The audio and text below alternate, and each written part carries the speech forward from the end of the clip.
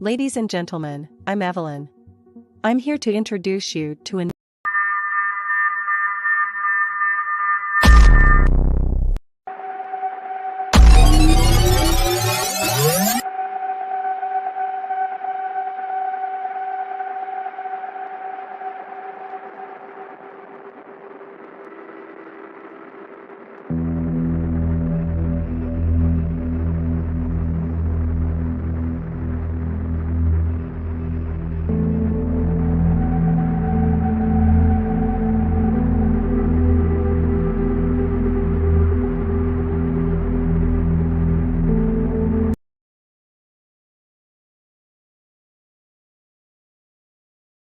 Ladies and gentlemen, I'm Evelyn. I'm here to introduce you to a new level of entertainment. The stars have aligned, connecting Brooklyn, New York, Sacramento, California, and Atlanta, Georgia. The team.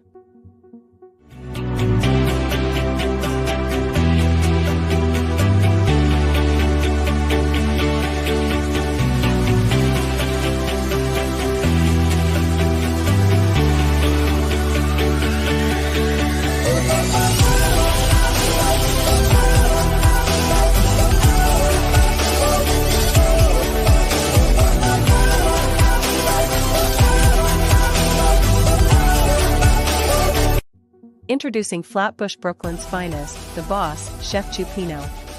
Hailing from Sacramento, California, is Andrea Lynch. From the dirty South Atlanta, Georgia, is your boy, Victor Freeze Music, or just Vic.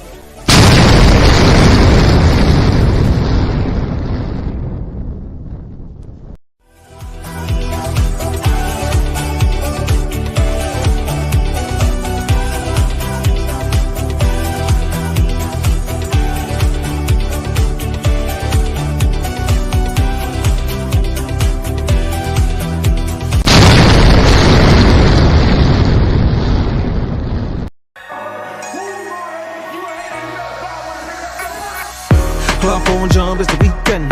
Dream come true with the big friends. Hitting on doors, that's a defense. Rolling with us, that's the offense. It me change, you let me preach it. With our bullshit to my maybe drop bands. So they don't buy, and I say, so they don't buy, you the kid play, baby, tell me what you want. Julian, I know you need fun. Ever since remember that we been knocking at the door. Y'all been moving paper, we be running up the school. Y'all before that pillar, we was sleeping on the floor. West side Africa, you know the shit ain't cool. I don't care what they say. We don't care. Driving all night long. I don't care what they say. We don't care. Pop it, baby. Come roll with me. All night long. As times relax, my mind's relax. I got now from who got next. Here's my number, just send a text. You got a man and she responds, nah. Okay, showing up. I'ma let you go, don't wanna hold you up. I'ma call your phone when I put it up. Whoever let you go must be dumb as fuck. Wait for. Girl, you so fine, I pay for. Fly you first class to the lake for. Body so blessed, I pray for. Body so blessed, I pray for. Because I don't care what you say. I don't care what they say. We don't care. Driving all night long. I don't care what they say. We don't care. Driving all night long. My nigga, I killed it. Night long. This the part where you get your girl, nigga. Make sure she focus, nigga. Make sure you focus, nigga. Let's go. 1, 2, 3, hit it. I don't care what they say. We don't care. Driving all night long. I don't care what they say. We don't care. Driving all night long. I don't care what they say. We don't care. Driving all night long. I don't care what they say. We don't care. That's a hit for your ass, nigga. Hit for your ass, nigga. Profit the one. Follow me on all Instagram sites, PROPHETTHEONE. That's Prophet the One in case you couldn't spell. But if you could, you already got it. Like Prophet like God, and then duh like duh, nigga. And then one like nigga, I'm the motherfucking one, nigga. You can't miss it. Follow me now. Yeah, what the camera was. Let me talk to you. Yo, man. Is it first fire on the break? First fire, that's it. We vibing. We vibing. We vibing. Before I continue, hit me with a 1 in the chat. Let me know if you can hear the voice. Let me know what it do. What's up, YouTube? What's up, YouTube? It's your boy. You know what it is. Chef Chupino in the spot tonight for another edition of some intellectual debauchery. All right, we got ones in the chat. All right. First things first, let's let it be known. If folks come in here to have fun, do your thing, you control, you can make jokes and stuff. But when it approaches a high degree of disrespect, then we have to nip it in the bud. But I say that not saying we deal with censorship. One thing I do want to speak to as well is to my mods, to let my mods know, you know, that some of these folks talk their talk. You get what I'm saying? We may not like it, but as long as it doesn't level some sort of blatant, purposeful disrespect, you know, let's go a little easy on the deleting. You know, and y'all be deleting quick too. I appreciate the loyalty though. Ain't nothing like a security system that works better than you want it to. You know what I mean? Sometimes you get locked out the house and some of your friends too. You know what it is. Yeah, so let me start pulling up the team. All right. Get ready. If you don't know, there's a new dance called the hair stroke. You're gonna learn it tonight. All right. Introducing Andrea Lynch. You cooking on mute, chef style. Hey, what's going on? Like what it do? Uh-oh, look at she's trying to stunt. What's going on, Andrea? Talk to him. Let these folks know what makes you a unique soul. What makes me a unique soul? I'm just Andrea Lynch, giving my opinion. Don't give a damn who don't like it. Because why? I'm old enough to do that. Why? Because I'm grown. And I'm just doing me. Sounds personal, but public at that. I like it. Okay. All right. Yo, is give me a signal if you're ready to rock. Thumbs up. My guy. VFM, Victor, Freeze, Music. What's going on? He looked like he doing some deer hunting right now. Huh? You know those country niggas, bushes and trees. bushes and Somebody trees. boo this man. Hey, my guy, E Blizzy, what up? What up? Yeah, man, let's send some love. What's going on with you, by the way, Vic? Everything good? Hey, as good as it's gonna get right here, baby. You know, Andrea's, I don't know, man. The way she was talking sounded like somebody done pissed in her cornflakes. You know. Folks always talking. Folks always that's the problem. They worry about what Andrea Lynch is doing. Okay, they worry about where I'm at, where I'm doing. They so worried about what I'm doing. Don't worry about me. I'm doing just fine. A mother working 2 jobs, raising my children. A grandmother. Stop worrying about what I'm doing, where I'm at. If you ain't my man. Ooh.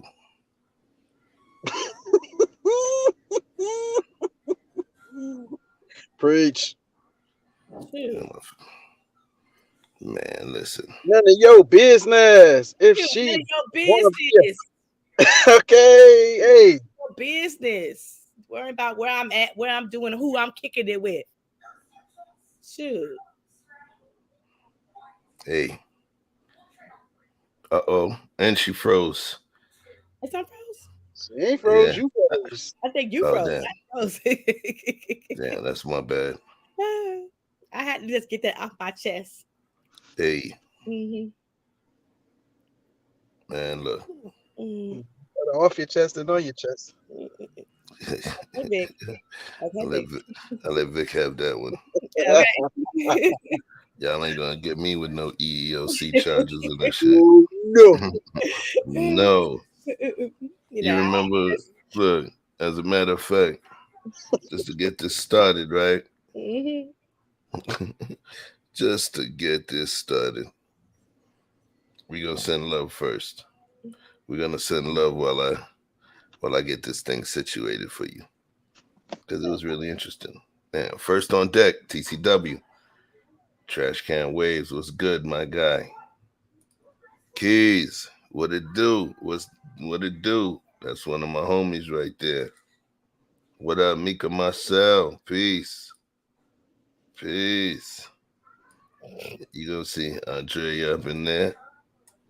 Hey, Dawn, what's going on? Hello. A1 Day One, Quantum Love. What's up with you? Who else we got here? So, of course, other moderator, Red Lipstick Vibes. We see you on the spot. Chai. Tanique, what's good, fam? What's good? What's good? This guy, Tanique, he's not just a editing visuals guy. He's also a botanist, and I don't mean growing weed and stuff. I'm talking about trimming plants and bonsai trees, and you should check out his IG. We're gonna talk about IG in a minute, though. Excuse me. That was my anger trying to jump out my chest. Don't mind me. Yeah. Blizzy. Blizzy.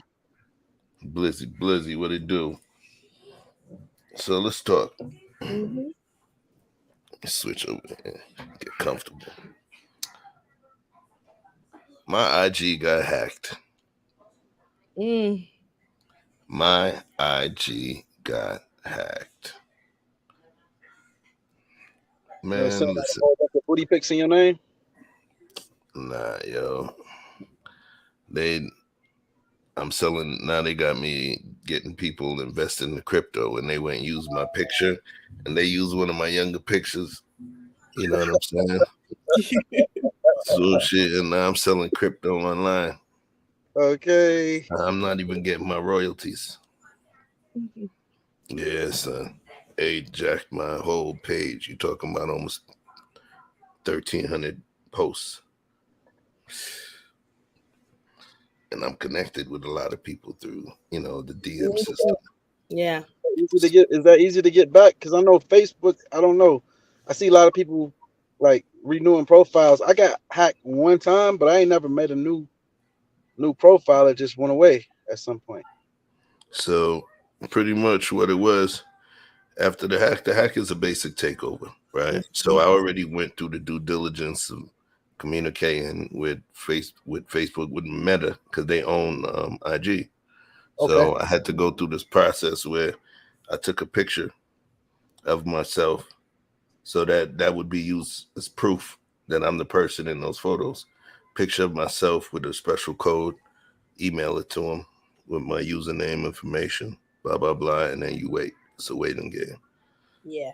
But yeah, man. Damn, that was a vulnerable feeling. I can't even lie. Yeah, me too. I feel you. Peace to Mr. Tulilo. What's going on? What's going on? So here's what I'm going to do. I'm going to cue something up. Let's talk about a little current events, Andrea. Which current event you want to talk about? we got what you call him over there? What's his name? The defensive coordinator from the for the Washington National. You know, you got him over there making comments, and you know, you know, I just didn't appreciate his comments. Okay. The Nationals is a baseball team. Is that So correct? No, the Washington, the football, they're you called the talking National. about you talking about the Washington football team. Yes, Now they're called the Commanders. the Commanders. Okay, okay, my Right. bad. But Okay, they were originally called the Nationals is the baseball team. okay, my bad. My sorry. So what I'm gonna do is this. Mhm. I'm glad y'all brought that up. This is a shameless plug for the other show on the network. And it's on the channel called it's a sports talk show, and it's called No Gloves Sports. Right now you can currently catch it on Victor Freed's Music's channel, but pretty much Vic and Andrea, they do some real sports conversations. They get in depth with it too. No question. You know. So what do you think about that whole situation, Vic Del Rio?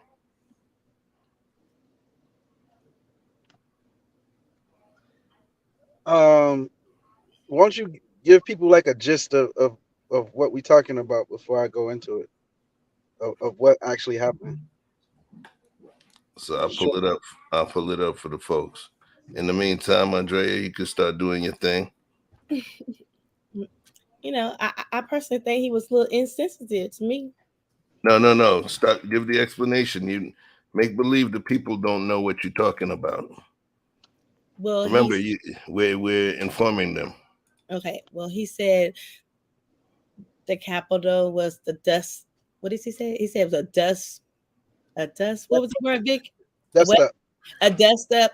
And then he said the looting and the firing and Minneapolis was when people lose their jobs, want people to talk about it. But I personally think he didn't want nobody to talk about it. He was want to have his own opinion. And when you it's 70% of your league is African American, I think you should be you being a little insensitive to the brothers personally. That's my own personal opinion. Maybe um, sometimes I think you can have your opinion, but you gotta who you work around with and who you're teaching as a defensive coach. You should watch what you say at this time. It ain't 1970. It ain't the good old boys no more. We got rights. We got opinions. And the NFL got plenty of brothers in the NFL gonna speak their mind and how they feel. as long as they're sensitive. As long as you're sensitive to everybody, Vic.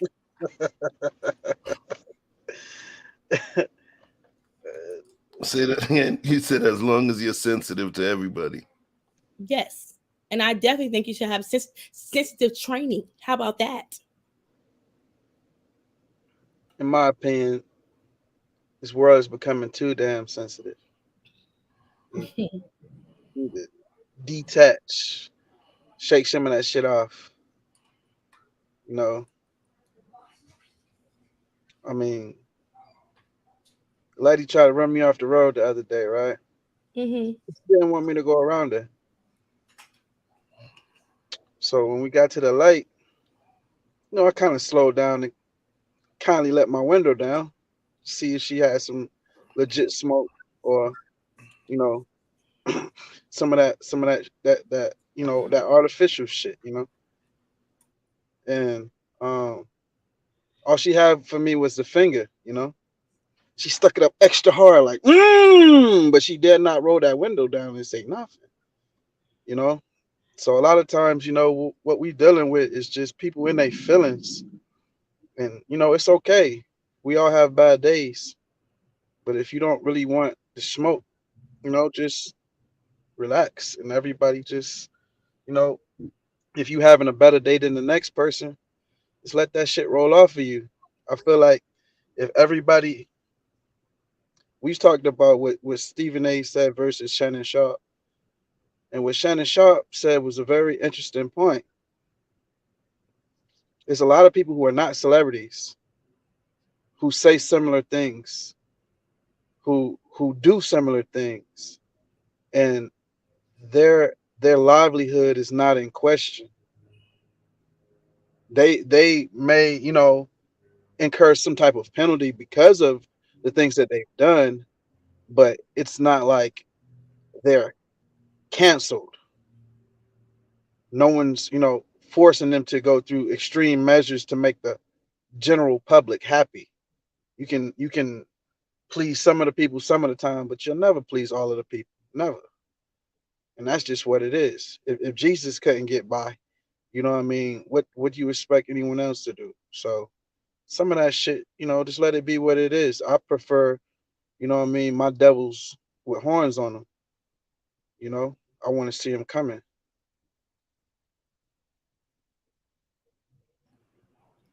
If he didn't say anything wrong, the team wouldn't find him either. They find him. So I'm not calling for his resignation. I'm calling maybe he needs some sensitive training. Okay, that's what I said about him.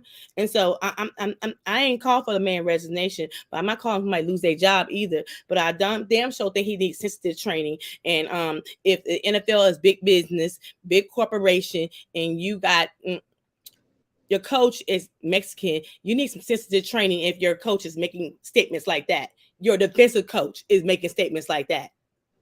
That's not accurate. You said if he didn't do anything, they wouldn't have fined him. Yes, they find him. I'm saying you said that if he didn't do anything, they would not have fined him. I would like to know what was his fine for. What is the black and white? Comments that he made. The comments that he made.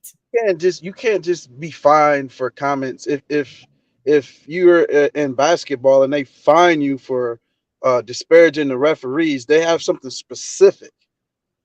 But just to make public commentary on something social or political, Greg Popovich does it all the time. Steve Kerr does it all the time.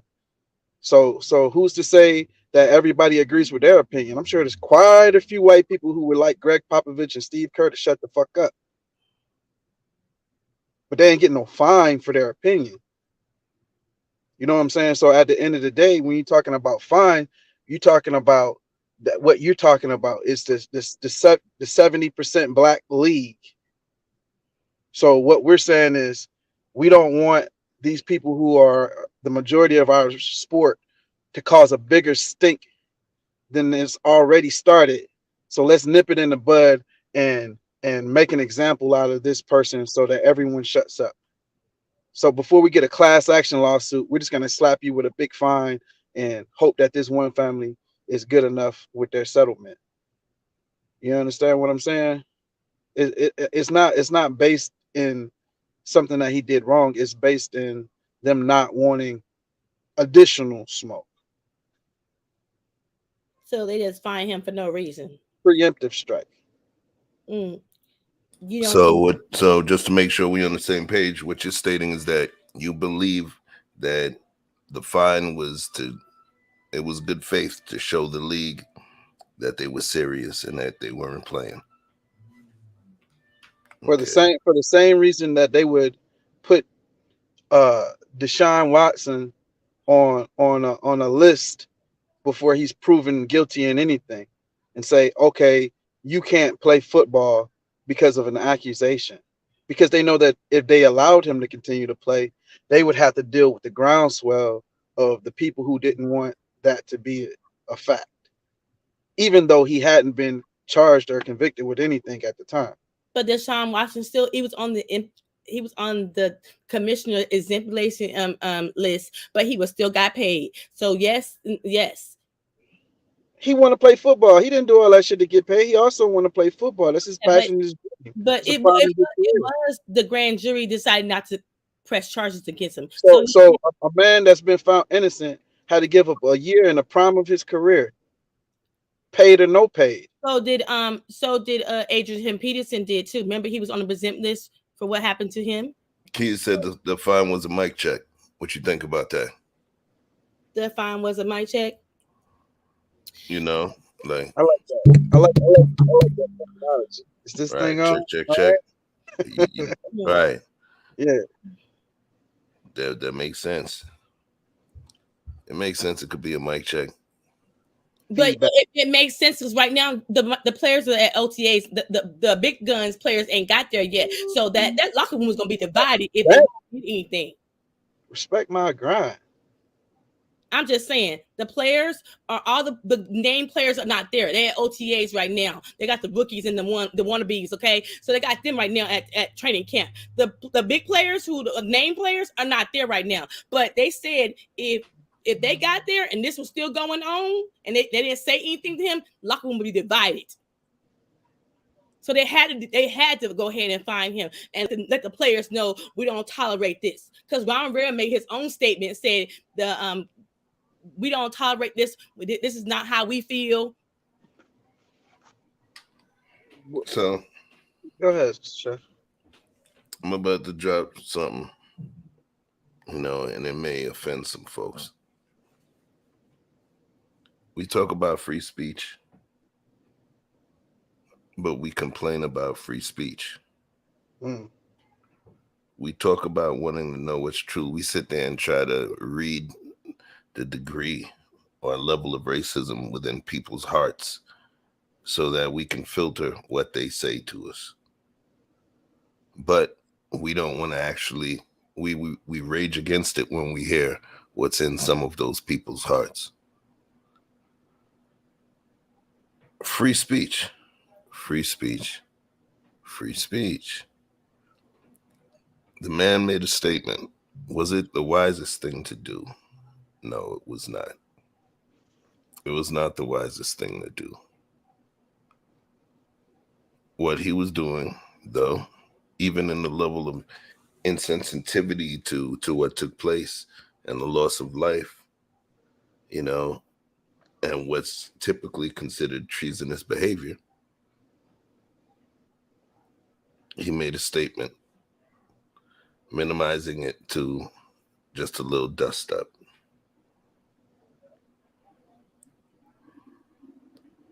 Who is it offending? And when I say who is it offending, was it a racially motivated dust up? Because people keep saying, and he's called it a dust up. Then he spoke about the looting and the rioting. A lot of stuff was lost. A lot was lost during those times. It negatively impacted different economies. Yeah, there's insurance, but everybody didn't have insurance. People have their opinions. I grew up in Brooklyn.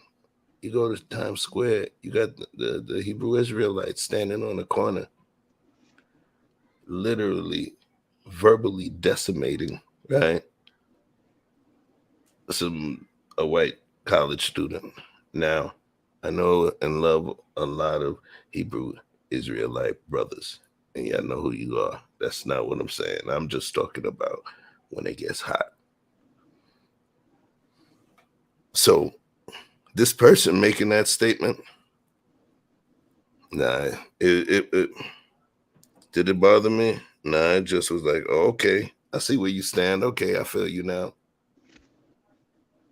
As long as it's not totally blatantly disrespectful, like I said earlier, I need to hear it. I need to hear it so I know where you stand. The hell I'm going to rage against you giving me answers to the test. I'm raging against you giving me the coordinates to what's written on your heart. Fuck out of here. Remember Drew Brees said what he said. Then all his teammates gave him some one-on-one racial insensitive. Racial sensitive. None of y'all can say it, huh? I'm laughing because Andre. Hey, listen, me and Andre fought about that damn word. I told her I hate that word. It fucking triggers me. Insensitivity training. What does that look like? How do you train someone to be more racially sensitive? Are you telling them something you don't know? If someone is, if you say, okay, these are Aboriginal people. Yeah, I know you didn't know they existed, but here's some background on these people and their history in this country and so on and so forth. Like, hey, that's a lesser known fact.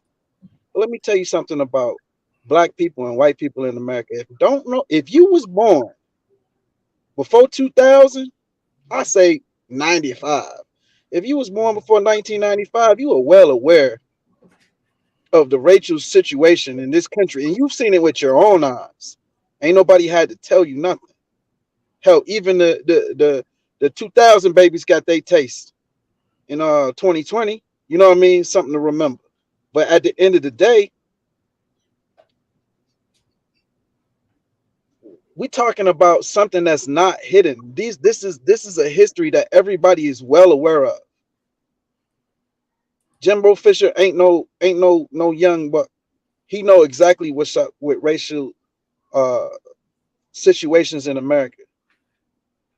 And over the course of the years, he's had the opportunity to be around several black players and their parents and however many fans and people who are, constituents of his.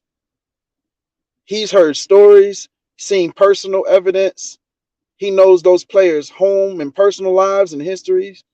And let me tell you something, in the sports arena, as far as the locker room, as far as the relationship between a coach and his players, they share intimate things that normally people wouldn't share. There's a divide amongst the racial divide that the commoners or the common folk have amongst racial lines. It doesn't exist in places like combat, and football will be considered a combat sport. And in those places, those players are able to go past those lines. People are able to say what they feel. They don't hide, even if they have come up from racist backgrounds. So at the end of the day, if there was a place that was a breeding ground for racial sensitivity training, it would be in that locker room. If his players feel a certain way, that he's being fugazi or he's being honest in this case, and they have a problem with it, they got the right not to suit up for that man. That's how you move the needle. He don't need no training. He know exactly what's up. And if those players have a legit issue, because I can't be more incensed than the people actually directly affected. So if they don't got no problem and they willing to go run through a brick wall for that man, then let that man do what he do. They know his heart, for real. We just guessing from the sidelines. True. So let's do this just to bring it on the screen. All right. And then y'all going to have to let me drive with this one because that's going to kind of bring us to another piece of conversation. And we're not doing this all night, right?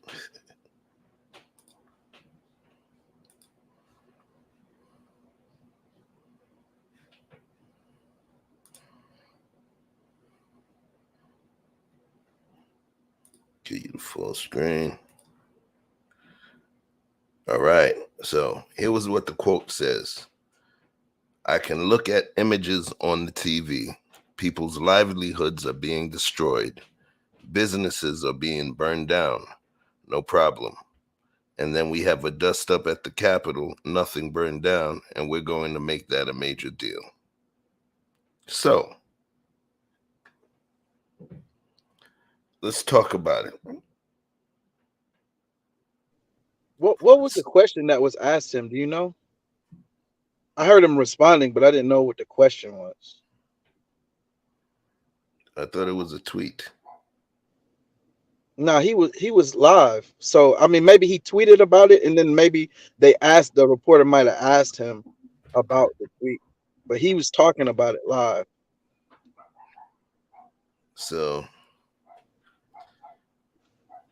listen, when I look at the statement that's right there as it is within the box that it's in, people are turning it into a racial issue. They're turning it into a racial issue based on the connection to the rioting. But now, is it true? The statement on the tail, right? Is it true? And that kind of leads me to something. Sometimes we don't like to accept the truth based on who the truth is coming from. Andrea's favorite phrase she likes to use. It's the what or not, or the what or the what? It's the message, or is it the messenger? Maybe it's the messenger and the message. Both of them. He don't need to be talking about nobody like that. What do you mean talking about nobody? What do you mean by talking? Did you hear him talk about somebody? He didn't talk about nobody. I didn't hear him talking about nobody. He should maybe the comment. Maybe he didn't make the comment. Just left it alone. It's football. Just focus on football. How about that? So he shouldn't have an opinion. Yeah, you can keep your opinion to yourself. Focus on football. Making sure the yes. Make sure that your defense is good instead of worrying about other things that you don't know nothing about. Probably that's your job. Your job is teaching defense. Is that right? Making sure your defense is good. How about that? Question for you. Mm-hmm. If he was saying something in support of Black people and some new initiative to help Black people, would you be saying that? No, because his job is defense. She didn't understand the question. Right. I'm going to ask you again. If he was created an initiative to help young Black inner city boys that don't have fathers and supporting Black initiatives, would you be saying this shit you saying right now? I probably wouldn't never said it if he would never said what he said. So I'm going to ask you again, because you just said that. How about this? He don't need to be saying anything. He don't need to be saying anything. All he need to do is concentrate on football. And I'm saying, he's a public figure. And I just asked you, if he created a program that would benefit young inner city Black boys to put them in a better position, especially the ones that don't have fathers or father figures around, and he was talking positively on the initiative, would you be saying that he needs to shut up and focus on football? No. So now. So if your defense ain't good and that what he get paid to do is focus on football and be a defensive coordinator, I'm just asking some questions. So I'm just asking some questions. So I'm gonna ask some questions. If he ended up doing that program and he also did it in your area and it helped your son and it helped your grandson and all of that stuff, Andrea Lynch, the Andrea Lynch I know, I'm gonna give y'all a snatch. He's snatching ghosts. You don't know about that. They snatching ghosts. The Andrea Lynch I know will probably gave him another extra 2 seasons just because of what he did in the community. Right? She had look, no, he's helping them boys. No, give him a chance. All right. But that's what happens when people leave with their heart. So that's a beautiful thing. I'll give you that pass. I don't know if Vic is going to, but you know. Nah. You don't have to give me a pass. I just feel like he needs to focus on if his team do well, then we can talk about everything else. If your team is sucked and ain't good in defense, worry about somebody else. How did you feel when the lady told LeBron to shut up and dribble? How did you feel about that? I didn't like it. Why not? Because it sounded like shut up and dance, nigga. Because I didn't like when she said that about LeBron, because I feel like LeBron knew what he was talking about, and he was educated in the stuff that he was talking about. Okay, but he should be focused on basketball because he got championships to win. That's what he get paid for. Don't nobody care about his public commentary. I believe he already won the championship, so he was allowed to say that he was in the off season when he made them comments. I believe he wasn't in the championship. So it's your status. It means your status gives you more right to talk. Well, if your defense is bad and you supposed to be focused on football, ain't that you in the OTAs for? Or do they or is it only a problem when people disagree with the opinion that you have? Because I find that when people agree with what you have to say, it's a whole lot of amen going on. But when they don't like what you got to say, they want you to shut up and do it expeditiously. You know what I mean? So what there's got to be some level of consistency. That's when we talk about holding people accountable. This is what it looks like. So Don't you just think this is causing a distraction right now for the team? So they got to answer questions. They have to, and the coach got to answer questions. Like, I thought you're supposed to be the defensive player coach. Now don't be causing a distraction. This is a distraction right now. It's not football season. Are you? They in the OTAs, ain't they? Come on, are you kidding me? I'm just asking the question. Talking about OTAs. We talking about practice. We talking about practice. Yes, practice. Come on, man. They ain't OTAs. That's he not. He all the way grown.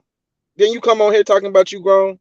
Yes, I said I was going to be. That man all the way grown. He minding his business. I'm not coaching. Okay. I'm not coaching. I'm not doing a little league. I'm not training nobody right now. I'm not in anything like that. So I'm saying, is he supposed to be practicing OTA? So wait, if somebody go on your Instagram and they pull up an old Instagram or hell a new one that you wrote about your opinion about something, and they came on here quizzing you and talking shit about what you said on your personal Instagram, that ain't got shit to do with nothing. And then you told them how you felt about whatever you was commenting on. Because they asked you. Not because you volunteered, was like, yeah, man, I need everybody to feel like I feel or know how I feel. But somebody asked you about your personal shit. And you, instead of you deflecting, you just said, hey, you know what? I don't give a fuck. This is how I feel about it. And I'm going to stand in it. And then they told you, why don't you shut the fuck up and worry about the defense before you piss too many of them black people off and fuck up the church's money and lose your job. You understand what I'm saying? Just imagine you had a high up officiating job in whatever, organization, and you said something pro-black, and they said, you talking that George Floyd shit? We don't want to hear that shit. You trying to say you support the riots? No, I don't support the riots. I'm just saying. I mean, what happened to them TPS reports you was supposed to put out on Tuesday? You know what I'm saying? And it's the, when you do that, there's a line of consistency that we gotta have. So if it's okay for us to tell Jimbo to shut up, it's okay for Laura Ingram to tell LeBron to shut the fuck up. But if it's not okay for her, and he can say that I am more than an athlete, and you can't shut me up or try to define me or put me in a box as if I don't got a opinion or a real life, then if we support that, not because he's black, but because he's human and he's got an opinion, and we expect that someday we might have an opinion that we would like to be respected. So let me jump in there, man. You hearing the echo? Go ahead. Are you hearing the echo? Yeah. Damn. All right. So the end of that is, if we're gonna support LeBron and his right to say what he got to say outside of being an athlete, or anybody else that's a public figure that has an opinion, Greg Popovich, Steve Kerr, don't you like Steve Kerr a whole lot? Then at the end of the day, we have to, even when someone's saying something we don't agree with, or we don't like, or we think it's just plain outright wrong and stupid, we have to at least allow them the room to say it.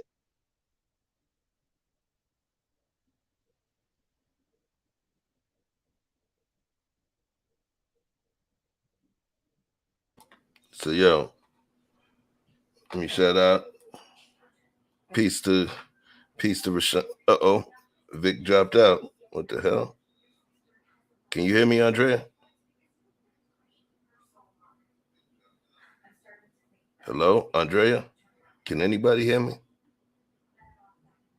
Put a one in the chat if y'all can hear me.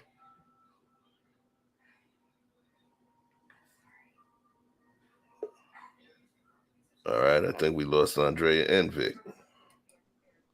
Hello? I just look like this. Okay. Yeah, so piece of critically drinking, Rashawn Dave, what it do? Dave. Right. Before I get that logo, right? We got Kareem. What's going on? What's going on? I thought I seen somebody else over here popping shit. I seen some muscle bound bald dude popping shit. Scam likely, Dr. Panderson, and every name you could think. All I see is wigs. Dave, you been on vacation? Get to work, boy. Right. But yo, I don't know what you're saying, Vic. I'd push back on what you were saying. Because at some point, there's one thing when you say that everyone has a right to say something, right? Mm-hmm. But at some point, you do have to challenge people's realities if that reality is not congruent with the reality that we live in. You shouldn't just let them have that, right? Now, what happens is, especially within our community and within, let's say, these YouTube spaces, there's things that you can and can't say. You can say them, but just to bring it back to what Mr. Tulilo said earlier, where was it? You have free speech, but you're not free from consequences of said speech. Absolutely. Right, absolutely. But here's the kicker, right? Mm-hmm. That means you don't have free speech. Because watch this. Mm-hmm. If I give you a punishment every time you go over 75 miles per hour, every time I punish you, it's to make you do what? Stop driving fast. Mm-hmm. What is that a major part of law? So what happens is those consequences, that's why I made that really volatile, hyperbolic statement that Black people are against freedom of speech. Our community, you're allowed to pop somebody in the mouth for talking out the side of their face. So what I believe is that puts us in a position where it allows delusion to persist. A delusion is almost a sort of psychosis. So when you go and say that the delusional person's feedback or understanding is important, or the delusional person's opinion is important, you're letting somebody with the shakes do your brain surgery. Hell no. I rage against that. What I'm stating is if you allow a delusional person to define reality for you, then you got issues.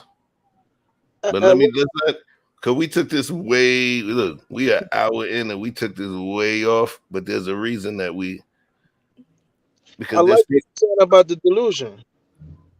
Say it again?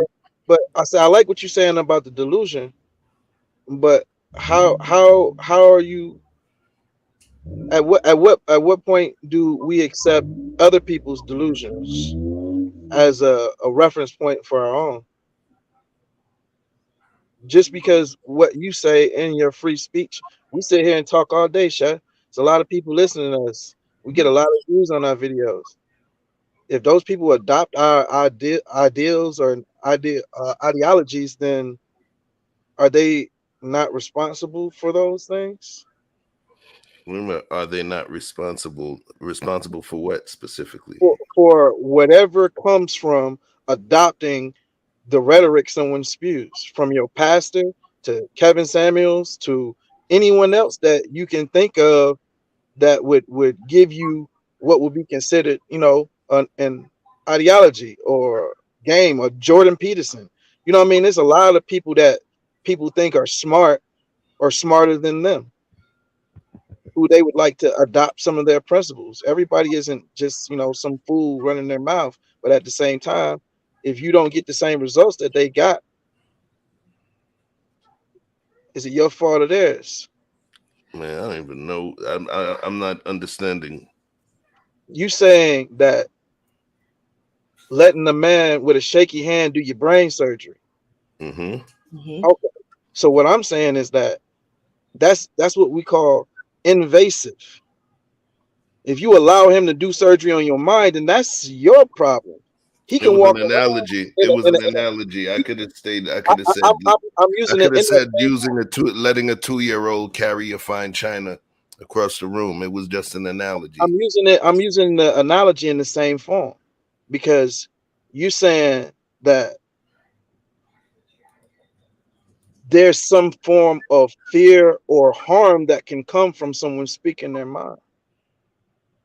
And I don't think that that's the cause, because the free speech comes just like great power in freedom, and there's a great responsibility as well. So So what part you don't? What's the part that you don't agree with? so if Kevin Samuels, for example, has haters, and he gets backlash for that, and people curse him out and throw drinks in his face when he walks in places where they recognize him, that is the price of his freedom. Freedom ain't free. That's all. So you welcome to believe whatever you want to believe, but there's a cost to the reality. You understand what I'm saying? There's a cost. That is the reality of freedom. There's a cost. Freedom ain't never been free, ever. So you buy into. So it's one thing about having a level of understanding, right? Do you participate in that thinking? Can you say that again? I don't know if I understand what you asked. You said that that's a level of understanding. So then you do believe that freedom is not really free. So, for instance, do you feel that you would levy if somebody said something that made you feel uncomfortable? Do you feel that it would be appropriate to move with them in a certain way? Anything outside of violence? Why? Why not violence? Or why would I have the right to move differently? Why not violence? Because no one has the right to impugn violence on anyone unless it's in response to the violence already being presented to them. But if we're talking about speech is what precludes violence. If I called you a name that you didn't like very much, and then you said you was glad that my mother was dead, that might hurt me a lot more than the name that I called you, but that was the cost. I invoked something out of you, so out of response, you came to as close to violence verbally as you could to me. But when you said, "Oh no, hell no, I'm gonna slap the shit out you because of what you said, because you disrespected me," now we cross over into different territory. That's no longer respecting the freedom of speech. You can call me a nigga to my face if you want to, and I might call you a racial slur, or I might choose not to. It's my choice. That's my freedom. But once I cross over to that physical plane, then now all bets are off, and no, that's not a part of the rules. That's the social contract that we all agreed to, is that I can stand on the corner and say, "Stop aborting babies. You're all sluts and whores." You don't gotta like that. And if somebody come by, You know what I'm saying? And damn, you know what I son, mean? you just God damn, son.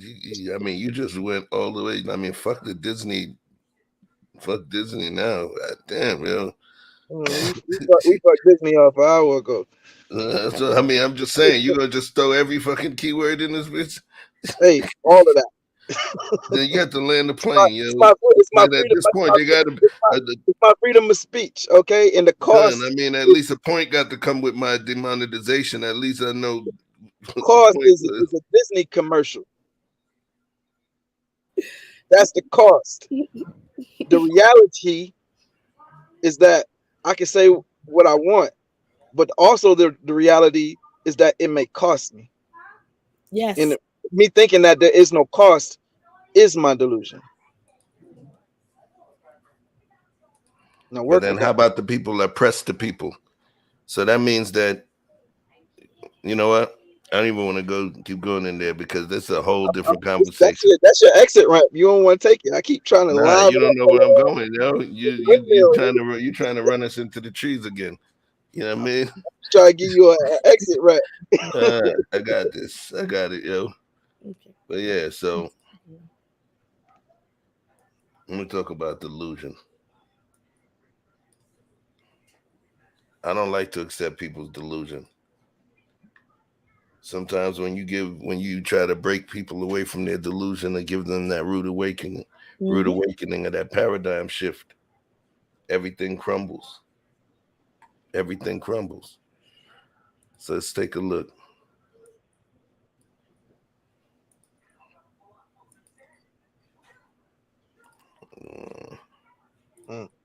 Like that, Dave. I like that, Dave.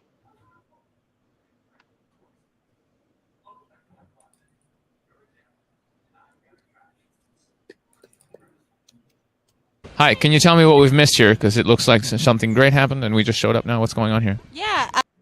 So, for the record, I don't know if you've seen this video. Shout out to Keys. He also recommended that I check this video out. I had seen it before, but he recommended it attached to someone else, so I brought up the original. Dude is out there. He's doing some, asking some questions, and this is going to show you where delusions and breaking delusions, how it becomes very, very traumatic for some folks. We're in acting class, and we've chosen political speeches that we admire, and we've taken them to the park to give to the public and practice just spreading the words that we find passionate and powerful. Yeah. That's great. I was wondering what was going on because she's up there and all these people. You hear it echo? What's happening here? Yeah. Fantastic. Can we ask you a really quick question for a little video? Just whatever comes to your mind naturally. What would you say? Can you name some things women just have a knack for more so than men? Probably compassion and empathy and generosity of heart. Yeah.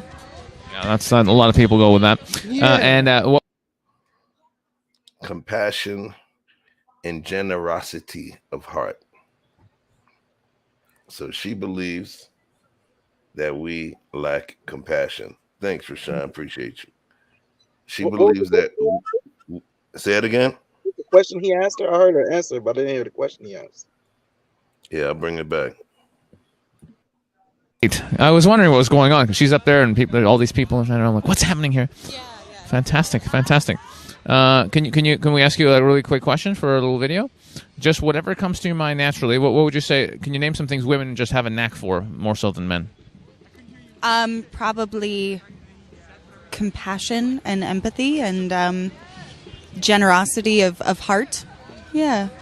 Yeah, that's a lot of people go with that. It's sarcastic. It's generosity of heart, compassion.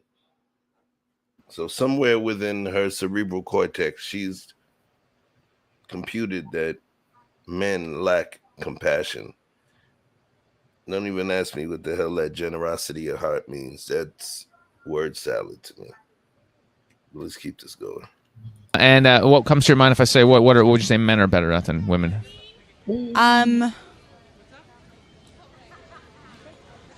I don't know. a lot. I think both have their pluses and minuses. I think men are better at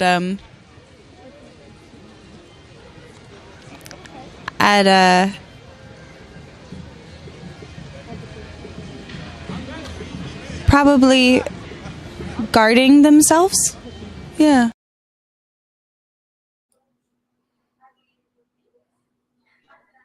That's accurate. So you agree with her? That's what we're good at. That's one of the things. Right. Okay. And that's it?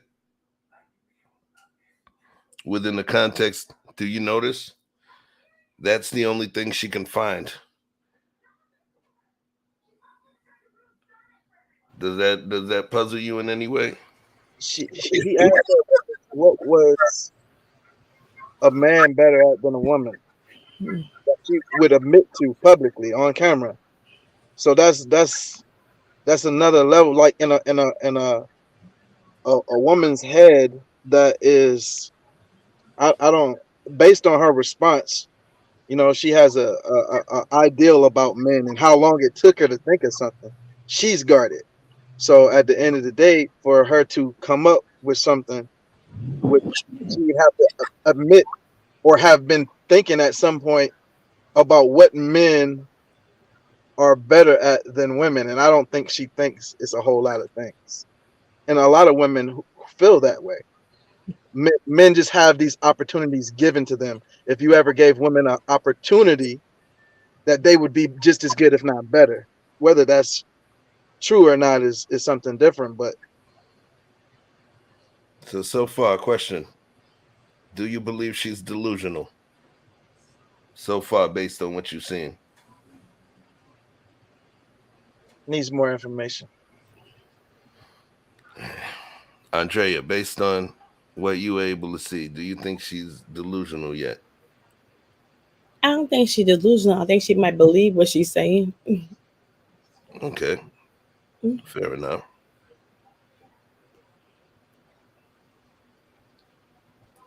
Based on her response, can we define delusion? What? Because if she believes, can you be delusional and still believe what you say? I don't think somebody can believe what they say, and it could be, and they could. To me, it could be delusional, but to them, it probably not be delusional. She probably believe what she's saying.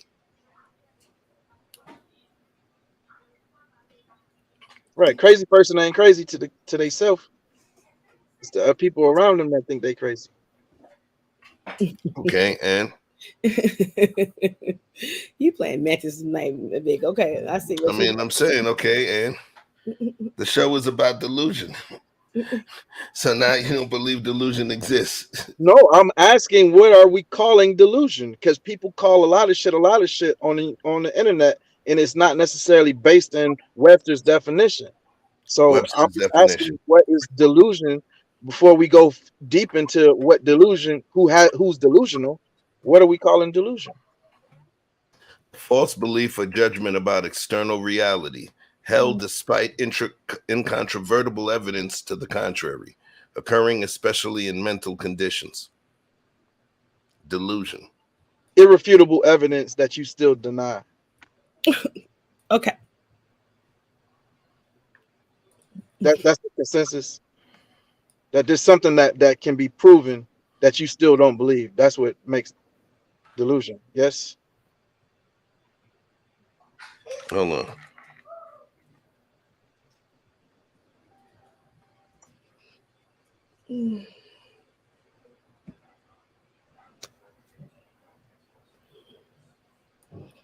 So a motherfucker say, hey, you ugly. You a 3. Delusion. Ain't got False no belief delusion or judgment about external reality held despite incontrovertible evidence to the contrary, occurring especially in mental conditions. Can we agree on that meaning? Like I say, you read the definition. I asked a direct question. Are you saying that if there's something that is hard evidence that you deny, is that what you're calling delusion, that it needs to be hard evidence that can be proven, and you're still in denial of that hard evidence. Son, I'm saying whatever in that definition, bro. I'm just talking about what's in the definition, man. Okay, if you can't answer says the question, it says incontrovertible evidence, which means evidence. That means that you can see them. Somebody I could was give trying you to the simplify information where the you can see the definition, facts. because the definition was a whole bunch of highfalutin language that kind of almost went over my head. So I just put it in the language I could understand, that most people would probably be able to understand as well. So I was just asking, since you're so smart, Chef, could you answer it in the way that I formed it? So ask your question again. Are you saying that someone who is in denial of hard proven evidence, is that what you're calling delusion? Does it have to be hard proven evidence? So then I'm going to go and define incontrovertible for you, because you obviously are using the synonymous term. So that's why it seems like you either trying to make a point, right? Or because the thing is, you're actually using a synonym for the word. So incontrovertible, not able to be denied or disputed. So now if you want to connect it to hard evidence, that's on you. Not able to be denied or disputed. There you go. I can work with denied or disputed. No, you got Google. Right? So can we agree on what delusion is at this point? We good. Let's ride. Guarding themselves. Yeah. Not so good with the emotions. Anything else? No, I think that's it. Yeah. Well, they're good at a lot of things, but that's Nothing that you can think of right now. no, that's just the one that came up. Yeah. Yeah. Yeah. It's like muscle stuff. Usually we're pretty good at muscles. Muscle stuff? You know, like strength. Sure. That's an easy one. That's a go-to one. Oh, I think women are good at that too. Yeah. But like as a tendency, generally speaking, you know, women are more connected to the emotions, but men are usually a little bit more muscly. You know. I think that's been the stereotype, but I think that's definitely changing. You know. I think women genetically are catching up to men in strength. Yeah, I think the emphasis on men having to be so strong and like that sort of stereotype, I think that's going down. You think that it's an emphasis on men being strong, or men just are naturally just stronger because of their genetics? Oh, interesting. I think women are just as strong as men. I don't know. Physically? Yeah, I do. But they're not though, right? They're not. Like, look at this. I'm a normal dude. Look at my size. I'm just bigger, right? So I'm gonna have more muscle.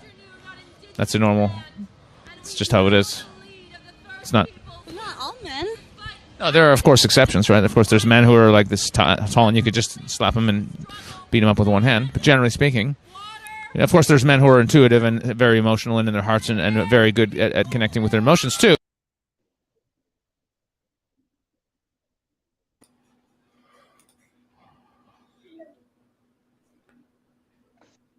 False belief or judgment about external reality held despite incontrovertible evidence to the contrary, occurring especially in mental conditions.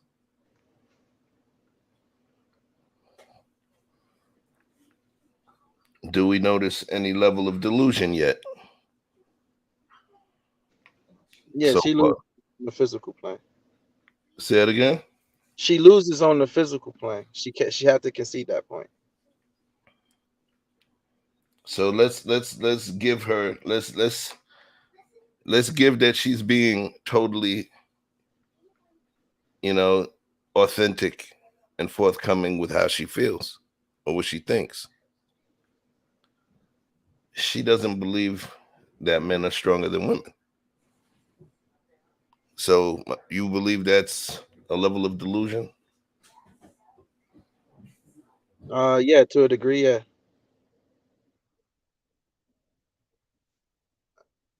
Say it again. I think she has some kind of fucked up premise in her head that would justify what she's saying. But you know what I mean? I think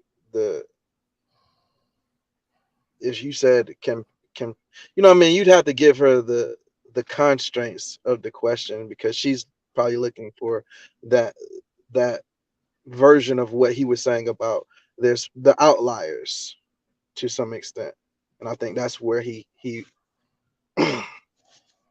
made his point. Okay. Rashawn says delusion, illusion, collusion, protrusion, confusion. Give her any shin you want. She tripping. Facts. Mr. Toledo said, okay, now she's delusional. Right. Yes, like when you say the sky is yellow when it's clearly blue. Okay. All right. Delusional people are the gaslighters of today, especially when they believe it. I added that, especially part. Yes, peace to be loved. I see you in the spot. Miss Polly Rice says, what's going on? She does not want to say women are less than men, no matter what is said. I agree. Yeah. Absolutely. Andrea, what you got for us?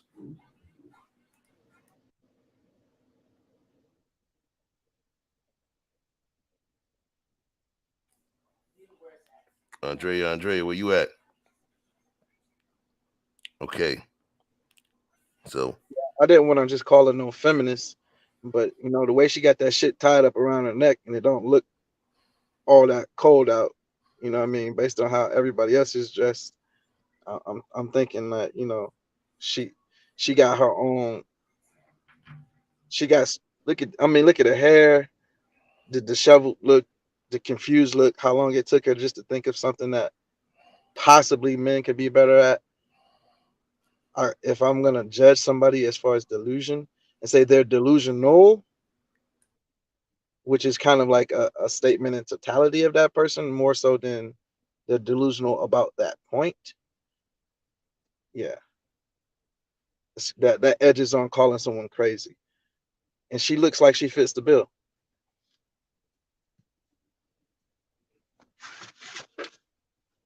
okay. So let's see what the chat has to say. Everyone that thinks that she's normal or she's just a feminist, put a 1 in the chat. Put a 2 if you think that she's delusional, and put a 3 if you think she's both. If you think she's a delusional feminist.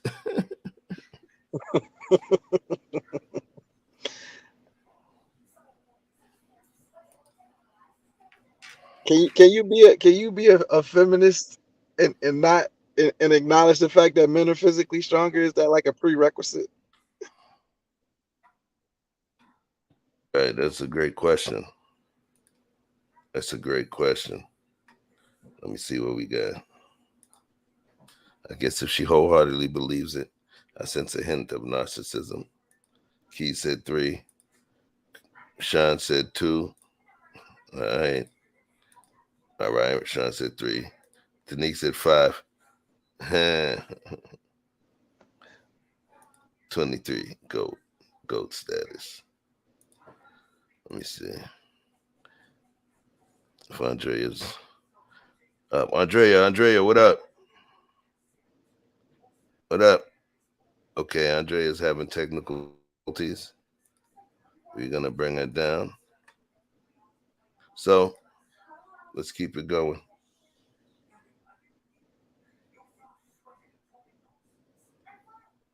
But that's more rare than a woman who naturally would be more inclined to be connected to her emotion. You know what I mean? Like we just have differences, and that's what we're just exploring. I just find it really interesting how people are scared to say that we're different. I think it's okay to say that we're different. We all have our things that we're good at. Doesn't mean any sex is superior, but we're just not the same. I think it's just the word strong is a difficult one to apply to this, because it's like saying women aren't strong. We're only talking about physical strength. We're not talking like overall strength or goodness or any of those things. Just physically. That's all it was. Yeah, I think I get that. But I'm just questioning if there's another word that might, make it easier for people to say yes or no to that, Well, don't know. What's another good word for strong? No, that's what I'm proposing is. It's a good word though. Strong. Strong is the word. Strong. Look at that. Look at that. That's strong. So yeah, that's that. But don't you think it's interesting though that that you yourself, you kind of struggled when we asked what are men better at? You kind of it was a struggle. It was like there was some part of you that didn't want to admit that. Because you don't want to go towards I don't want to go towards the like hyper masculinity and like feed into that sort of like box that men are put in, and there's a box women are put in, and so I think it's a challenging time to be like what. Well, here's what I think. I think by admitting that we're different, but ultimately we're just two halves of one coin, right? Like we need each other, we love each other. So for real happiness and joy and peace to happen on the planet, we need to accept that we're different, but not see any one side as superior or better. Just that we're just different, and then we accept those differences. We love each other, we come together, and we make beautiful babies. That's what I think. Are you asking if I agree or? Well, no, that's just what I think. But do you agree with that? Yeah, I think that everyone's different. I think, yeah. Do you? Do I think everybody's different? Yeah. The whole box of people. She want to walk off. Hello, sir. Do you guys want to come talk to us? I think they like you. How you doing?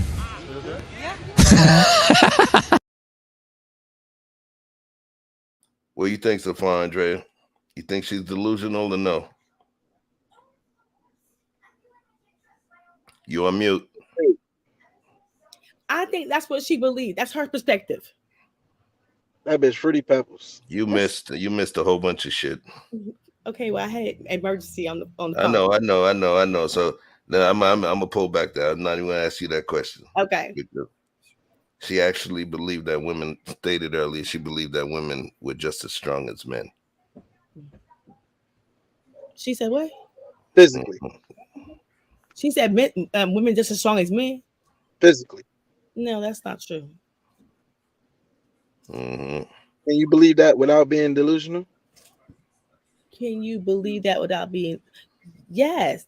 Of course a man is stronger than a woman. That's not delusional. That's just facts. No, what's another good word for strong? No, that's what I'm proposing is. It's a good word though. Strong. Strong is the word. Strong. Look at that. Look at that. That's... You need a minute? No, I'm good. Strong. So yeah, that's that. But don't you think it's interesting though that that you yourself, you kind of struggled when we asked what are men better at? You kind of it was a struggle. It was like there was some part of you that didn't want to admit that. Because you don't want to go towards I don't want to go towards the like hyper masculinity and like feed into that sort of like box that men are put in, and there's a box women are put in, and so I think it's a challenging time to be like what. Well, here's what I think. I think by admitting that we're different, but ultimately we're just two halves of one coin, right? Like we need each other, we love each other. So for real happiness and joy and peace to happen on the planet, we need to accept that we're different, but not see any one side as superior or better. Just this is between men and women.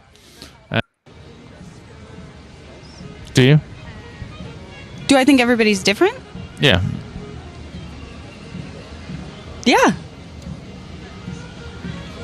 Hello, sir. Do you guys want to come talk to us? I think they like you. How you doing? How you doing? You want to come talk to us? We're talking about the differences between men and women, and we're just asking people. She's not okay.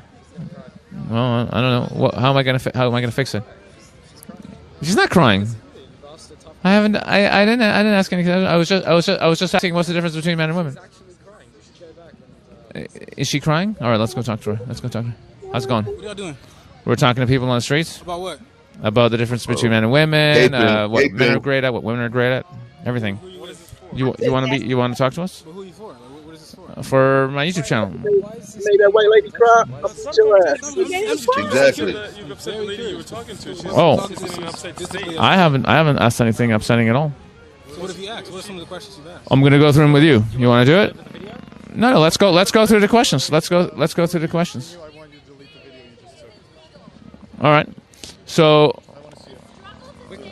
we're gonna go through the questions. There's no need to be confrontational. Pause it. You were very confrontational to that woman. Hang on. Were you confrontational? I don't think so. No, I don't think. You jump out the window. That's delusional. That shit right there. That shit is delusional. Yeah, that was wrong. You want me to jump out the window? I'll jump out the window for that shit. When a motherfucker don't know what's going on without all the facts, chef, when he need to know more info fucking information, and he just jump out the window and start trying to bring violence when he has the freedom of speech to ask the proper questions to get the proper context to what the fuck is going on, and he's ready to confront a motherfucker and he don't know what the fuck he talking about. That's what I was delusional. Thinking that you're a fucking hero when you don't know what the fuck you talking about.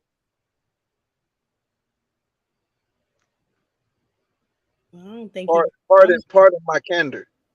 I don't think he was rude to her. He was just asking her some questions. Maybe she didn't like the questions. That bitch Fruit Loops. I said it.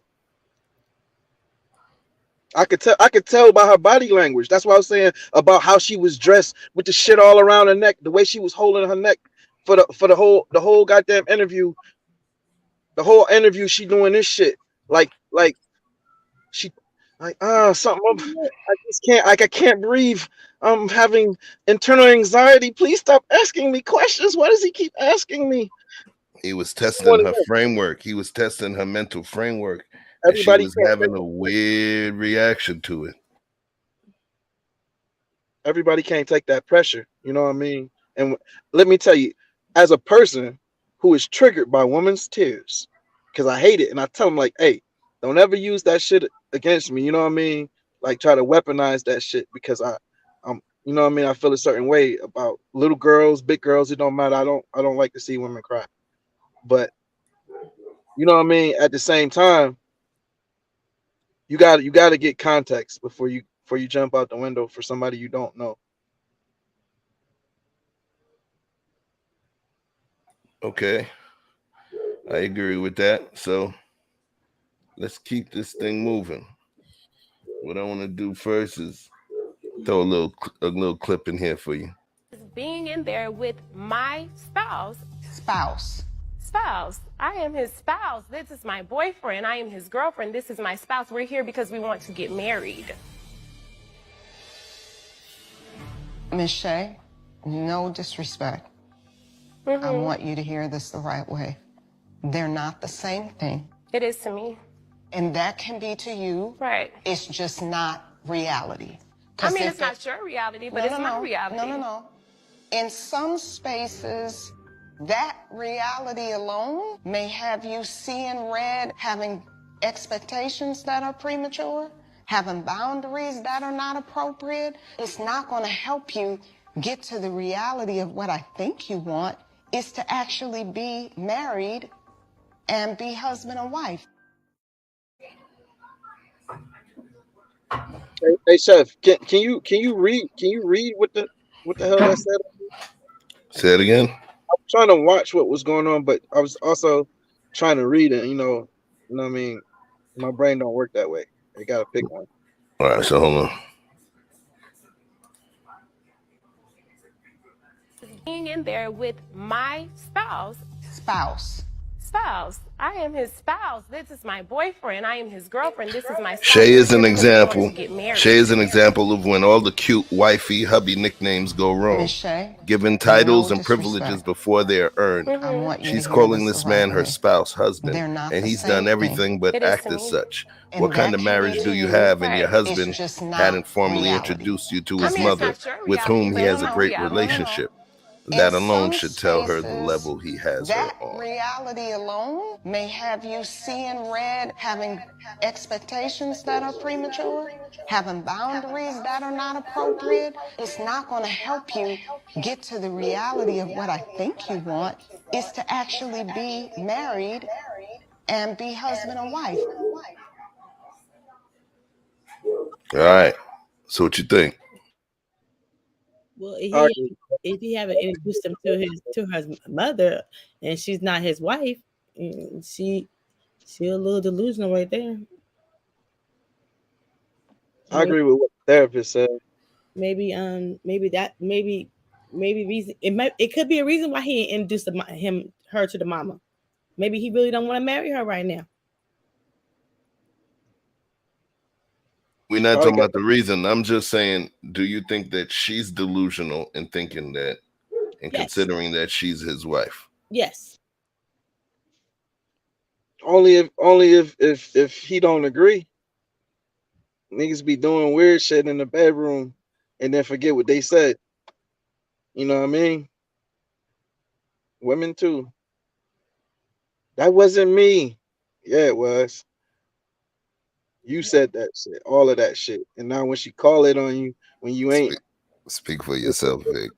when you ain't when you ain't in that space no more, then now that is mixed messaging. So I'm not sure if he's giving her mixed messaging in private, but based on what I'm assuming this is a therapist is saying, that it's clear that he is not acknowledging her in the way that she is acknowledging him.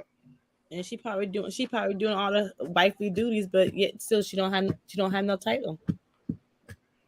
That is a form of delusion. Yes. If it's been stated. See, what happens is some women fall into that delusion, especially when they get some of the pieces of the peas, the prophet, priest, provider, protector. Sometimes there's chicks that'll feel that they'll be satisfied with just two. Some women, you give them one and they feel like they're wifey. And it all comes down to what's most important, I believe. Obviously a real marriage is not something that, maybe it's something that's not important to her, or maybe she's gotten Stockholm syndrome and has aligned herself with the fact that she may not get it. So she, figured that she'll create her own little construct. Well, obviously or she could be manifesting. Okay, but obviously they at a therapist. They're at a therapist, and she's telling her, he haven't even introduced him to your mother. So obviously, how you gonna call yourself wifey if you ain't even introduced? He ain't introduced his mother to you. That's somebody that he loves and got a good relationship with. What that say about him? It ain't important to him right now. Mm-hmm.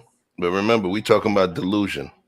Yes. So we're not talking about delusion. So because he's not delusional, he's knowing what he's doing. Yes. See, I would like to hear from him. If he's saying, "Hey man, I done told this she crazy, man, but she got some good box, so I can't leave her." You know what I'm saying? I'd like to hear him say something to confirm or deny the allegations that he is or isn't walking around when she say hubby and he ain't turning around and saying, "Yeah, baby, yeah, wifey, yeah, whatever the fuck he's saying." If he's saying that shit in private, then you know what I'm saying. But if he's publicly saying, "Hey, look me in my face, I don't fuck with you like that, but I do want to keep sleeping with you," then you know what I'm saying. Now we're working on delusion. Nah, he loves me. He just saying that. That's delusion. When you don't accept what somebody's saying. He didn't say one word when he didn't say one word when she said that that's her husband. He didn't say one word. He just kept his mouth shut. So obviously he Silence don't mean shit, but silence. I want to hear. He definitely thinks she's delusional. He didn't say one word. He didn't stop her and say, "Oh yeah, she's wifey." He didn't say no word. All right, here's what we're gonna do right now. Okay, we're leading up to this is not leading up. This is the main conversation right here. And what it is right now, we got two fellas up here. You know what I'm saying? So it may be critically important to have a flower join the conversation, just to even out the estrogen levels, if you will, right? Mm-hmm. So what I'm doing is putting the link out. And it's for a lady. All right. Hold on 1 sec.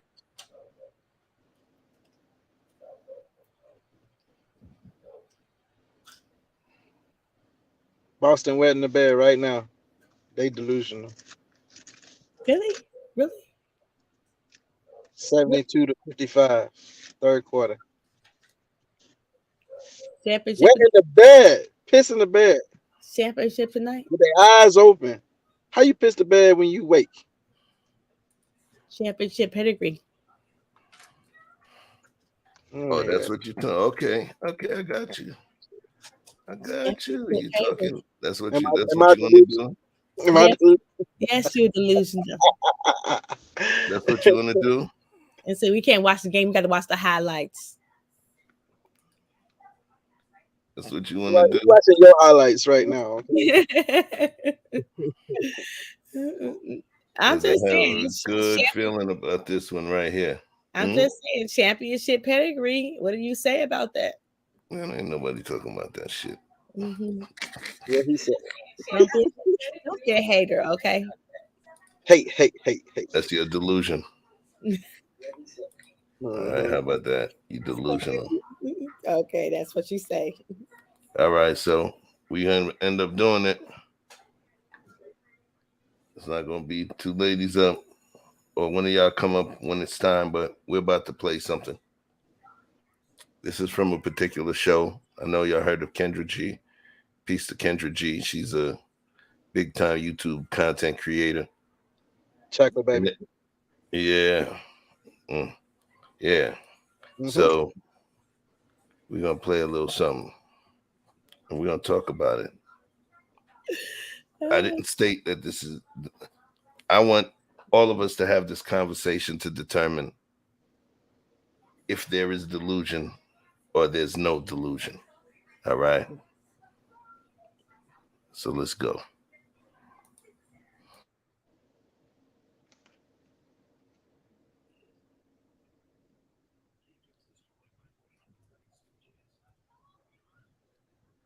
Somebody's Okay, well here you go. I appreciate you trying it out. Your light is not bad, but can you give me better light? probably can't. Hold on. What's your name, boo? Michael. Michael, where you calling us from? I'm from the Gulf Coast. Well, I'm from Chicago, born and raised, but now I stay on the Gulf Coast. Where's the Gulf Coast? Gulfport, Mississippi. Mississippi. Okay, yeah. How old are you? I'll be 40 tomorrow. You look really young for your age. I appreciate it. I did not think 40. I really was gonna say like 20 something. No, I'm from Chicago. So Michael's in the Gulf Coast, Mississippi, 40. What do you do for a living? I'm a locomotive engineer. I've been with the same company now for 16 years. Locomotive? What? A local what? Locomotive. I work for the railroad. You work for CSX, get that paper. Work for the railroad. Do you have any kids? No kids. You never wanted kids? I did. I was married. My wife, she was killed by a drunk driver a couple of years ago. So, I've been single ever since. I am so sorry to hear that. It's okay. That's life. You know how it go. How long was you married for? 5 years. Yeah. Did the person go to jail? Oh yeah, they was in Chicago. It happened in Chicago. It was they went to jail. It was 3 people that died. It happened back in 2017, 16, no 18. Yeah, so. I am so sorry to hear that. Yeah. Oh my God. Okay, this is Michael, Gulf Coast, Mississippi, from Chicago. He has no kids. He works for a railroad company, 40 years old. He just told us he was married and his wife was killed by a drunk driver. Like, let this be a lesson. Please do not drive drunk. We have cars. We have so many ways for you to get somewhere. Please do not drive drunk because you can impact your life. Yeah. Don't sleep. Locomotive engineers get to the bread. Paperwork. He said 16 years. Long paperwork. Do you understand? That's 6 figures. We don't mean the guys that just click the tickets on the Long Island Railroad and they get bread. We talking about a locomotive engineer. And he's down over in the Gulfport on the Gulf Coast. Means that there's a lot of shipments going in and out. Dude is making 6 figures. Easy. Travel. What? As a matter of fact, hold on.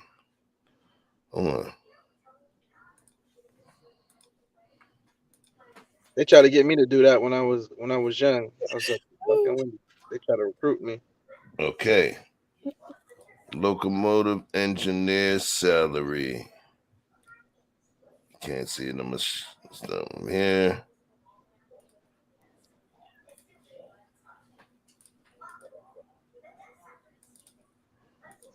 Locomotive engineer salary. $95,000. Right? Now, that's $95,000. Do you understand? He's doing it 16 years. $125,000 in Mississippi.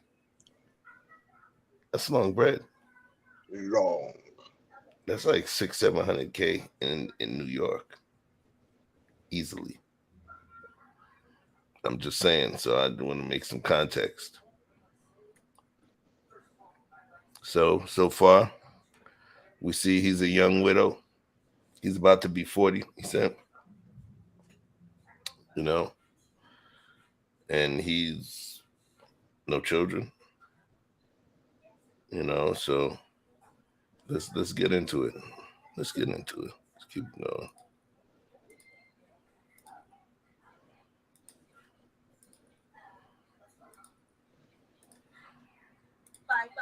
These strangers like that is I'm so sad. All right, let's try to keep going. Michael, when's your birthday? Tomorrow, April 1st. Your birthday is April 1st. I'll be tomorrow. Yeah, I'll be 40 tomorrow. I send you good vibes. We sending you good vibes, Michael. Nothing but good vibes. So you're gonna be 41. No, I'll be 40 tomorrow. Oh, you'll be 40 on your birthday, April 1st. All right. Okay. So what kind of woman you looking for, Michael? Somebody that's honest. That's the main thing. Somebody at least have a car, work, no kids. Somebody that's actually a woman, not trying to be a man, not trying to be a boss chick or a thought, or be a woman at all times. You know, you representing me. So, you know, when I take you to these governors' balls and charity events, you know, I don't want nobody being all ratchet and all that. That's too that's played out. What do you mean with the? This nigga ain't going to no government ball. Flexing. I'm saying, well, I understand what he's saying though. That's not. I don't think it's a flex. I think that's a statement we use, that if we're gonna be going to the board meeting or whatever, you get what I'm saying. I think that's just a general statement to our metaphor.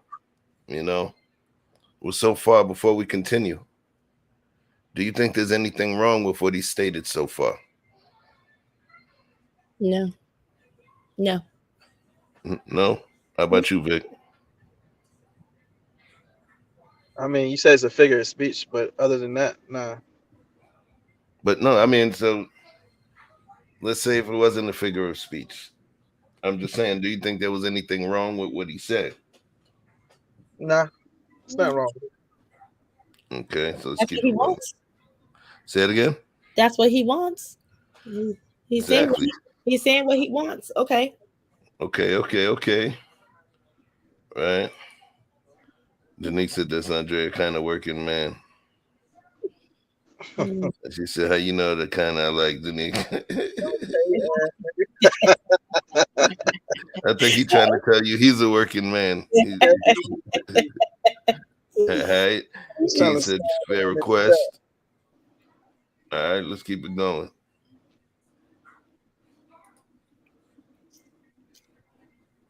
Hey, just call the bat phone and ask for Wonder Woman, okay?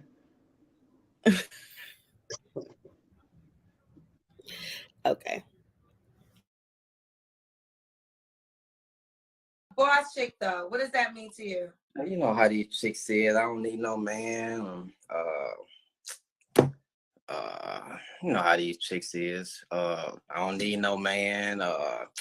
I'm a queen. I'm a boss. I mean, when a person lead like that, that turns me off. You're the second guy, and I'm happy because I tried to tell women about this last week that men were telling me a turn off for them is when women say they don't need a man. And I got so much pushback from women when I tried to share that. And all I'm trying to do, ladies, listen, I really am a sister girl, but I have to be honest. Like, y'all really get irritated when I try to give you what men tell me, they say on the show or DM me. So explain to people listening why when a woman says she doesn't need a man, that turns you off. Well, first off, I mean, their money is irrelevant because that 9 times out of 10 you ain't gonna make a quarter what I make. So, you know that when you try to put yourself above me, you can't. Like, you're not stronger than me, you're not smarter than me, you can't outthink me, you can't even survive on your own. So for you to be a boss, and then you the boss of what? I mean, you can't be a boss if you just a lash tech or whatever. You ain't got no employees. Now me, on the other hand, I'm the boss of my company, but it's not even my company. It's a company that I work for, you know, so that's the difference. Okay, now, Michael. First, I'm still very sympathetic that you lost your wife, right? So that goes without saying. But yeah. I have to challenge you on a couple things. She said, hey, listen, I ain't gonna go hard on you because you said you lost your old lady. I'm trying not to forget that shit, but you just pissed me off when you said lash tech. Yeah. Listen. Delusional a little bit to me. Let's talk about it. Mm-hmm. Why do you think he's delusional? When it's delusional when he said, you ain't gonna make my money in me, you ain't gonna be smarter than me. So are you leading with all about you? Because you know. Yes. Oh, okay. I mean, listen. A false belief or judgment about external reality held despite incontrovertible evidence to the contrary occurring, especially in mental conditions. Now, so in terms of his career alone, he's in the locomotive industry, in the locomotive field. He's a locomotive engineer. He's an engineer. This is not just a mechanic. Yes, right? I understand.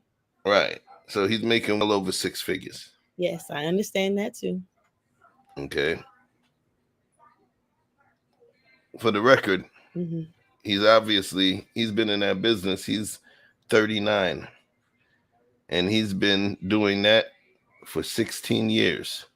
So that means he was grinding since he was at least 23 and maybe when he was doing apprenticeship earlier, right? I understand that too. Okay. You don't have to have Esquire behind your name or MD behind your name to be a master of your industry, a master of your craft. Yes, that's true. All right. You stated that. So I'm trying to figure out what's delusional about what he's stating. He's stating that the woman that he's getting, what she's getting is not going to make a difference in terms of what he's doing because he wants to take care of everything. Sound familiar? What familiar? He said he want to take care of everything. He's taking he doesn't want to, he wants to feel like everything falls if he doesn't do it. That's what a leader looks like. That's the one that shows up. That's what he looks like. He doesn't even want to think and worry about what you got and how you can help. That's yours. The only thing he asked for, and it seemed like initially on the dating, let me adjust my chair. Initially on the dating part that she have her own car and she be able to take care of herself. I think that's fair. I think that's fair. When the date, in the dating scene, you don't want to put your financial burden on a man. The only thing he's worried about is you being able to get around. He just wants you to be able to get around and have a little scratch in your pocket for yourself. And he's stating that he's going to take on the full brunt of the responsibility of such relationship. So let's see. Keith said there's a difference between independence and not needing anyone. Yes. Mm-hmm. Independence, I believe, is it's not just it's not something tangible. It's more of a psychological construct, but it starts from the inside, and it doesn't have to do with money. It doesn't. To say smarter than was questionable, but I see him not allowing anyone to exceed his pay grade to avoid what he's not seeking in a woman. He wants to have a household where he's the master of his household, and he wants to be able to drive the ship for the family. He's not looking for somebody to be on that boss bitch shit. And that's fair. You get what I'm saying? I think it's fair. There's people, everybody doesn't want that, because that boss B mentality comes with a specific subset of behaviors. It comes with a loss of attention, which is one of the most important pieces of a relationship. It comes with a loss of attention. It comes with a loss of focus on the people within that relationship. And the focus is on her business conquest. So if a guy living down in freaking Mississippi, making all of that money, who's almost ready for retirement, I think he has a right to want what he wants. Yes, he does. So what's wrong with that? Because you're calling him delusional. Tell me what's wrong. So are you saying you can't find that? No, there's nothing wrong with that. I just think he's a little delusional when it comes to Okay, so let me ask you this, because you're saying he's delusional, right? I think he's a Can he get, I'm asking you, can he get what he's saying he wants? I'm pretty sure he can. So then why would he be delusional? Remember, delusional means that you believe something that's not possible. A false belief or judgment about external reality, held despite incontrovertible evidence to the contrary, right? Occurring especially in mental conditions. So you yourself stated that he probably can get what he's stating that he wants. So then why would he be delusional? Delusional person is that person that ain't going to get what it is that they want, but they believe that they can. So are you upset with what he wants? Are you upset with the fact of what he's asking for or what he's stating he wants? Is that what it is? Because you already stated you believe he can get it. Yes, I do believe he can get it. Okay. So then would you say that you actually have an issue with not the fact that he can get it, because you agree that, so he's not delusional, but you don't agree with what he wants? In certain instances. Okay. Or is it that you don't like that he said he gonna be smarter? That don't bother me. So which part bothered you so far? The part that bothers me when it's like if you're gonna find, you looking for a wife. He said looking for a wife. He's 40 years old. Basically saying she ain't gonna be smarter than me. I'm like, we gonna be building together? We're gonna be together? But yet What you mean building together? That's what some people take issue with that. Is it Okay. building together, or is it you seeing a man that you feel is a great leader and you decide that that's the person that you want to be the coach to your team, and you decide you're going to follow the plays that the coach puts because all of y'all win? Because you're saying building together. When you get the players on the court, right, and you got that player, that NBA player, top 10, Mm-hmm. and he had a chance to go to whatever team that he wanted to go to. Whatever team he goes to, he chooses to be under the leadership of that coach. And many times that coach, that's almost a marriage. That coach, you know, they play a big part on whether or not the player is going to go there. There's certain coaches where a player ain't going to go there if that coach is there. You feel what I'm saying? Mm-hmm. So, in essence, what I'm stating is when you decide that you're going to marry a man, you know, and give him your hand in marriage, you're giving him your hand.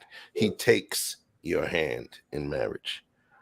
What you're doing is you're acquiescing to his leadership. And you want a leader to feel like they're the smartest one on the court. It's an empowering feeling. It's a shame that I'm going to have to quote Barbara Streisand, Grown As Black Man, but that song, people needing people, are the luckiest people in the world. Understanding that you need somebody, you know, and then also knowing that you need it. Just like if you've never been a parent, you don't know that feeling of when you see that little child run up to you and you know that they look at you as the greatest. They look at you as the greatest. They look at you for everything. You're the hero. You're the defender. You're the feeder. You're everything. They know that if there's anything they need, it's going to be you they're going to go to. So Keith said he giving them slick projecting alternative vibes. I can't lie. I can see it too. I can see a certain level of awkwardness within him, especially trying to flip for the camera, you know. So I'll give him that. Let's keep this going though. You ain't asked me nothing. Oh yeah, my bad. Go ahead. Let's leave Dick all down here in the dark. All right. Hey. Hey, look. He flexing. He all cat. It's propaganda, those talking points. But in all actuality, it is what you said. He can likely get those things, but I find it hard to believe that if it was so easy to find what he was looking for, that he would be on Kendra G's show making all of that bread. Sometimes bread ain't enough. And so you believe okay, you believe he's capped. I'm telling you why. No. I just want to make sure because you said all cap. I just want to. So, do you believe what he's saying is cap about what he wants from a woman, or in terms of what he does for a living? No, I think that there are parts of that may or may not be lining up. But let's just say that I take him at his word that his profession is what it is. He's been there and he's been making the money, and he got bread. He has an established nest, if you will, already. He don't need nobody to help him build a foundation. He already got it. You know what I mean? He did it with, you know, the lady he was with before, and unfortunately she wasn't there to see the fruits of her labor. But at the end of the day, you know what I mean, there's probably a 100 reasons why he isn't with the woman that he's talking about. Because she exists. That part isn't delusional. Because what you're really essentially saying is you got an entrepreneur, you got a a business partner, and then you got a top level executive at a Fortune 500 company. What he's looking for is an executive. He don't need no independent woman who will be an entrepreneur, and he don't need no business partner because his business is already established. He needs a high level CEO, you know, that is okay working within the constructs that he provides. And I think that the presentation of that is what is capped. Um, it's offensive and it sounds offensive to the ear, kind of like the lady in that first clip was offended by the thought of saying that men are stronger. Like, damn, is that reality or ain't it? You know, so even when he's saying smarter, he's a high level engineer, you know, for CSX for multiple years. Like you say, a massive his industry. So the chances of him finding a woman who is making a substantial amount of money in Mississippi, as well as being more intelligent than him, you know what I mean, is gonna be hard because the pool of women that he's choosing from. So that part, I'm thinking his, because I'm changing my mind as I'm speaking about it. But I think his opinion I is can based tell. on. I think his opinion of women is based on the pool of women that he's choosing from. I think he's outgrown the pool of women that he's choosing from. He's probably in the same spaces that he was before. Yes. All right. So let's keep it going.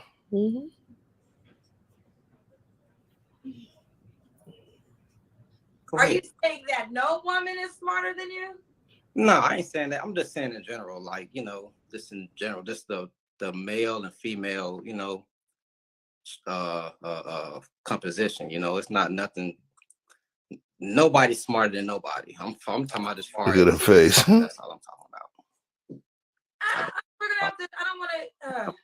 I'm gonna be honest. Like, I can understand what the needing part, but you know, you said also about money. There's a lot of women who are doing good financially. I don't know what you're doing financially, but you definitely can't assume that there isn't a woman making the same amount of money as you.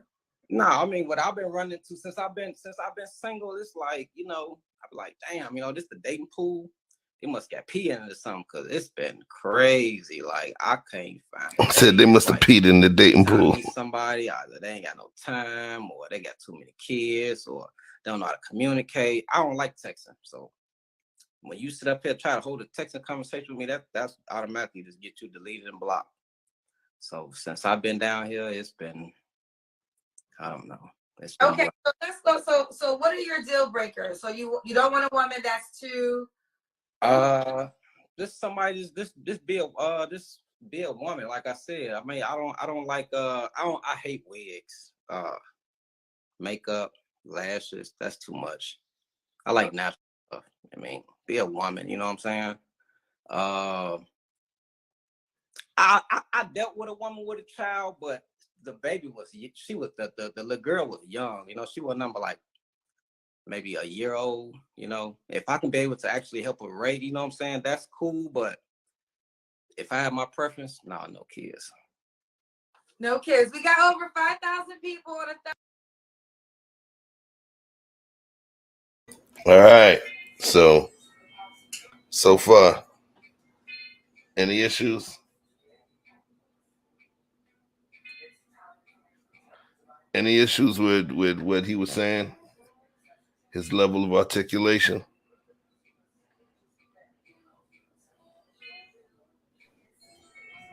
That nigga ain't going to no governor's ball no time soon. Say it again. He already said he don't want. He referred no kids. She can't have no lashes, no weave, no makeup. He want plain Jane. Okay, well I believe you didn't find one in Mississippi, Atlanta. Where you from? What you didn't find one of them women? So you got to remember, Mm-hmm. you may not know about Mississippi. Oh, okay. Yeah, Gulf of Mississippi. Mm-hmm. It's not Atlanta. Atlanta is the big city compared to that. Oh, okay. That's the deep South. Oh, okay. You get what I'm saying? He even talked about it. Yeah. So my question is this: why does it bother you? Because he doesn't. What is it that's bothering you? Let me just not How you think? assume. Why you think something bothered me? Why you think something bothered me? Because you just gave off the vibes that what he said bothered you. I want you to talk about it. Are you assuming something bothered me? What he said? No, I'm not saying that. I'm just saying that because you just said, I'm just saying, can't find them. None of them are where you at, Atlanta, Mississippi. I'm just saying. What you saying?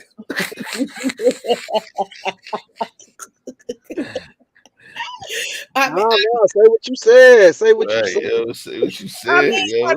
He said he don't want to buy no wig, no lashes, no makeup. You want plain Jane. You didn't find that in Mississippi? Why she gotta be plain Jane? He's okay. You said you don't want to buy no makeup, no wigs, no lashes. That don't mean plain Jane.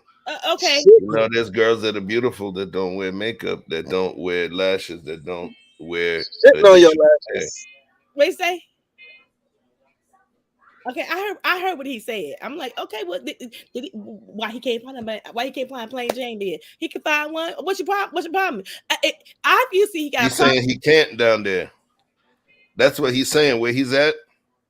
That's what he's saying. He said he came from Chicago. Mm-hmm. Yeah, he's different, but he's down there. That's way different than Chicago.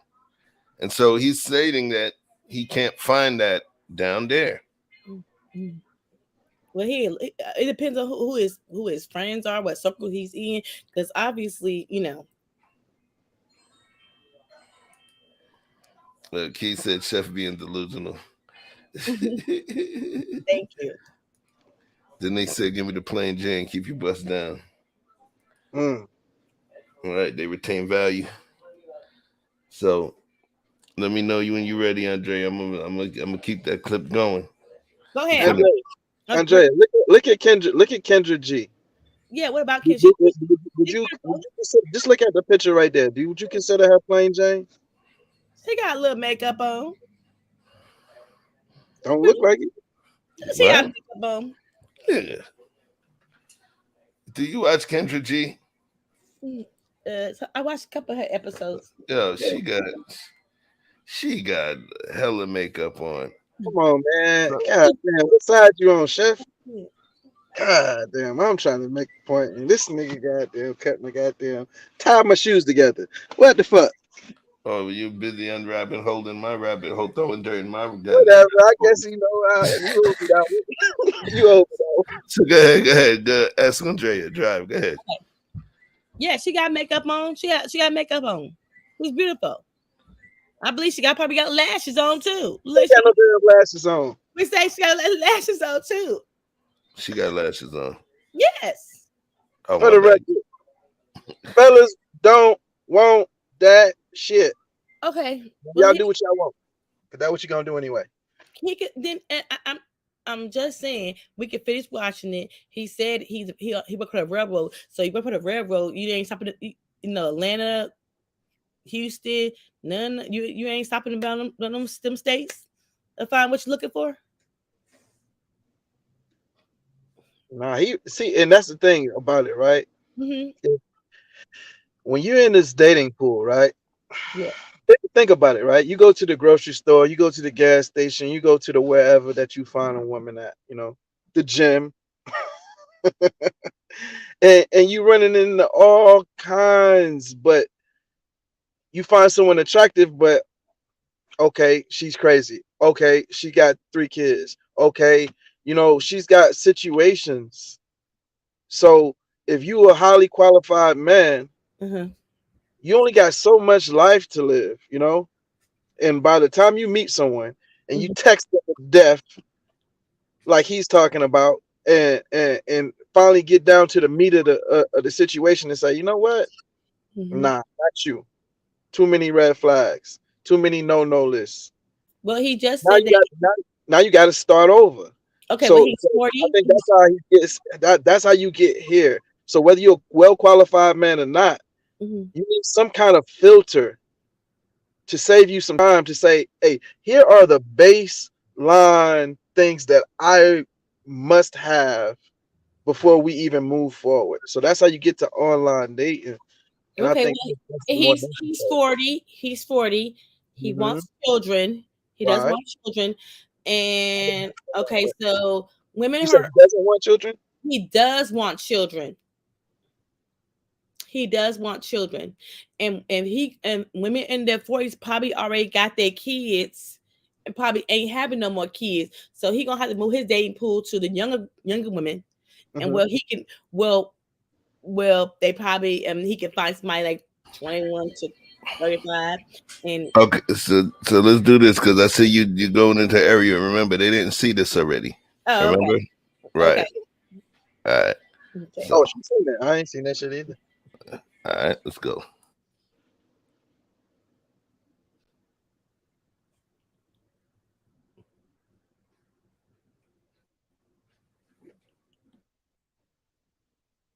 Thursday, so let's just shout that out for a second. Okay, so ultimately you would like a woman with no kids. You mentioned that a couple times. Yeah. Okay. Ooh, child. All right. Listen, I was with you on a couple things. Now I'm totally against a lot of some other things that you said too. But I'm going to respect your preference. I had to challenge you on the smarter and the more money thing because No, I'm just saying what I came across. I met some nurses, doctors, lawyers. I mean, not saying that they probably do make more money than me, but like I said, their money is irrelevant. I mean, I don't care what you do. Like, at the end of the day, I can't spend it. You know what I'm saying? I can't go to a call out and say, here's, you know what I'm saying? I can't, no. So are you gonna be the provider in your relationship? Of course, when I was married, I mean, when I was married, when my wife, she was working, she took that money and put it towards herself. You know, she went shopping. She made sure that I like a woman. Like I said, I like the woman to be a woman. You know, I like the dresses and the heels, and you know, and if we need something for the house, you know what I'm saying, miscellaneous stuff, yeah, go and buy that. But everything else, with groceries, that's about it. Everything else, I mean, it's my house. I pay for it. I'm going to pay for everything. Like there's without a doubt. Why wouldn't So I? she's not paying for the mortgage or any of that. I mean, I never had a mortgage. I always paid cash for everything I had. So okay, so she's not paying for the bills basically in the house. no, I'm gonna do that. You're gonna okay. That's my responsibility. I mean, I'm a man. I can't. I don't even know what it would feel like to even have a woman sit up here and try to give me some money for something that I know that we both live in. That's not being manly to me. And I ain't done nothing wrong being 50-50 of that, but me personally, I couldn't do it. Okay. I know you lost your wife to a tragic accident. How long was you married for? 5 years. Okay. So Marcus, does the woman have to look a certain way? Michael. I mean, I keep saying Marcus. I apologize. Michael. That's my fault. Michael. Be fit. I like somebody that's fit. I don't like plus size. Man, you got to wear it well, you know, but just plus size pretty much. Okay. You saying no plus size? No.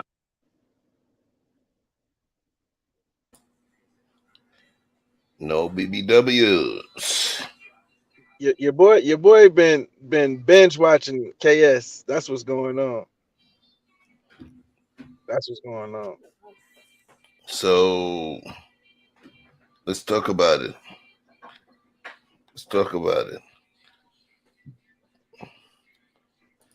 I mean, yeah, Kendra does that sometimes because she's focused. She's trying to be laser focused, and she ends up not even. She has to re-ask certain questions that were provided with answers are given already. But let's talk. But he don't want he want a skinny woman. He don't want no BWs. Okay. You know the average woman in America is a size 12. Okay. But okay. So, okay, I got a question. Yes. In terms of what he asked for. If he wants all that, he should. That's his heart desire. He should get it. That's not what I'm asking you. So, okay. Nice one. Right?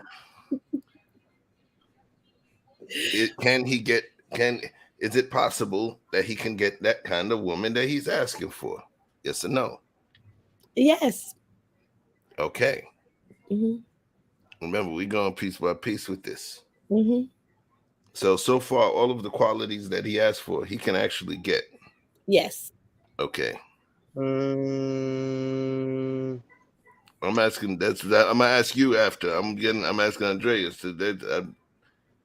All of those qualities that he's asking for. Mm-hmm. I didn't say how long or hard it would take to get them, but he can get them.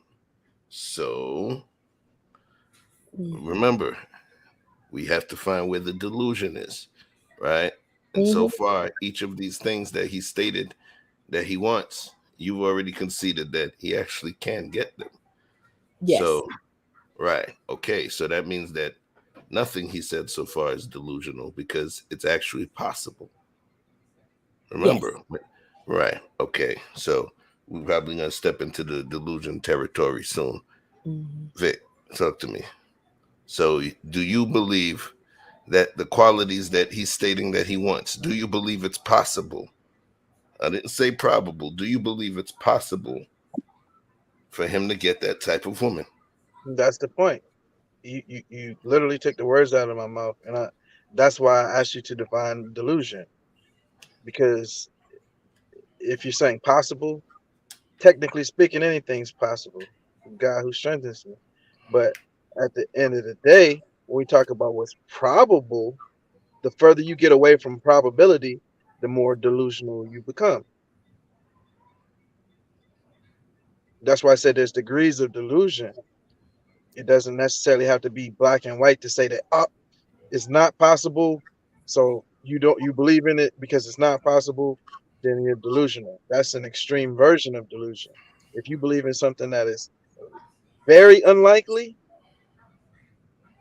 or not very probable, then I consider that delusion as well. Because the likelihood is what's keeping you in that stuck in that circle when you could have already picked something that was way more probable. And that's why I said she's got to ask him some more pointed questions. Like, does it have to be a black woman? Does it have to be someone in your age range? So on and so forth. There's more. Let's keep moving. Let's keep it going then.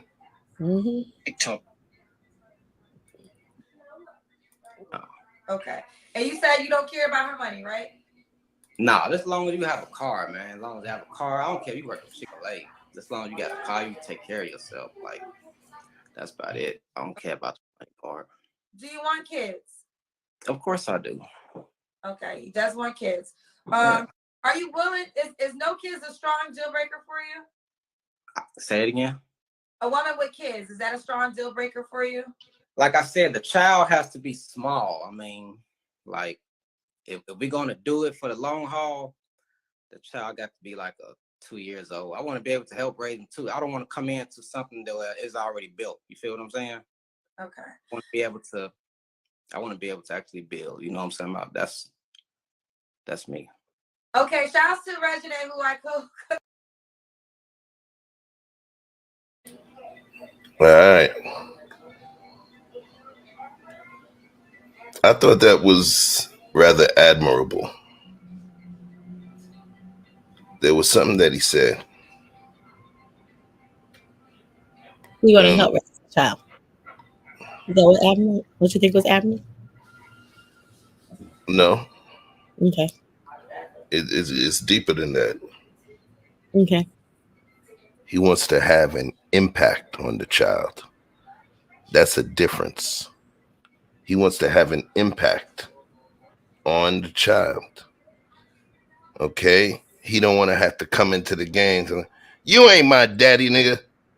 You just banging my mom. That's a difference. If the child sees him from childhood, 1 year old, 2 year old, okay, guess what? Mm-hmm. That child knows him. That child knows him, and he'll actually have an impact on that child and grow with that child almost like it's his. I think that's an admirable concession to make. I don't think there's anything wrong with that. No. He wants to be, if she has children, he's recognizing his strengths and his weakness, and and maybe some of the bullshit that he's not willing to deal with.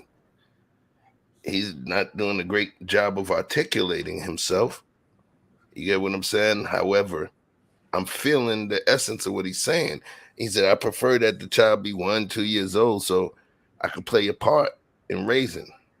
That's an impact statement. To me, that's impactful. And that's admirable. You know what I'm saying? Mm-hmm. So, that's my feelings. What y'all think about that? I think that's right. He wants to be an impact on the child as a small child. Of course. It would be easier than coming into a child's life who's like 11, 12, 13. It's a little hard. I agree. What's your stance, Vic? I don't got nothing to add to that. All right. Let's keep it going. Who we host a show together, Hook Society. She said, do you have a car since you're requiring the woman to have a car? Oh yeah, I got 2. You got 2 cars, Regine. Okay. And they all foreigns. And they're all foreigns. Okay, talk your talk, Michael.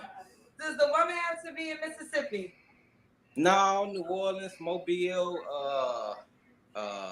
Atlanta. I mean, I travel all. I'm on the coast, so everything. I'm by everything. I'm close to Houston. I'm close to Atlanta, Memphis, Alabama, Florida. I mean, I'm actually about to leave out tonight and catch a flight. I'm thinking about going to I'm not thinking about, but I'm going to Puerto Rico for my birthday. So that's right, because your birthday is April 1st. Michael, I'm not sure if I asked you this question. When was your last relationship? That's my wife. I've been trying. It ain't been looking right. It ain't been looking good for me. Okay, you don't gotta answer this question, but when was the last time you was intimate with a woman? What this month? 3 weeks ago. You fucking though. Why did you with that woman? She had too many kids. She's pretty, but I just can't do too many kids. How many kids does she have? I ain't stopping from feeding cheeks. So that was a deal breaker for you. Yeah, then they was by different dads. Like, then you weren't even married. I'm like, that count. People don't think that count, but that counts. Okay, so she had too many kids, too many baby daddies, and she was never a wife. Right. She had no time. Always, I'm too busy. I gotta wait till my kids go to sleep. I don't want to come to your house. That's my thing. I don't want to be around your kids. If we're not together, I don't want to be around your kids. That's the thing. I can't do that. Okay. I think that's fair. If you're like not in a serious relationship, you don't want to be around the children. I can understand that. Michael, you want to be in a relationship. You want to get married again. What is the challenging? What are the things that you're meeting that are just turning you off that you decided that you can't marry yet? To think with far as women? Yes. Not communicate. I don't like texting. I mean, I'm an 80s baby. I grew up with the phone cord all around the house, so I don't want to text. You know what I'm saying? Liars. I done had somebody lie to me for so long. I mean, I don't know why. And it'd be over dumb stuff like a couple dollars, money. That little couple of dollars ain't gonna make or break me. Or it'd be over something petty. I asked somebody on a date. We supposed to hang out. Time comes, I don't hear from you. I'm like, damn, why would you make plans with me? Don't want to keep your word. So I don't know. Okay. Michael, why would a woman be lucky to be with you? I'm a man. I mean, I'm the whole definition of one. I mean, I was raised right. My granddaddy raised me. Actually, my parents, everybody raised me. But I didn't let the streets get to me. I mean, I could have, the south side of Chicago, rough, But yeah, I mean, I just feel like that. I feel like I deserve to be happy, So I just hope. Deserve to be happy. Just curious, what is your definition of a man? Somebody that's a provider, somebody's a leader, somebody's an inspirer, somebody that's a protector, somebody that gives knowledge. It gives and receives knowledge, actually. a mentor, a father. I mean, I can go on and on, but that was the thing where I would like, you know, father thing. That's the only thing I haven't done in life is be a father. So everything. And you want to be a dad. That's important to you. Yeah. Okay, fair enough. All right, let's do it, Michael. You know, happy birthday, first and foremost. I don't necessarily agree with a lot of things that you said, but I think you have the right to desire what you want. You know, I have a heart for you since you lost your wife. That broke my heart to hear. So I do hope that love can come your way again.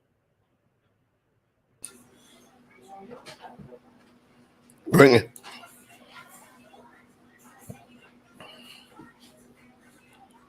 Hello? Yes, yes.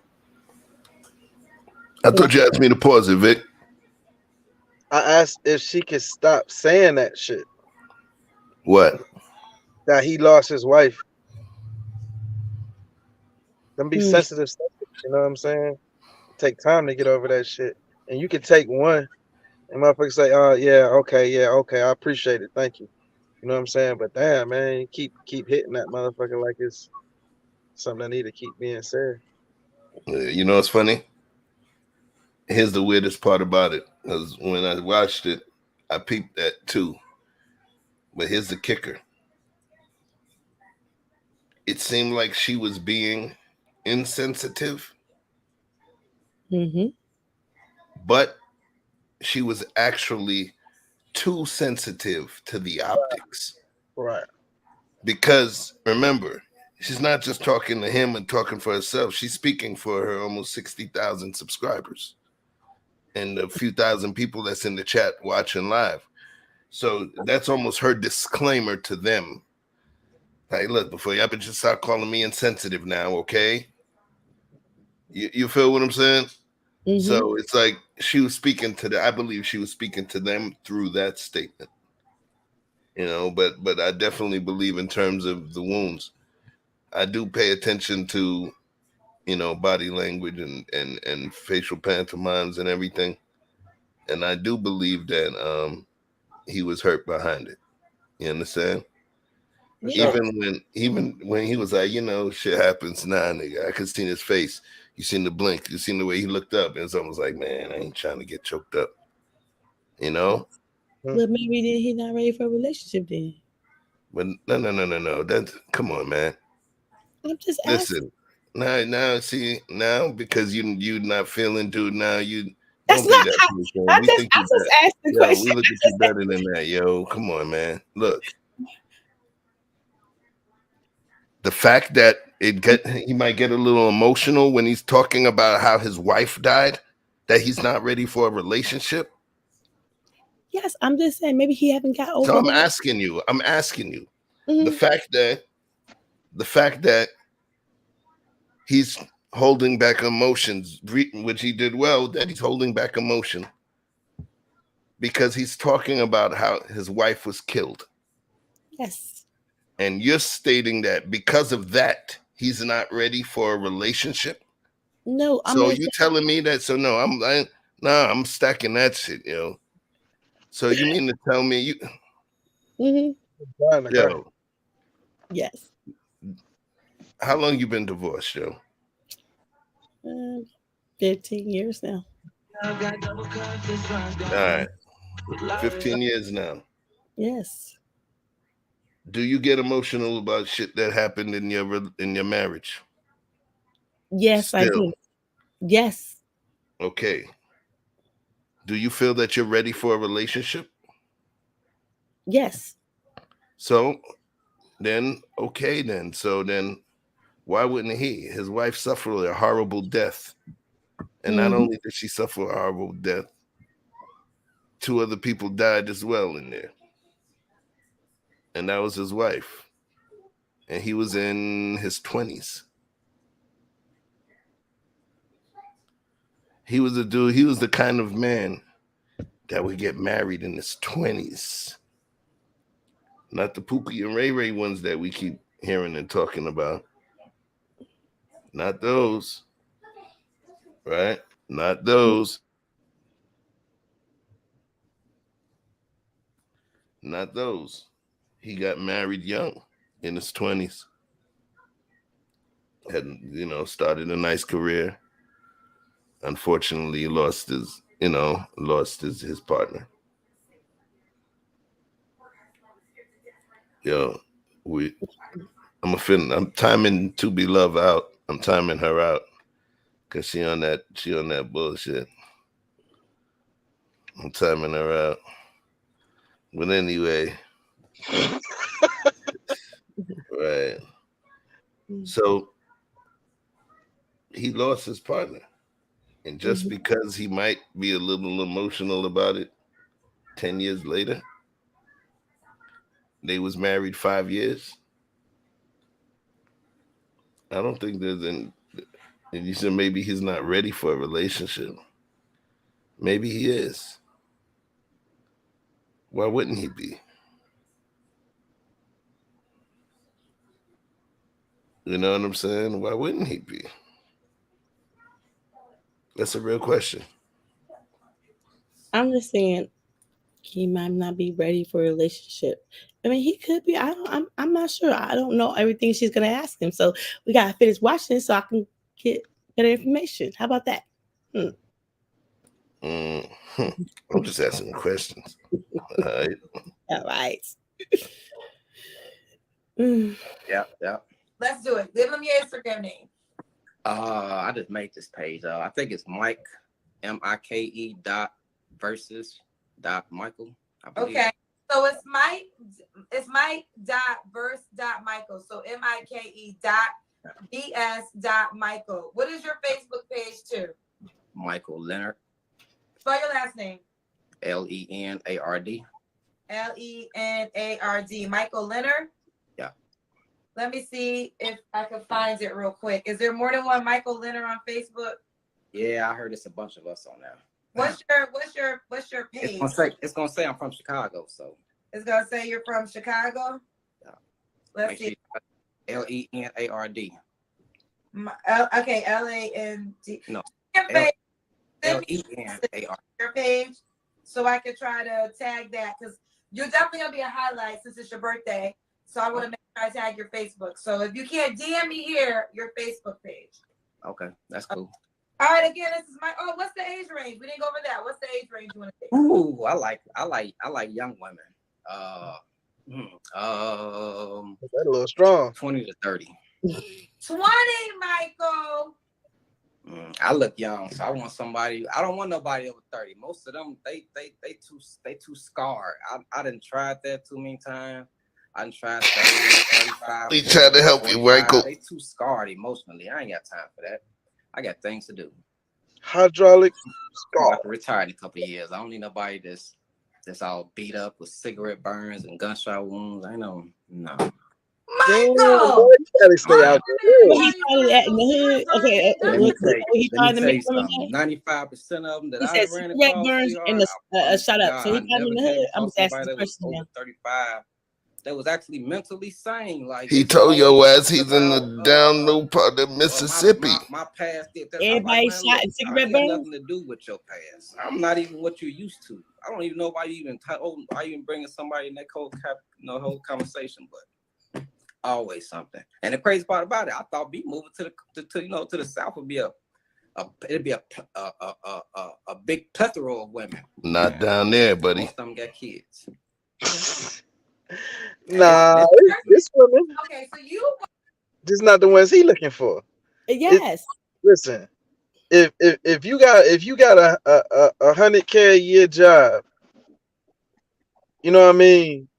Yeah, you searching for a woman in all the same old places, like when you was making 30K a year, then that's your problem right there. And he wants to have kids, so he wants somebody young that he can pretty he wants much a fertile womb. He wants somebody that he can mold and shape into the person that he wants them to be. He said 21 to 35. Okay. Okay, so when many women give their hand in marriage to that man, just like when I used the metaphor of the NBA player choosing the team based on the coach. You're choosing that leadership. Just like when you go to the gym, you're choosing the particular personal trainer. And you know that in order for you to succeed, you're going to have to do exactly what the hell they tell you to do. And that's the key. People understand, people think following and leadership is, somebody talking about, following and leadership is a negative thing. It's not.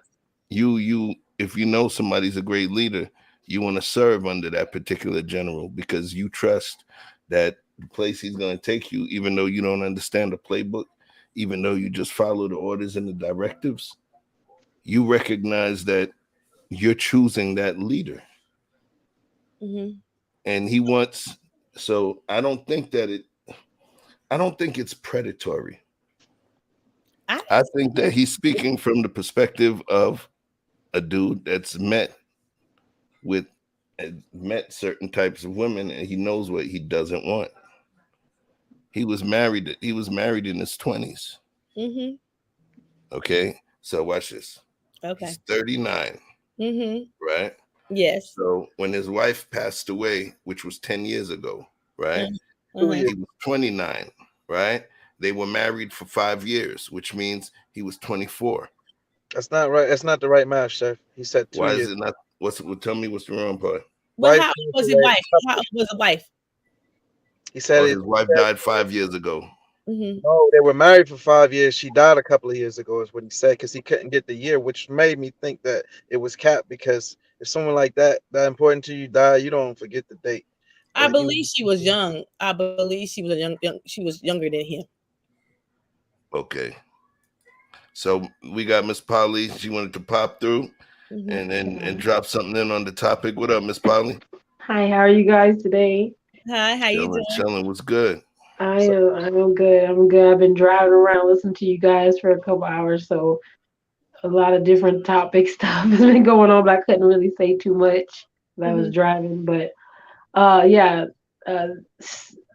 I have, like you said, you meet a lot of people who, who are a little bit, especially gentlemen who are a little bit older, and then they want to kind of date someone in a younger time frame, and I kind of get where he's coming from because they feel like they've been in less relationships, so that they have less to deal with because they don't have any I want to say damage, but not necessarily. Yeah, but not necessarily children, because there are a lot of girls who have a lot of children and they're young. So I think it is he like you said, some men really struggle with, if they want children, they don't want a woman who has children already, because they feel like they want to start their own process with their children, have their own rules, and they don't want to have to kind of compete with what something else has already been established, parenting wise, and they don't have to deal with baby daddies and things like that. But I do think he's making his pool, which is already smaller, by being too strict. Because there's lots of women out here who may have children, who can manage their children very well, and have a great relationship with him, but he just hasn't found them, and he's excluding them before he gives them an opportunity. And that's where your vetting, I think, really takes place when you're dating. And I'm saying that just from experience, because I obviously I date more. And I date in a particular way where I can date more than one person. So going through the people who I can see are going to be more serious and what I'm looking for, I mean, I can see that, because I myself will be like, if there's gentlemen who are too young, I won't go past like 28's the youngest now. No younger than 28. That's just because we're in a different place in our lives, point blank. And my children are a little bit older, like, I don't want, to really, it's a little bit different. And then on top of that, for children, if you're, say you're like 25, you may not have any children, or you may have one child. It's different. If you want to have more children, and someone may be in their 30s who don't want any more children. So I kind of exclude particular things. But if I find someone and we have a lot in common and they have no children, I might still go on a date with them, because there's so much in common that may not be an issue. So you still have to let wiggle room. He's being too tight. So now he's definitely gonna have a hard time finding someone. I don't know what Okay. yeah, it's gonna be really tight for him. I don't know how he's gonna have to finesse that. I don't see when you're so strict. Sometimes I just like it's like sometimes when you're looking for something, you're so specific, you miss out on blessings because you don't know what's there. You Here's don't the know what it's thing. gonna look like. You know. Here's the thing, though. He got laid 3 weeks ago. So, do is it that he's just making this list and totally excluding women? I don't think so.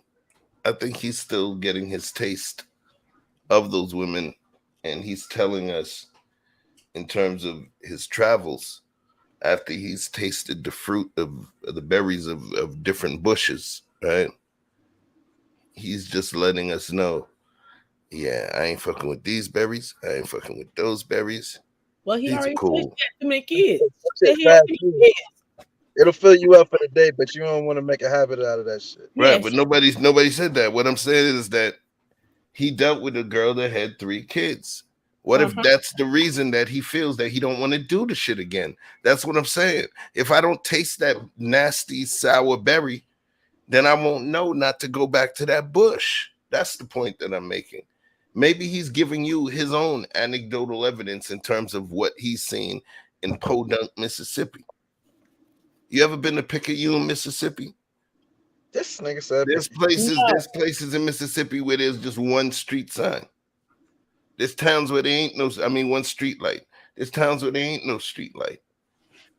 So we're not talking about Atlanta. Atlanta is like freaking New York City compared to some of the spots in Mississippi. The biggest thing that Mississippi had was Biloxi, and that was because they had the naval base there. Don't give him that excuse. He move around. He said he fuck with Florida, Atlanta. No, what he was saying is that because if you understand where Mississippi is on the map, he can drive several hours to get to each of those places. Right. Right. I mean, it's just by looking at the map. The thing is, though, he's talking about, I believe that when he talks about the women that he doesn't want, he told you he didn't want women with kids, with multiple kids that were above a certain age. He gave you the reason. He told you what he would prefer, and he gave you his own experience on why he felt that way. And he literally broke down the relationship. So that's what I'm saying. What are we saying? If somebody's telling you why they telling you what they feel, and they telling you what made them feel that way, I'm trying to figure out where the issue is. Good trees bear good fruit. You know, if what you're doing is working, then you should have evidence of it. And talk is fucking cheap. And if you got all this money and you got all this ability to move and go wherever the fuck you want to go, you got all this time in service, you got all your shit together, your house is paid for, money is a non-issue. You don't want nothing.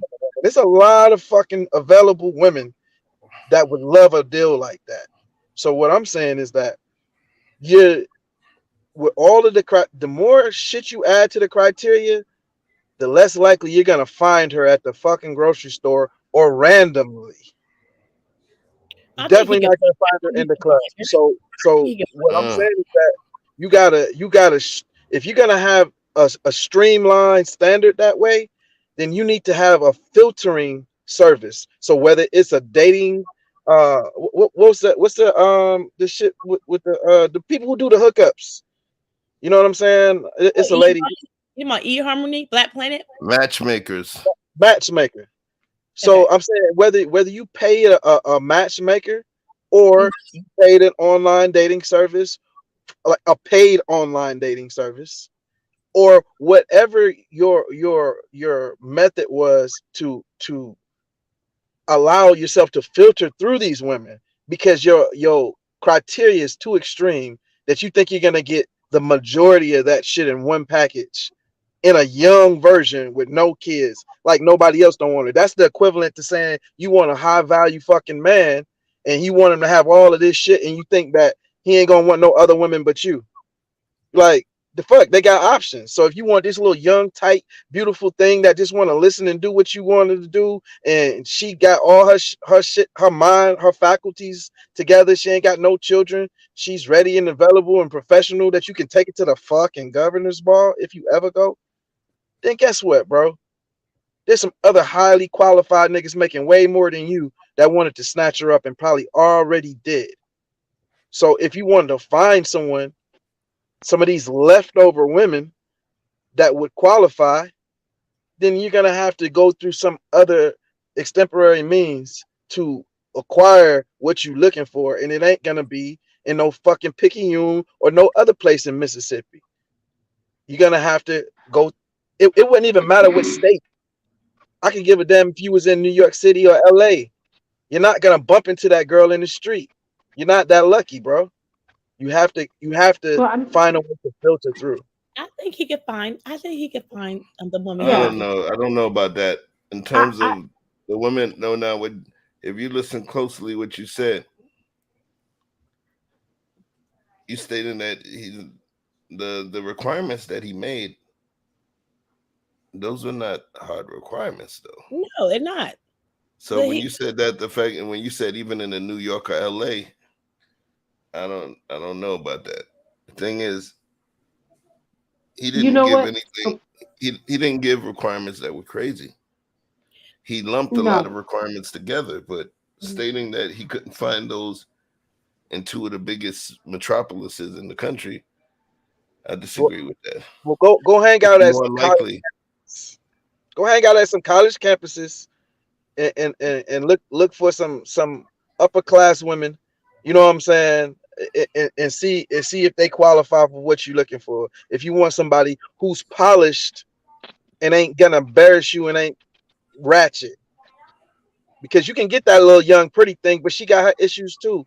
She been pretty her whole life. So you believe the majority of the women out there are ratchet? I didn't say anything close to that. Because I know a lot of women, even I didn't women say that anything close to that. I know a lot of women that were raised even in almost impoverished settings that have femininity, they have poise, and they know how to, be quiet when it's necessary and not be ratchet. You're talking about outliers.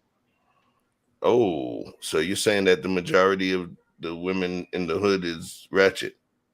If you're calling the majority of the women in the hood don't fit the description that you just described. Feminine, poised. Yeah, those things. That's not the standard for the hood. I think he can find that woman that he's looking for. Don't push back on that shit.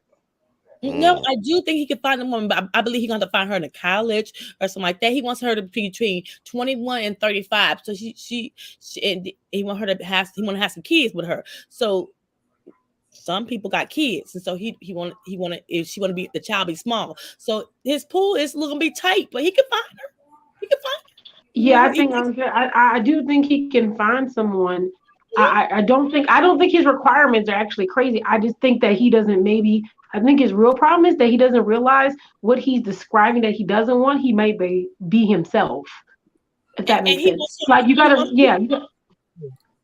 He wants the woman to be pretty much dedicated to him. So if he don't want a career woman, he just said. Hold on, Andrea. Miss Polly, can you explain what you mean? What I mean by he might not realize him, but I've gone on a date with someone like that. It was very strange. What I mean is kind of like you're saying, okay, I want this younger person. I want them not to have children. I don't want them to have a lot of baggage. I don't want them to have all these things, because when you get older, as he claimed, this is one of the things, is that when you get older, you have more relationships and you have those baggages and those damage. But does he not realize that since he's of that age, he also has damage because he's had multiple relationships, and you don't realize you carry those, even though you may be in denial that you have issues. You may be carrying those things. And I've dated someone. I've gone on a date with someone several times. I was younger than him. He seemed okay, but like he kept doing weird things. Like he wanted me like to grab his muscles and things like that, and he would like growl. It was really awkward. And I was like, sir, he was like, there's no good women out here, and don't you just want a woman? I just want a woman who's gonna be, very nice, feminine, and all this. And He's like, I have money, I have all the money I need, and I was like, okay, and he did. He worked really hard and all that, but it just was his personality. He didn't realize that he literally just talked about himself all day. It was always about him. He didn't really care about me per se. He just wanted kind of a trophy, but he didn't realize that's what he wanted. And I am That's what not that. So these are the things that you know what I'm saying? He didn't realize he had damaged himself, but he was looking for someone and complains about it all the time. There's no women out here for him.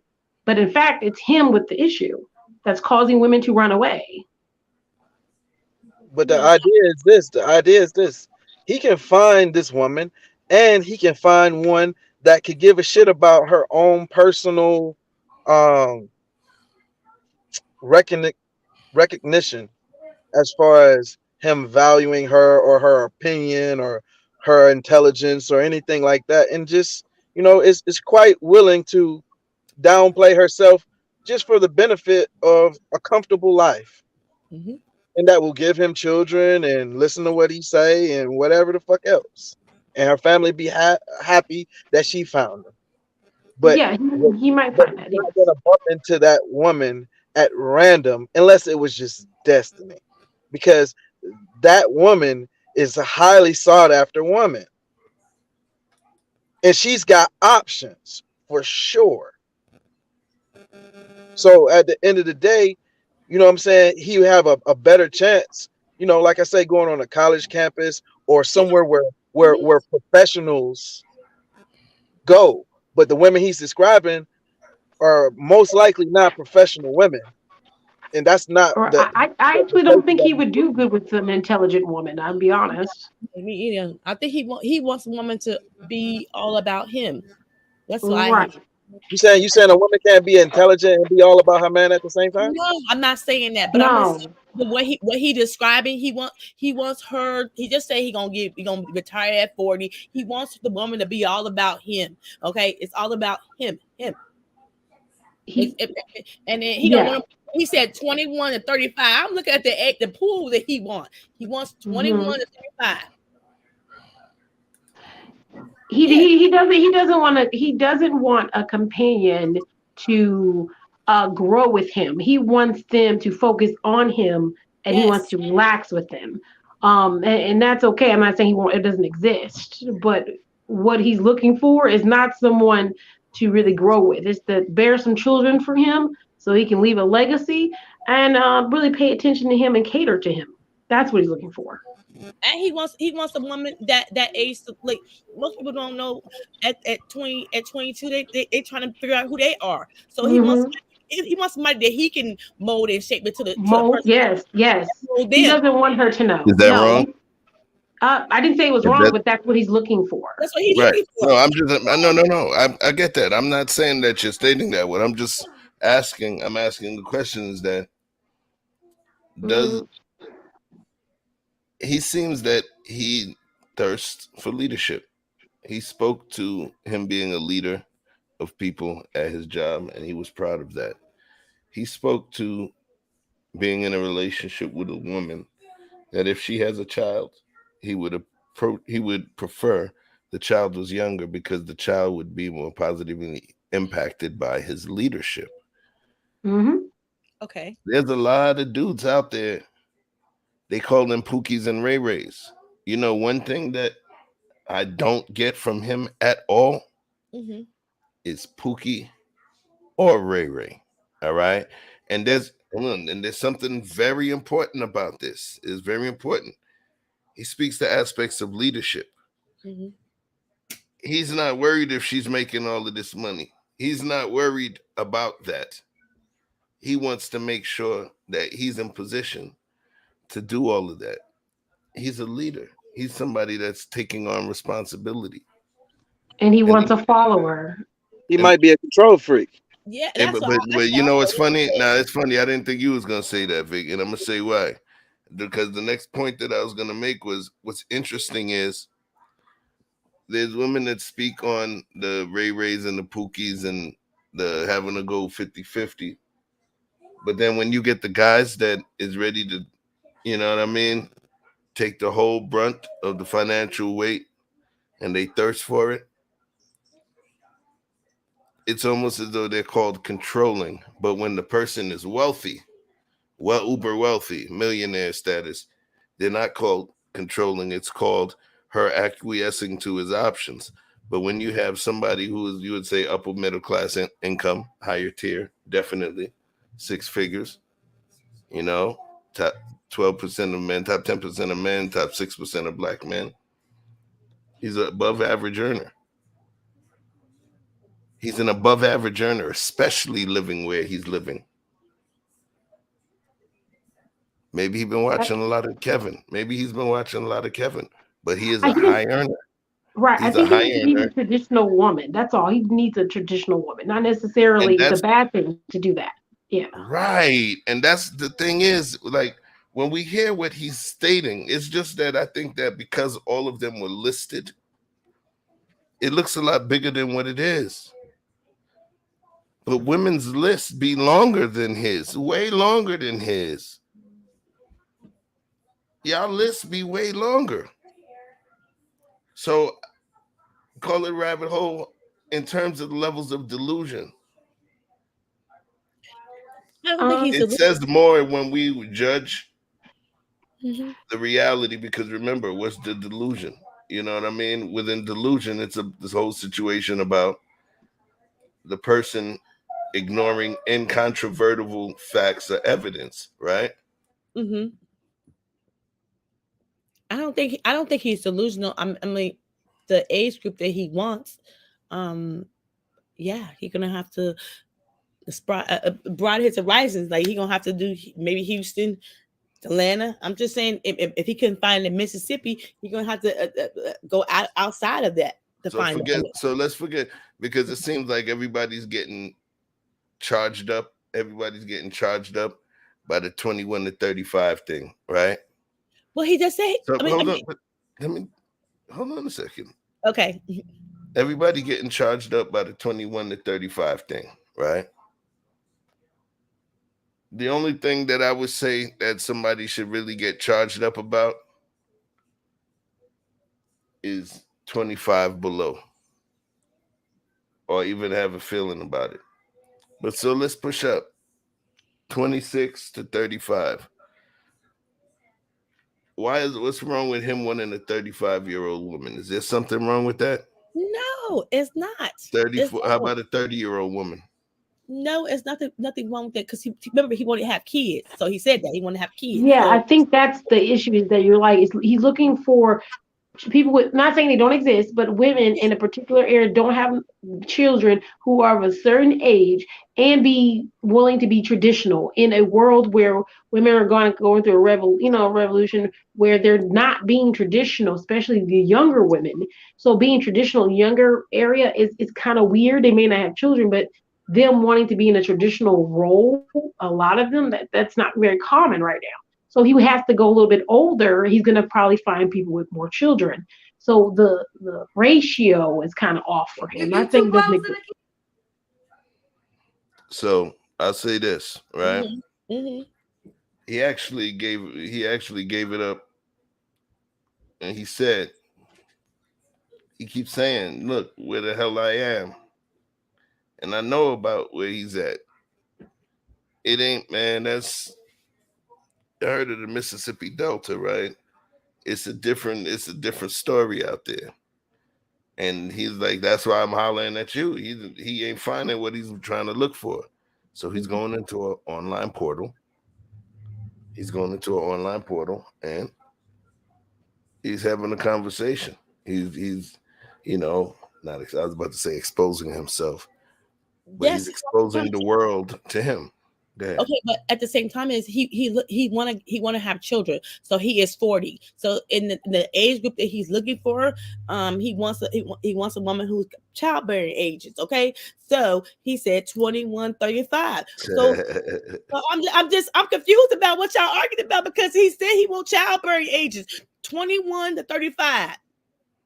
He wants a child. So a woman who might be 36 might not want a baby. If you want to listen, I'm gonna close with this because I gotta push on. But if you would have something to be offended by, in which I would consider his delusion, is the fact that he has no, he doesn't have it's funny. I'm trying to think of the word for it, but the value he places on a woman is strictly her natural duties, what she can provide him in her natural sense, not so much as in how she can help him, how she can inspire him, how, you know, um she can, you know, listen to, you know, his issues and give him, you know, balanced counsel. He feels like he's a one-man band. He feels like he's an island. And let me just say, men who being one, once, when you feel like you're an island, then that's where you get stuck by your motherfucking self. And at the end of the day, you know, it's kind of hard to convince somebody to come live on the island with you. And at the end of the day, you know, what we're talking about is, if your level of communicating what you desire is that,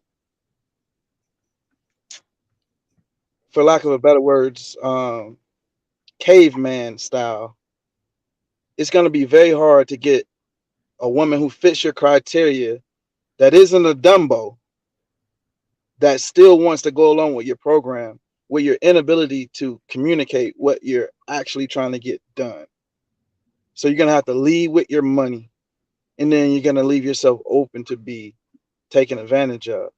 And it's going to be a lot of hard times. And I think that's the delusion, is that he feels like he can get those things. And being intentional, you can get certain things, but you got to check yourself sometime and see if what you're saying is realistic. Because the reality is that when you can be the driver, you can set the destination, but sometimes your eyes gonna get tired, brother.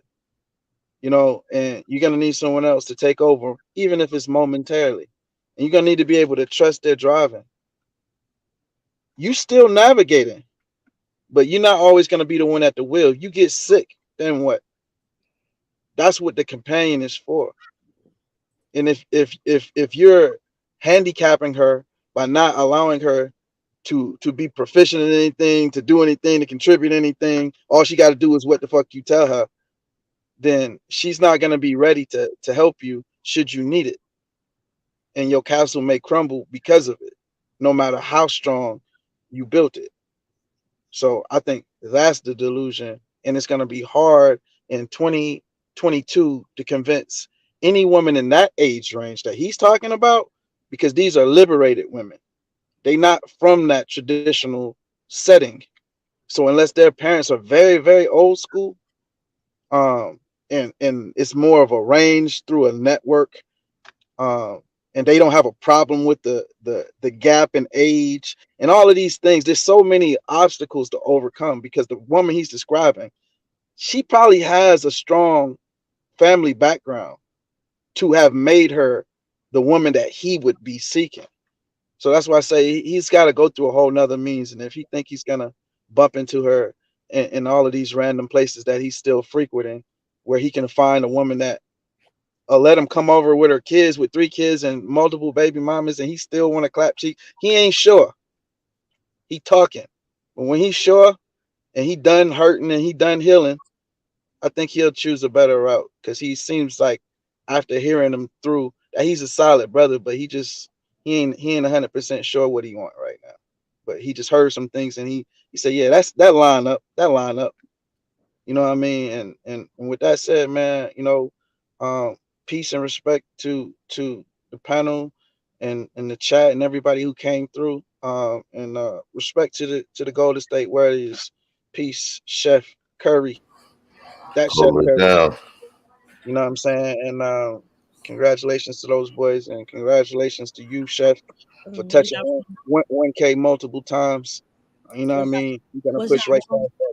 You know what I mean? So everybody. Vic, was you wrong? I ain't talking to you right now, Andre. That's that bullshit. Okay. Vic, where you wrong? Vic, where you wrong? I won't shit. You were wrong. You were wrong every round but this damn round. I don't want to hear that shit. Hey, she had a new team every round. Shit. Mm-hmm. Okay. Miss Right. Polly, good to see you again. I'm up through there, man. Peace, chat. Holla. Hold it down. Yeah, you have a good night. You too. All right. I just think I think he wants what he wants. He believes what he wants. And I do think it's a woman out there for him. But he put himself in a tight area. But it's a woman out there who want to do that with him. Yeah, but I agree. There's somebody Rachel found somebody found her Boaz. Huh? Wait, say? Uh-oh. Hey, TC. I like them shades. TC. What up? What up? You know what time it is? Yo, that long ass One. name, man. It's like that shit is like a verbal sobriety test. If you can't say the shit straight 3 times, they gonna lock you up. Yo, my name is that long because if you can't handle it, don't come this way. I mean, right, Andrea? You better edify me. Yo, you was cooking. I had to capture that moment. You better edify me. Oh, yeah. Hello, Miss Polly. Hello, Andrea. And Chef. What up? Into the chat, and to Vic. Hey, congratulations. I just wanted to come up here and say congratulations on all you all's hard work. This is the real hard work is now. It's coming up. Yeah. Right. Ooh, y'all keep doing what you're doing though. And do some new things and do some stuff. Do whatever comes to your mind. Do whatever. And that's quite honestly, that's the plan. You know what I'm saying? Yes. That's the plan to mix it up, make some stuff happen, you know, and keep it going, keep cooking. Yeah, that's what's up. That's what's up. Oh, hold on. It looked like some of our viewers dropped. They thought we was ending the show. Now there's one more clip. Uh-oh. There was one more clip. That's why I put the link out there. There was one more clip. Oh, okay. Before you do that clip, I just want to say one thing about relationships. Whole people need to meet whole people and come together. Everybody wants, everybody wants this, everybody wants that, and they ain't nowhere near that themselves. Ain't that something? True. Don't ask for if you're not willing to be that yourself. And so I think sometimes we have delusions of grandeur about ourselves, and some people are not equipped to have a certain type of woman. Some people are equipped to have the woman with the bamboo earrings and the stank attitude and LL Cool J. I mean, he said see this vibe like that song, but see back in the day, Generation X, he said this is what he liked. He liked those kind of women. Mm-hmm. I get him. I appreciate that. And if you're not, then that's okay. There is somebody for everybody, but folks just have to learn how to work on themselves. Yes. Okay. Yeah. I definitely think he can find somebody that's going down to the local college. Okay, that's childbearing age right there, 21 to 35. How old is he? He 40. Yeah, he need to go somewhere else. Don't taint those young sisters. Don't taint them. They don't need to be having babies. No way. No, none of them either. They're there at a university, and they're there to become scholars and to change the world in another way. And they're there after so that when they do decide to have children, when they finish, when their children get of a certain age, they can then go into what it was that the Most High put them here for. Well, that's the age group that he wants. He wants a baby. He's 40. He gonna retire. So he wants the woman to pretty much. It's all about him and the baby. So the question is there something wrong with what he wants? There's nothing wrong with what he wants, but what I say is his window that he's asking. He wants her to be childbearing. Most women got. So there aren't any women that are childbearing at 35, 36, 37, and 38 and 39. The window is 21 to 35. But he said he wanted children. But remember, technically, right? Mm-hmm. What is it called once you become pregnant at 35 or after? Yeah, high risk. It's called geriatric pregnancy, right? Mm-hmm. So scientifically, you have less of a chance of success than if you were at a younger age, right? True. And more difficult to do. Because remember, he's been doing this job. He's 39. The next day he was going to be 40. So as of today, he's 40, right? Yes. Mm-hmm. So let's talk today. He's 40. Mm-hmm. He's been working. He said that he's going to retire in 4 years because he's been in this job 16 years as a locomotive engineer. They got great money, all right? 16 years off of 40, that's 24 years old. So he's been doing that. And remember, at that time, he was younger, so he might have started doing that at 23 years old. That's not an easy job. It's not an easy job. That's manual labor. There's a lot that goes into it. And the low salary is $95,000 a year. So imagine somebody who's already a supervisor commanding a staff who's been doing it 16 years. He's well into the six figures. And I feel that when we see brothers like that may articulate himself like that or lack a certain level of articulation, if he was a millionaire, none of y'all would be saying shit. If he was a millionaire, none of y'all would be saying shit. It's not true. If he was now, come on now. If he was first of all, watch this. Okay. Y'all done did a whole bunch of shit about Diddy and fucking Young Miami, so you're not even gonna slide on that one, okay? And y'all wasn't part of that. And I know you good. Right? But hold on a second. Let me just land this one. Okay. There's certain things, and it's like what's crazy is when people prove what Kevin Samuel's talking about when he talks about options. This man is making more than the top 7% of black men in the country average. But women are making that money as well. But that's not what we're talking about. That's moving the goalposts. That's not what we're talking about. We're talking about what he wants. We're talking about what he wants in a woman. And I don't think that. So he wants a woman but usually most men who have that kind of, or who have that kind of capital, want women who can garner that same kind or can help them to continue to build in their empire. They don't want sleaze buckets. Bill, it's not about sleaze buckets. He's not wanting sleaze buckets. He's actually, if you listen to the women that he's describing, that's what I'm saying. He's describing a great woman, right? The conversation was about, was he being delusional in terms of the type of woman that he wants? And the craziest thing about it is he almost can fall into the category of the one that they use of high value man, because he can retire at 44.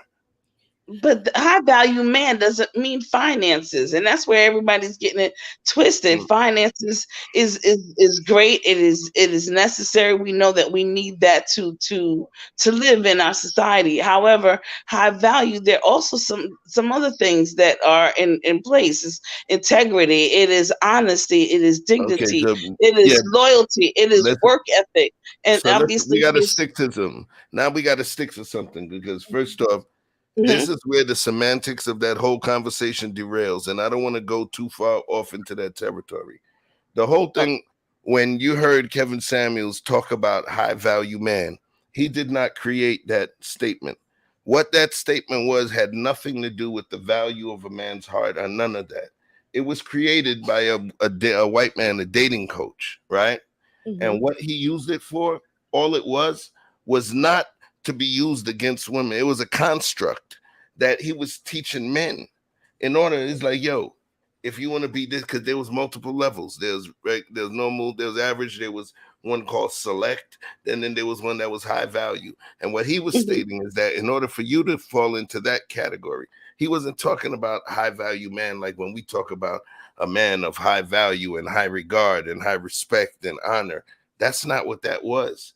All it was literally something he was teaching to the guys, like, yo, if you want to command these kind of women, if you want to command this type of respect, this is the high value man. That was just the title. He could have called it platinum male. But the problem is people keep taking the term value. It had nothing to do with it. All it was a way to teach the guys. Select are the ones that are hot guys. They may be making middle income, but they got a certain look to them and this and that. High value men are the ones that are LinkedIn. You know, they're LinkedIn findable, and they've been making at least 10K plus per month, you know, for the past 3 to 5 years. You know, they are bastions of their community where they are important to other men of high value, and they hold court with other great men, right? That had nothing to do with the value of a man that a woman is choosing. And that's where people tend to conflate the conversation. So when you talk about, but value, how about honor? How about respect? That's not what that was about. What it was when he would ask the women, do you feel like paying any significant bills in the home? No. How many children do you want? 4 or 5. What state would you like to reside in? She named a state, California. Okay, would you like, does it matter what race? Yes. Okay, that means African American? Yes. Now you just brought it down and whittled it down to such a fine tooth comb, right? To a grain of salt. So now that's why he used that term, but it was never to state that men of value is just about money. That's the mistake that people made. It's like, no, value is this, value is that.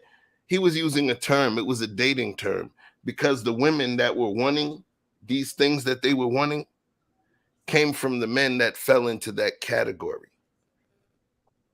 Yeah, and I actually agree that because of the income he has and because of his age and because of those things, he has a greater chance than most to find someone who would be okay with that. You know, there are some women who are in their 20s who would be okay with bearing children from a man who's probably going to be 50 in 10 years.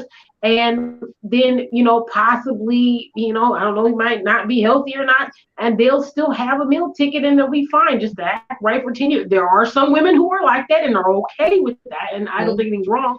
If you're okay with it and they're okay with it, do what you do. But I think the fact that he has more income, the fact that he's a little bit older, to a woman who is in their 20s, that look very appealing, because to them it means that it's not going to be forever. I'll be honest. It's not going to be forever. I'll still be 30 when he's almost kicking rocks, and I can do what I want. He won't know, and I can spend his money and do what I want, and my kids are going to have money, and we're going to be able to do what we want to do and make moves, and I'm going to enjoy it. There will be someone out there, and the money can help him find that person. He can go get matchmakers. He can go out of state. He can do all those things. So the money and the fact that he has all these things going for him, he has time now since he's going to be retiring soon. He has time to spend with a woman, which they enjoy. He has a lot of things that would make him appealing to certain women who would be okay with that. So he has a higher chance. I don't think anything's wrong with what he's asking for, but just know it comes with consequences also. And he should be fine. If he's good with those consequences, be great. Be great and date. There you go. Be great. Go ahead and be great. I agree with you, sis. The consequences are always the kicker, though. We never think about that. It's always the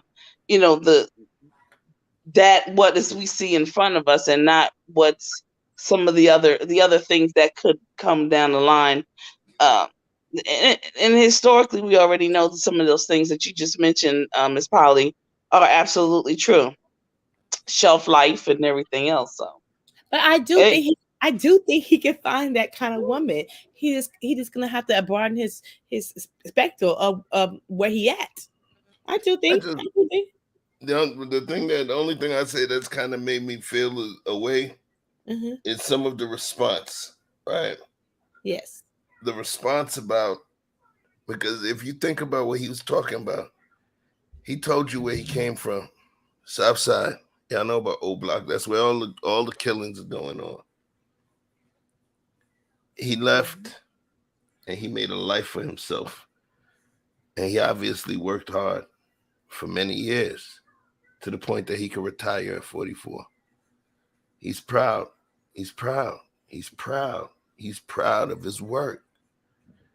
He doesn't articulate as effectively as some may want, especially, with the point that he's making. But if he was able to, he would be able to show, this is the way that you want your son to think. It's like he's saying, I want to be the leader. I don't want your daughter to have to worry about anything. I got a plan. I want her to trust my leadership and follow in the leadership. I don't need her stuff. Mr. Chef, I know you got money. I don't want your money, Mr. Chef. I could do this, and I could lead your daughter into prosperity. I don't want nothing that she had. I'm not trying to use your daughter. I'm not trying to use you. I want to show you I could do this. There's nothing wrong with that. Sometimes when we get what we want, or we hear, or we don't understand that this is what sometimes what we want sounds or looks like. I can't take nothing away from bro. I mean, we want to call them controlling, being that people call people that are intentional controlling, because they're able to articulate what it is that they want. When I talk about his level of articulation, I'm just talking about how smooth and the delivery and all of it, and understanding how to read the room. Right? But that's me and Vic's art, right? We got dancing shoes, verbal dancing shoes. But him? Yeah.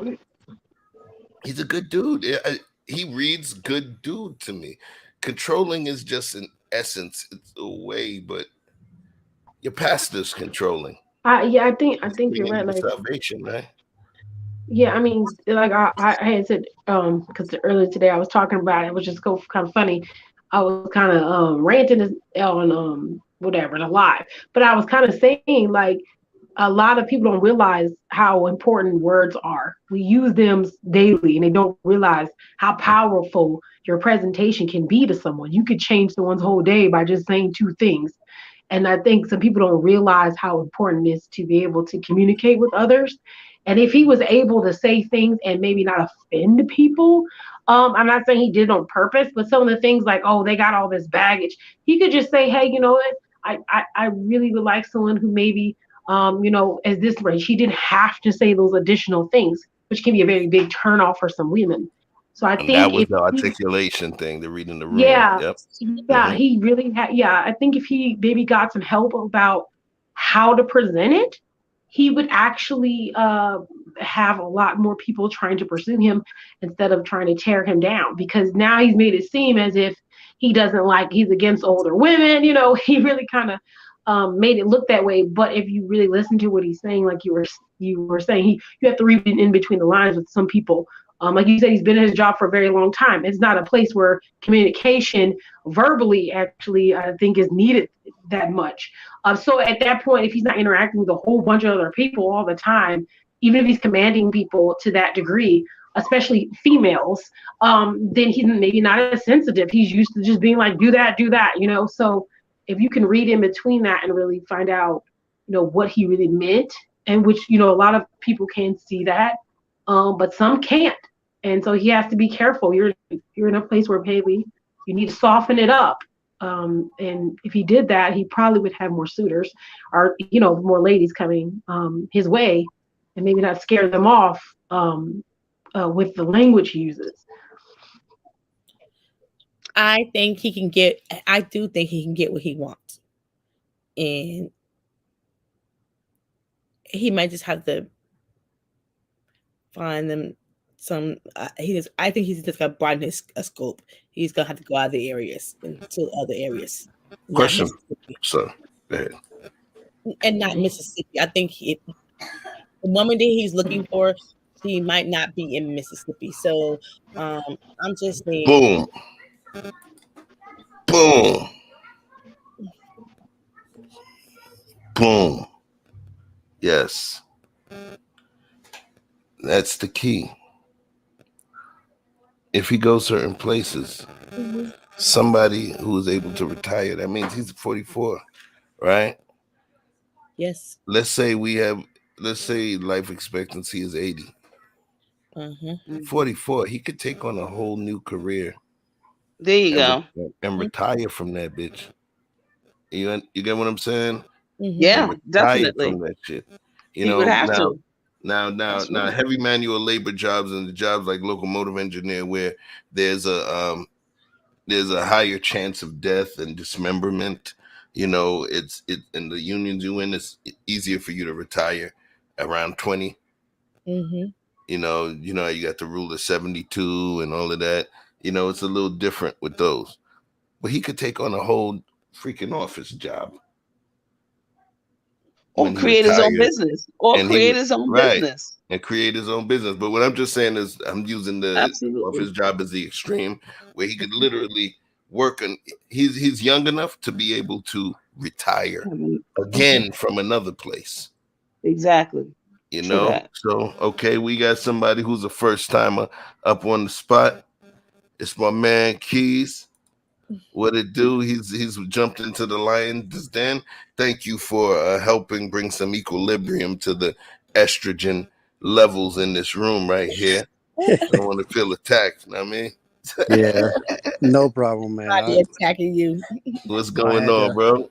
Hey, no problem, man. I just wanted to say, congrats on your 1K, and appreciate you. No problem. And I just feel for the dude, like he gonna be all right. At the same time, I get good dude vibes myself, but at the same time, like you said, you gotta feel for the room, because he volunteered information that was not even asked. Like I'm just paying attention to stuff like that. When she said you got a car, he said I got 2. Nobody asked 2, and then you mentioned foreign cars. Like it's like you're putting yourself out there to get hurt. So anyone that, and then you did it on, like publicly, like on, I'm trying to use a different word, but you get what I'm saying. Last time I heard someone did that, I heard it on the news. Someone won the lottery or whatever. Next thing you know, he didn't survive for too long. So yeah, man, I just like the topic. It's a hot topic, and I had to show some love and appreciate y'all. Appreciate you, my dude. Appreciate you. I appreciate what the brother just said, and I appreciate what Miss Polly was saying also.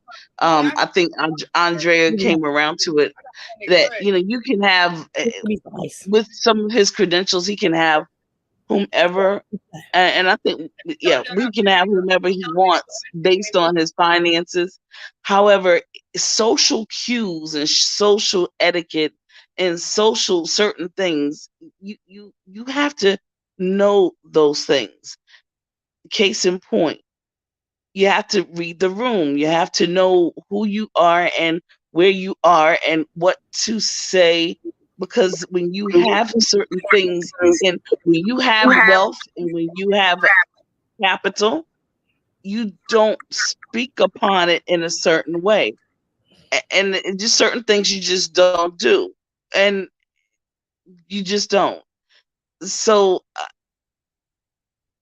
like the gentleman said, if to be asked, do you have a card? Yes. That's it. There's no need in stunting. You know what you got. Maybe he was not even nervous. Maybe he was not even nervous. How was that? You can't be naive at 40. No excuses. None.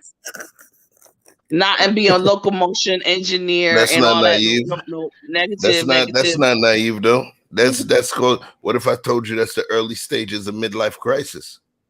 You ever seen an older nigga that ready to retire? How proud an he is? excuse though. But if you're saying an excuse, now like you're he did saying something he wrong, needs a couch.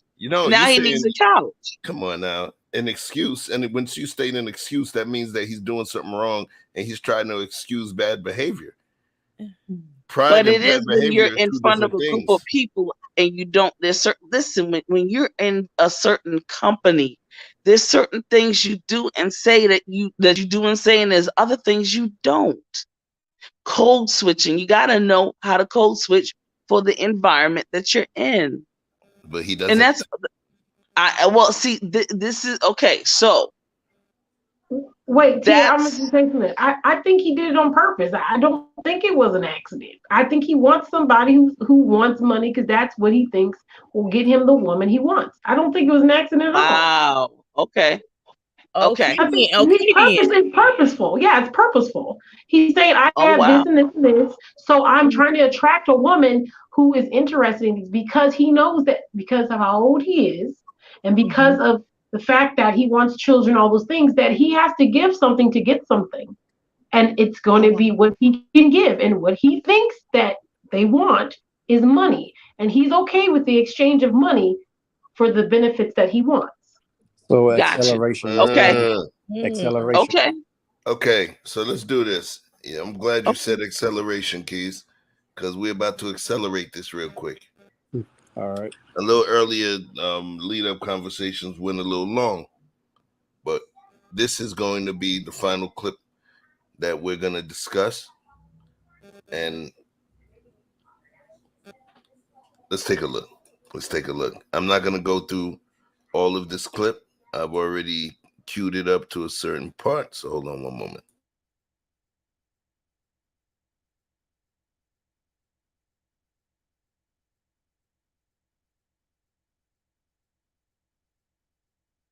The next guy? I'm waiting for the next guy, yeah. Okay. Now you came on earlier and said you hustle your ex-husband. Yeah. You're gonna hustle the next man. So why would a guy want to sign up for that? No, see, my ex-husband was like David. He was out his league. See, I was 21, he was 33. He was looking for a hustler. He wasn't looking for no wife. I couldn't cook or nothing. I was only good to one thing, like he said, WAP. That's all he got. So he didn't get a wife. He got some wet ass pussy because that's what he wanted. So Dave was on our show. Hold on. So Dave was on our show before her. It's the fast forward. You want somebody potentially 26 to 38. So okay, real quick before we get to that, Dave is how old are you, Dave? Oh, I'm 48. I just had a birthday. I'm 48. You're 48. What do you do for a living? I'm a research analyst in an aerospace company. Research analyst in an aerospace company. You're located where? Los Angeles. LA. When your birthday was November. I'm a Scorpio. He's a Scorpio. And no kids. No kids. Your age range again is, say it one more time. 26 to 38. I moved it up 1 year. It was 37 before. It was 25 to 37. I moved it up a year. Oh, so you moved to 26. So you still want someone in their 20s, potentially. You know what, Kendra? I would prefer someone probably like 30. But if I meet them in their late 20s and then we talk for a couple years and then get married and all that, at least we've had time and she's still young enough to be at her fertile peak. Listen, so the goal is still to get married again. The goal is marriage. The goal is children. Listen, I want somebody with a fertile womb and a willing throat. And a what? Bam! A willing throat. Somebody said that one time, and I fell in love with that. A fertile womb and a willing You throat. like to give head, Kendra. She can't. You know. Come on, Kendra. I said, listen. There's some that don't give it. There's some that only give it on special occasions, and then there's some that do it because you asked, and then there's some that do it because they want it. I want number 4. And I like to be called daddy in the bedroom. That ain't changed. Oh yeah, I hate that. That was probably I think because I have a daddy. So I just never got into why women will call men daddy. He's asking to be hustled. You better know the fuck he asking to be hustled. You 26, I'm 45. If I'm getting 26, I'm getting nothing but dick and I'm coming out all my money. And if I'm not, there's no way no 26. What the fuck can a 26-year-old man do for my old ass? But fuck the shit out of me and I pay him. And he leave my ass at work while he drive my brand new car. Tell me something that I don't fucking already know. If he don't know a 26-year-old bitch about to work his old ass, you need an old bitch that can have a baby playing with yourself. Because you're going to be forever be looking. Because you look your old ass at my young ass daughter, I'm going to be like, get your old ass the fuck out of here with your controlling, perverted, wanting to be somebody's daddy and not somebody's husband ass. He needs to get his shit together. So my ex-husband got what the fuck he had coming. He wanted that young ass, he had to pay for it, and he's still paying to this day. That's Lunel for you. Okay. Okay. Go girl. Fuck shit. But now, Go girl. His explanation because he wanted to have a child, so that's why he was dating. If you 48, it ain't the women. There's something wrong with you because the way you say you sling a dick, you should have been had a baby. Oh, bam, bam, bam. So it ain't the old pussy as you saying. There's something wrong with your dick, and soon that bitch gonna be dead. So why would you fuck with somebody 26 and you only got a few years left on your dick? That makes no sense. Dicks expire, pussy don't. Bam, bam, bam. That's a myth. That's a myth. Come. That's my girl. I need that.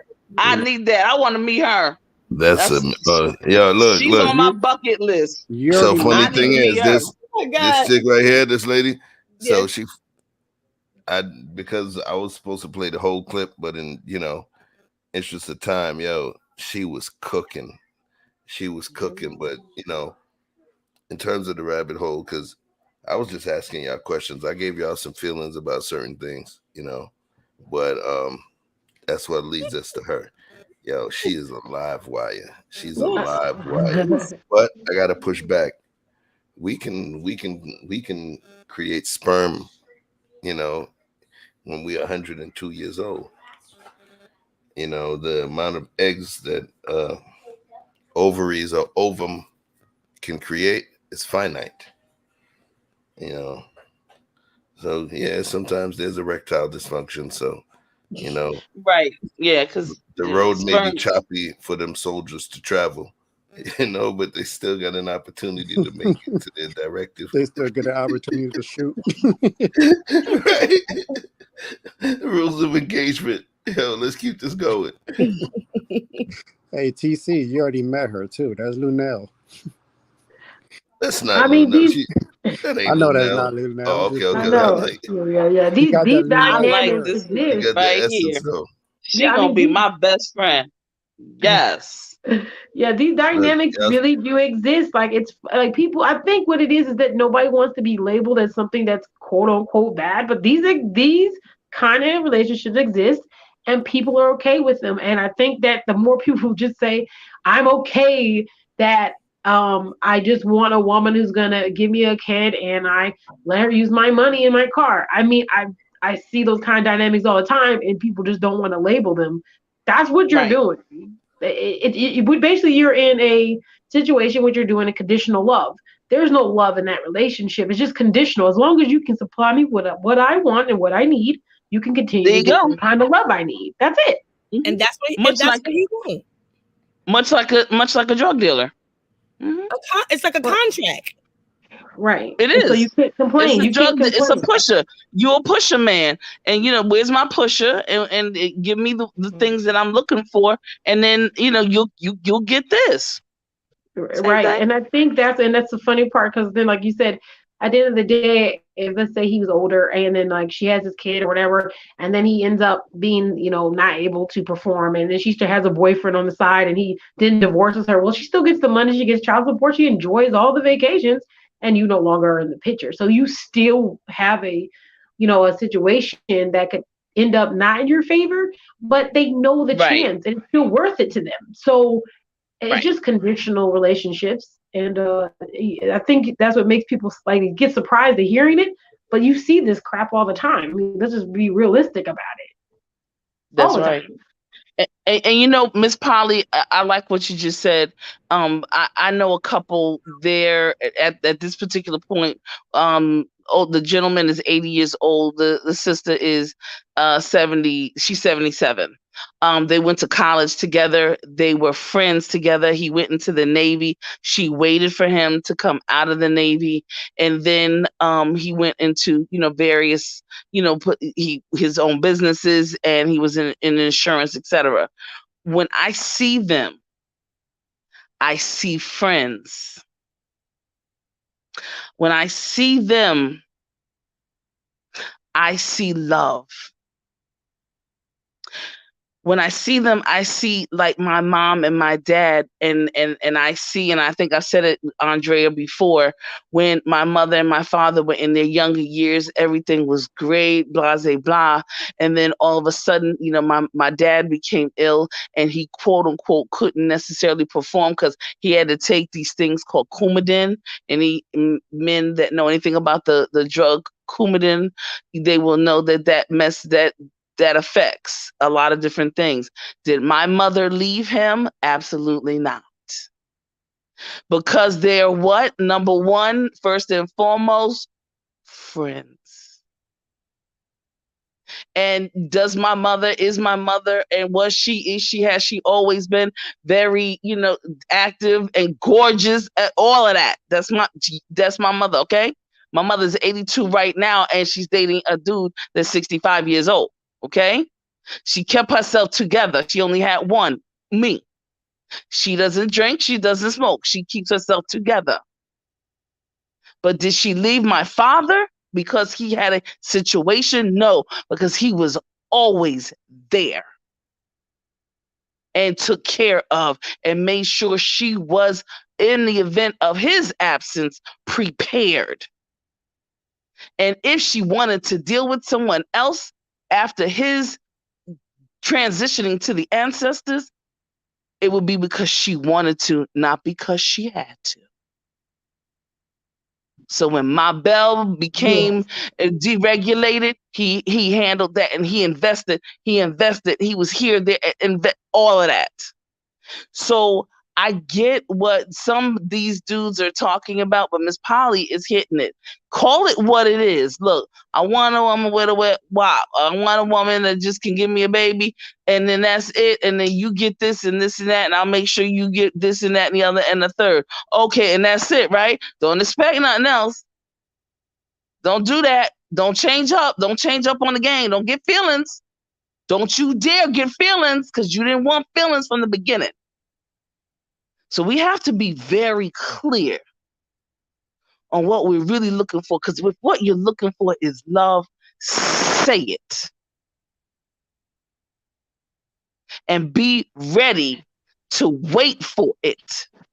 Right. I don't think half these men want love. They've never said, I want someone to love me. Ever. No one's ever said, I just want to find someone who loves me. No, what they say is, I want a woman who's going to do this, this, and this. There's never one. No, I just want someone to love me, you know? And I agree with that. I said, I agree with that. My thing was, that's good. Say that, and only know that that's all that's coming, because you put it out there in the ethers. You put it out there in the universe. Oh, all I want is wop. All I want is bop, bop, bim, boom, bop. Wham, bam, thank you, ma'am. That's it. Don't you get no feelings, Negro, because if you do, you getting ready to get ice. Don't get no feelings, because that's not what you wanted. You didn't say that. That wasn't your intent. You see, we think that we can change up midstream. No, it don't work like that. It doesn't work like that. The universe, the angels, whatever it is people want, but it does not work like that. Sakpase, don't do it to yourself. Well, he said She hit us with the sac passe, and she knows she on the Haitian nigga channel too. I like that. But he said what he wanted. He said what he want. He said what he wanted. So I mean, the man who said what he wanted, so he's actually that's what he wants. So if you don't, it's almost like a contract. He said, I want this. I want you to give me this, and then if If the contract ends, it ends. If it doesn't, it doesn't. I mean, she did make a very valid point because, like, let's say both people came together with the intent of what we agreed upon, like, whichever one, changes their path first, you can't even get mad because, like, I actually came here knowing, I mean, you knew that this is what I wanted. Yep. And by the time you change, you can't get mad at me because, you know, you actually started catching feelings. Yeah. Right. So, All right. Yep. So let me bring this back in a little bit because this but does yeah, go a little just going off further. there. All right. Oh, no, you good. I'm sorry. You still talking, Keys? Oh, no, I'm straight. Okay. So I want to bring this back in a little bit because this conversation does take another turn. Really interesting, too.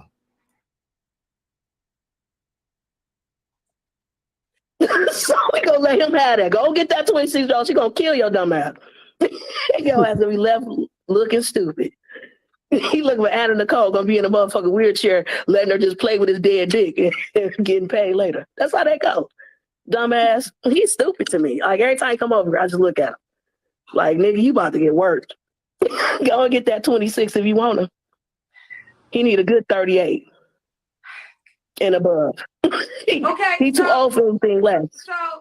So bringing it back to you. When you got married, how old was your husband? 33. And he was a fine ass 33. How old was you? 21. I was too young for that old ass man. So that's why you said he deserved to be worked. He's what the fuck would you thought he was looking for? He couldn't have been looking for love, not from a 21-year-old chick from the streets. He was looking to pay, nigga. Stop playing. He just got caught up on the ass. He wasn't looking for no wife. He just had to nail it down because I wasn't gonna have no other way. We had to make out a payment plan, the whole nine. I know that's right. Gang. Okay, so yes, people not real no more. They unrealistic. It's on me. Unrealistic people come on your show. I'll be sitting back laughing. You man, like these motherfuckers ain't real. They unrealistic. It's fuck. Like, what the fuck, nigga? Your stupid ass out of here. 26, and if he looking for a 26-year-old dummy. Like somebody who that want to make their mama mad and they daddy like privileged. He need to say 26 privileged. Because they would only be dumb enough to be calling you daddy. You creep. It's the name of the show, Reality or Delusion. Right. So what I'm going to let y'all know, we're going to do a little something special tonight. What we're going to do is I'm going to do a little backstage after party. All right. So we're going to look at the beginning part that we skipped past backstage in the StreamYard. We're not going to be recording, so it's not going to be recorded. But, we're going to talk, and there's another video that didn't get used. So if y'all want to kick it, I'm going to put the link in, and, you get in where you fit in the backstage, and we'll, have a few laughs, maybe half hour or so, talk some shit, All right. And if there's a chance Brother where I Chef. pull up the old, yes, ma'am. Brother Chef, I just want to go on record I want to say something about this WAP, if you don't mind. 2 seconds. Whoa, wait, you advertising over here? This ain't no hotel. Wait, I certainly am. I certainly am. I call WAP Niagara Falls, baby. I'm with it. Let me help out the WAP syndrome. WAP. Young women don't have WAP. See, this is how we know people don't know nothing. See what I'm saying? See, when you get over, when you're like 45 and over, you WAP is always okay. WAP is Niagara Falls. Anybody know? Because don't Chef, I know you know about Niagara Falls. Anybody know anything about Niagara Falls? Then you understand that it goes and it's a constant flow. Okay, it's constant flow. When you 45 and over, it's constant flow. You don't have to get nobody to get you there. You there constantly. Healthy woman, constantly. Okay? Period. Y'all heard it here first. All right, I just want to let y'all know. I just know I had don't care. I had All don't right, care. we're gonna actually change our name to TCHBCUWAP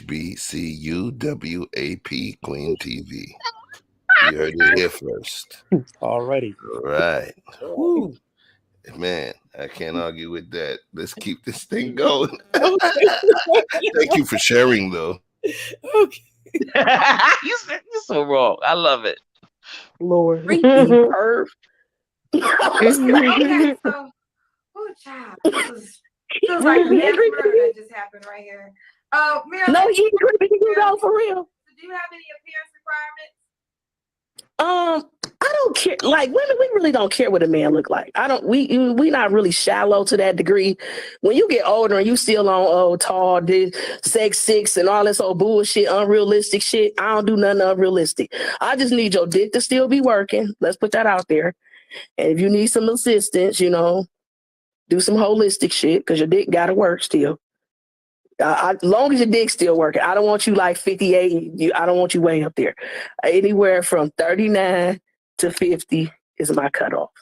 39 to 50. Because I gotta love you before your dick stop working. Nah, if I love you and your dick stop working, all is well. But it better be working when we first get together. It got to work. Look, Dave came back in. He said you coming for him high.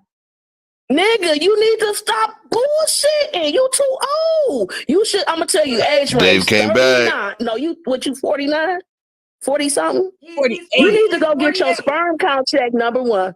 He need to go get his sperm count cut. Go jack off in the cup, find out if it's you. You need to do that first. You only got a couple years left in your dick, Dave, if you on here.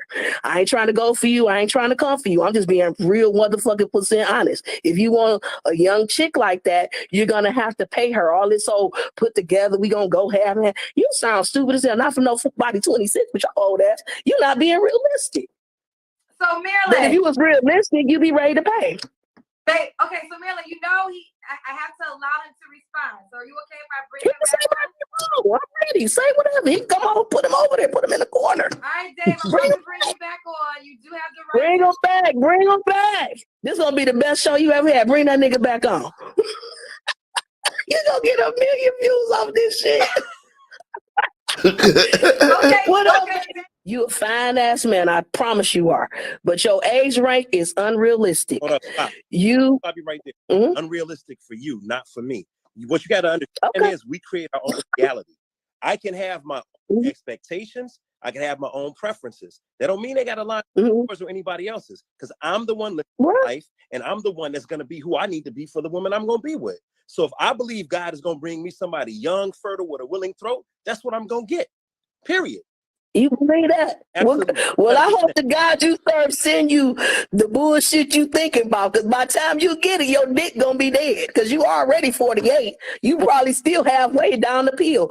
So you better make sure your throat is willing. Because that's all you gonna have left is a throat. I'm not here to argue. Your dick game gonna be dead. One thing about women, our shit never go dead. Y'all shit go out. So you trying to be talking about 26 and you looking to control somebody, daddy. But I'm telling you, you need to grow up and get a woman that can still produce a child and go check your dick to make sure it works. Because you 48 with no kids. That ain't all the women. There's something wrong with your shit. Slow up. First of all, because look at you. I can tell you've been slinging dick for a while. I sling dick. I'm out here not having children, okay? I'm picky and choosy about who I'm trying to lay down with. I don't want. Well, you better hurry up and lay it down. This is a situation. She ain't got much time. This is a situation. I want to be with someone that is a wife, not anything else. And no, anybody that I ever been with, I haven't found what I'm looking for. The person that I did like, she didn't like the age gap. So that's her daddy didn't like the age gap with your old. I'm telling you, he probably was like that old ass. Listen to me, sweetheart. Ain't no person with two parents. You need somebody that's damaged. So you haven't, because if they got two parents, 26, you won't even get old to their ass. They parent will have a fucking heart attack. There's a lot of people who have been raising themselves and they're not daddy's girls. They're up. They have been independent for X amount of years. Second of all, that's the only way you're gonna get them. They ready to have daddy in their life. Do you have an issue with age gaps? Listen, I'm about to give you an example right quick. I was 21 when I got married, okay? My husband was 33. All right, 12 years. He got what the fuck he paid for. I'm going to tell you just like that. Wait a minute. See, So I'm going to let you know. He got the wet ass pussy. He got all that shit you talking about. And he's still paying to this day and we I divorced. have an issue with you saying he got paid for. First of all, I don't believe that love is transactional. Love for me is. If you 26, if I'm 26 and you 50 down there, it's transactional. Don't you believe in anything else? People on planet Earth that think like you. It's transactional. I gotta get what I pay for, and there's other people that are 20. Fair use. She got the homie and she got him in his feels right now.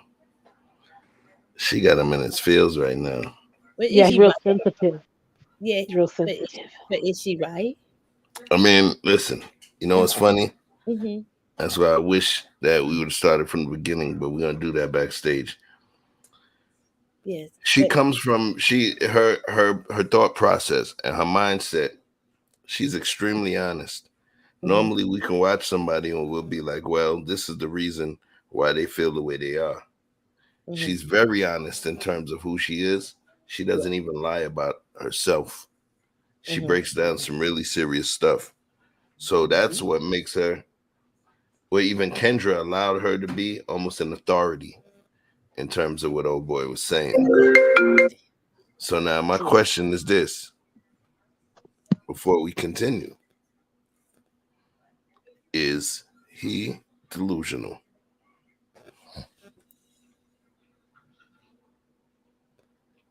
Is he delusional? No. I don't think he can be. You can't be delusional thinking that won't happen, but he can be delusional thinking it's going to be. First off, I don't know. Did he say she's going to pay half the bills? Did he say that part?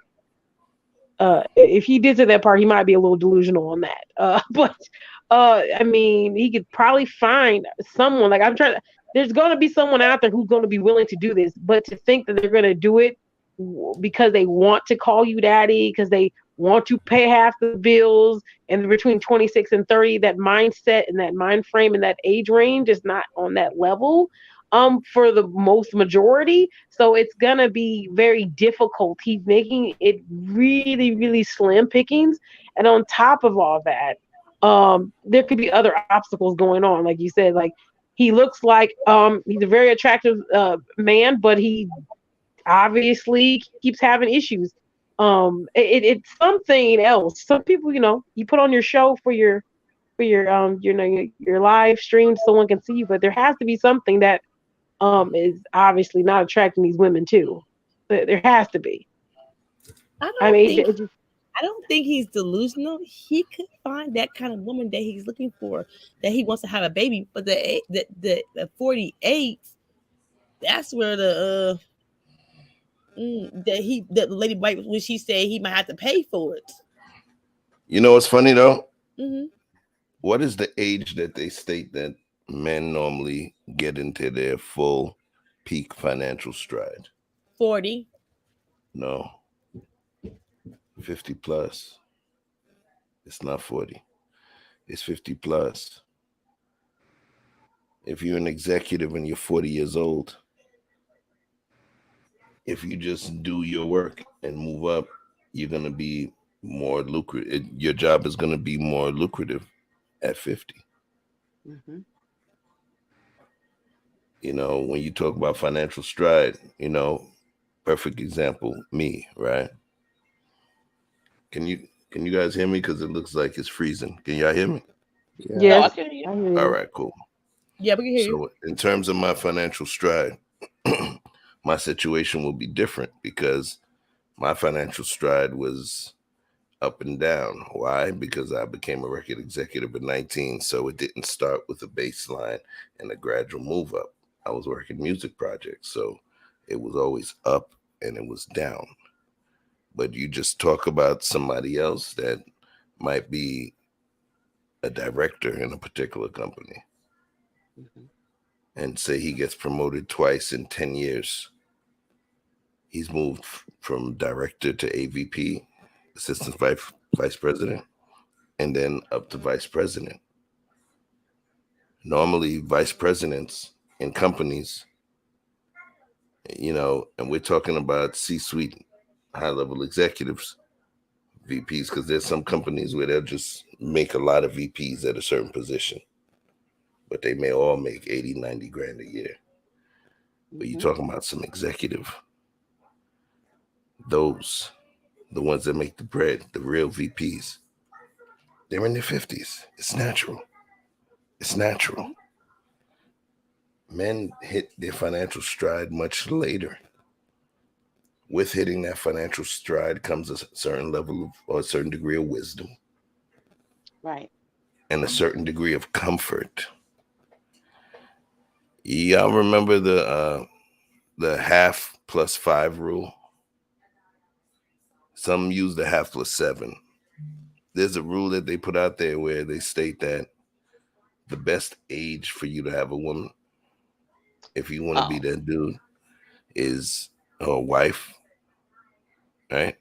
Is for her to be half your age plus 5 or half your age plus 7.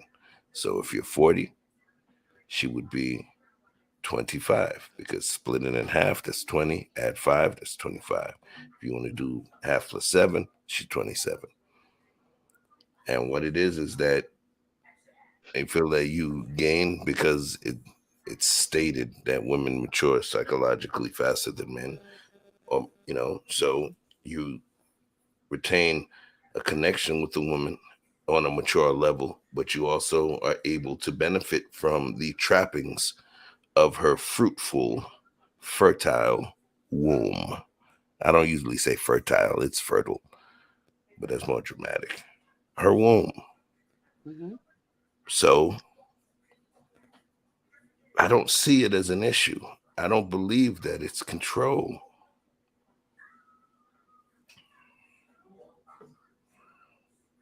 Anybody? No, I don't believe it was control as well. That first dude that I told you, he just gave out those vibes, those eternal vibes.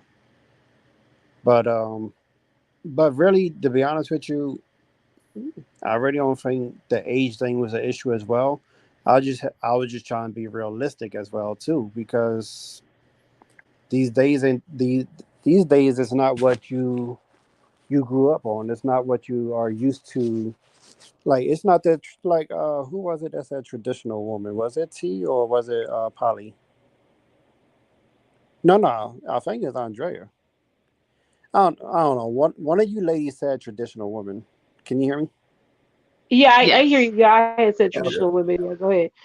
Yeah. So yeah, it's just not the same. The rarity of it. It's just like really rare to meet that traditional woman. Like, even some people whose aunties that's like within the 30s or 38 or whatever, they're still competing with the younger generation with some of the trends. So hi- his list seemed almost unrealistic, but it's not impossible. He's just going to have to hold down the castle until she come through. That's just what I felt. So let me ask you a question. When we talk about a traditional woman, so with a traditional woman comes a traditional man. You Yeah, see, true, so if a person's gonna want a traditional woman, they have to be a traditional man true. and not selective. Not I'm a Not we, necessarily. But I he's push or back on that. but he's No, 58. I mean, I'm agreeing. I see her point, but like, of yes. course, like, you can still get a traditional woman and not be that traditional man. But I get your point, though. I see exactly what you're saying. Right. Sometimes And people would tend to lean towards their polar opposites because their soul or their universe or their interpersonal ecosystem may require that type of person. That's why they always say that the introverts do well with the extroverts. The introverts bring the extrovert a little more peace and make them look within. The extrovert is the one that brings the introvert out, and they feel safe because they have that extrovert as their personal buffer into the wilderness of dealing with people and strangers and all of that. So I don't so believe I that I in hear, order to want a certain thing that you have to be a certain thing. but what you're mentioning is and the extrovert introvert is more of an esoteric as opposed to the exoteric. And what happens is that when we're talking about tradition, so when you're talking about a man who will say that, or a woman who will say they want a traditional, they're confining themselves into a particular box already. And so what happens is that when they confine themselves, they themselves won't want anyone else who is out of the box, or who is, someone who is comfortable with being esoteric. They want someone that's going to be just like somebody said, I just want Christian, and that's all they want. Or I want this, I just want Muslim, and that's all they want. And that's all they seek. But if they say, I want someone who is, something like what you just said, polar opposites, and can use those spiritual terms and those universal terms in that manner, I could see where they would understand their flame, their twin flame, their soul flames, because it's something that they are going to need for their journey. But most people, when they say they want tradition, they want somebody that's going to cook. They want somebody that's going to be at the house and all of that stuff. That's what they're talking about. I wasn't even thinking that, but I'm glad you actually said that. But I wasn't even thinking like someone that's just like in the house cooking. But I see your point though. Mm-hmm. I was literally thinking he meant like a lady in the street, but But he's 48. He's 48, so he needs somebody in the 30, 25 childbearing age. Yep. Anybody having a baby at 40 years old? You a lie. We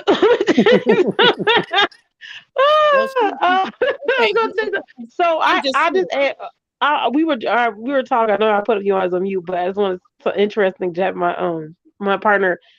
It was listening, but he had mentioned it because he dated women who are quite much older than him. And I was just asking him, like, well, since you're a guy, like, why did you want to seek out women who were, okay with being, that much older than you, who maybe, they weren't wanting to have more children, or that he's saying that he didn't really want any more, he didn't want any more children, he didn't want children. They kind of, older women know what they want. They're going to tell you, what they need. They already know what's kind of going on. And he said for younger women, it was, he's like, I have to kind of, ask them what's going on, kind of bait them into giving me explanations of things and that. And I have to, I have to spend money to show what was it again, sir? It's just you have to be more like, I would say like this. You have to brain fuck them more. You know what I'm saying? You have to get them to tell you things that they should already be upfront with. Older women, they already know what they want, where they want it, and how they want it. So they're gonna let you know right then and there. This is how things are supposed to be. You don't have to fight for that love or that information that a young female, try and make you feel like you're supposed to already know.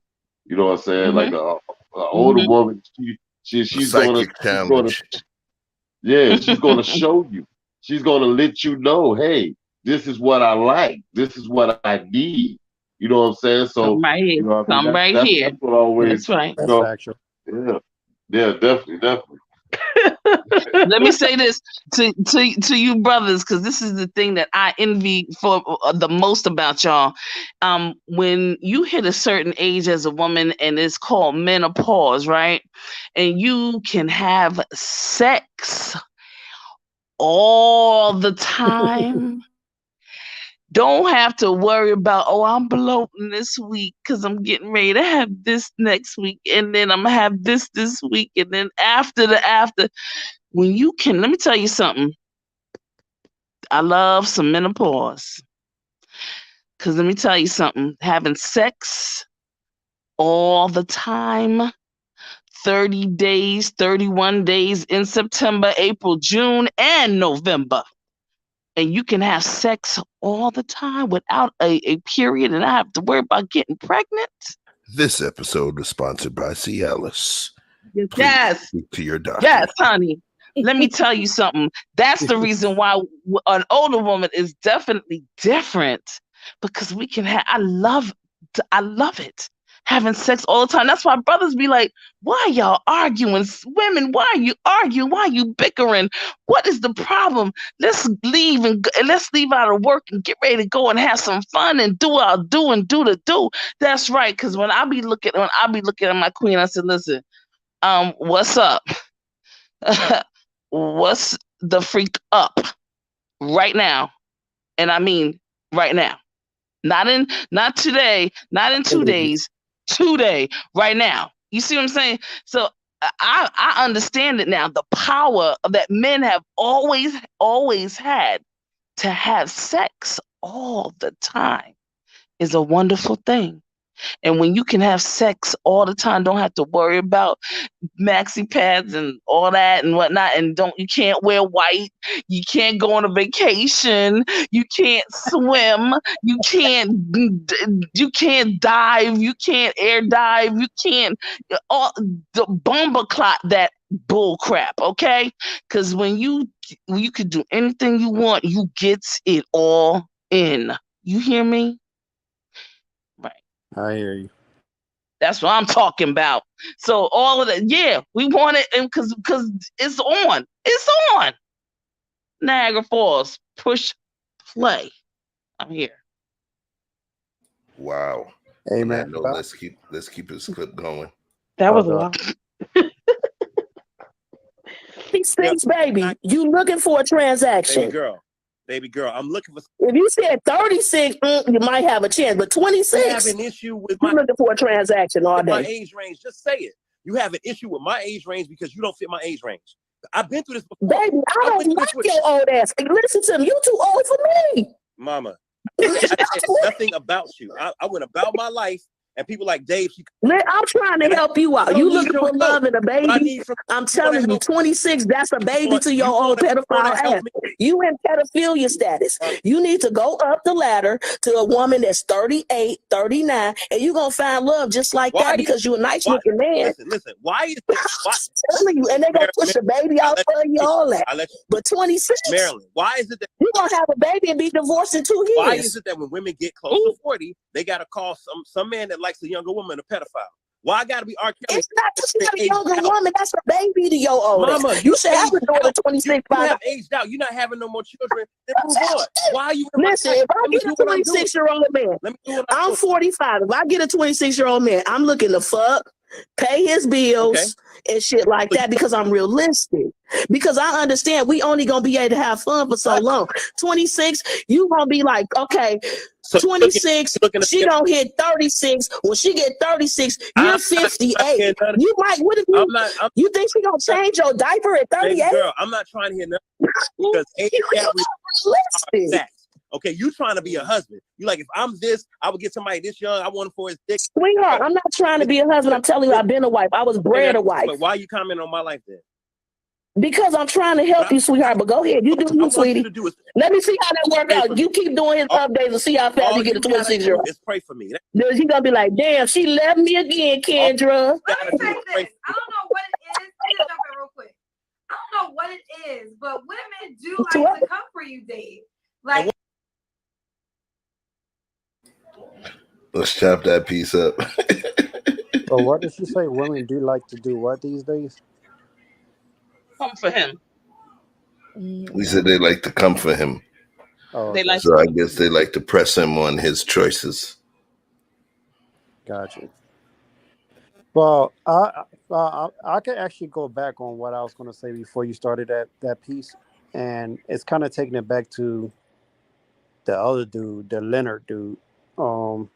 But it's going to kind of move into this current piece as well.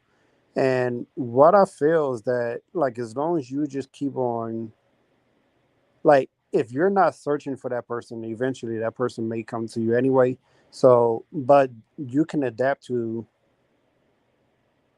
I want to say just about anyone. You can have your preferences, but you can adapt. And I'm only saying that from personal experience because I've actually,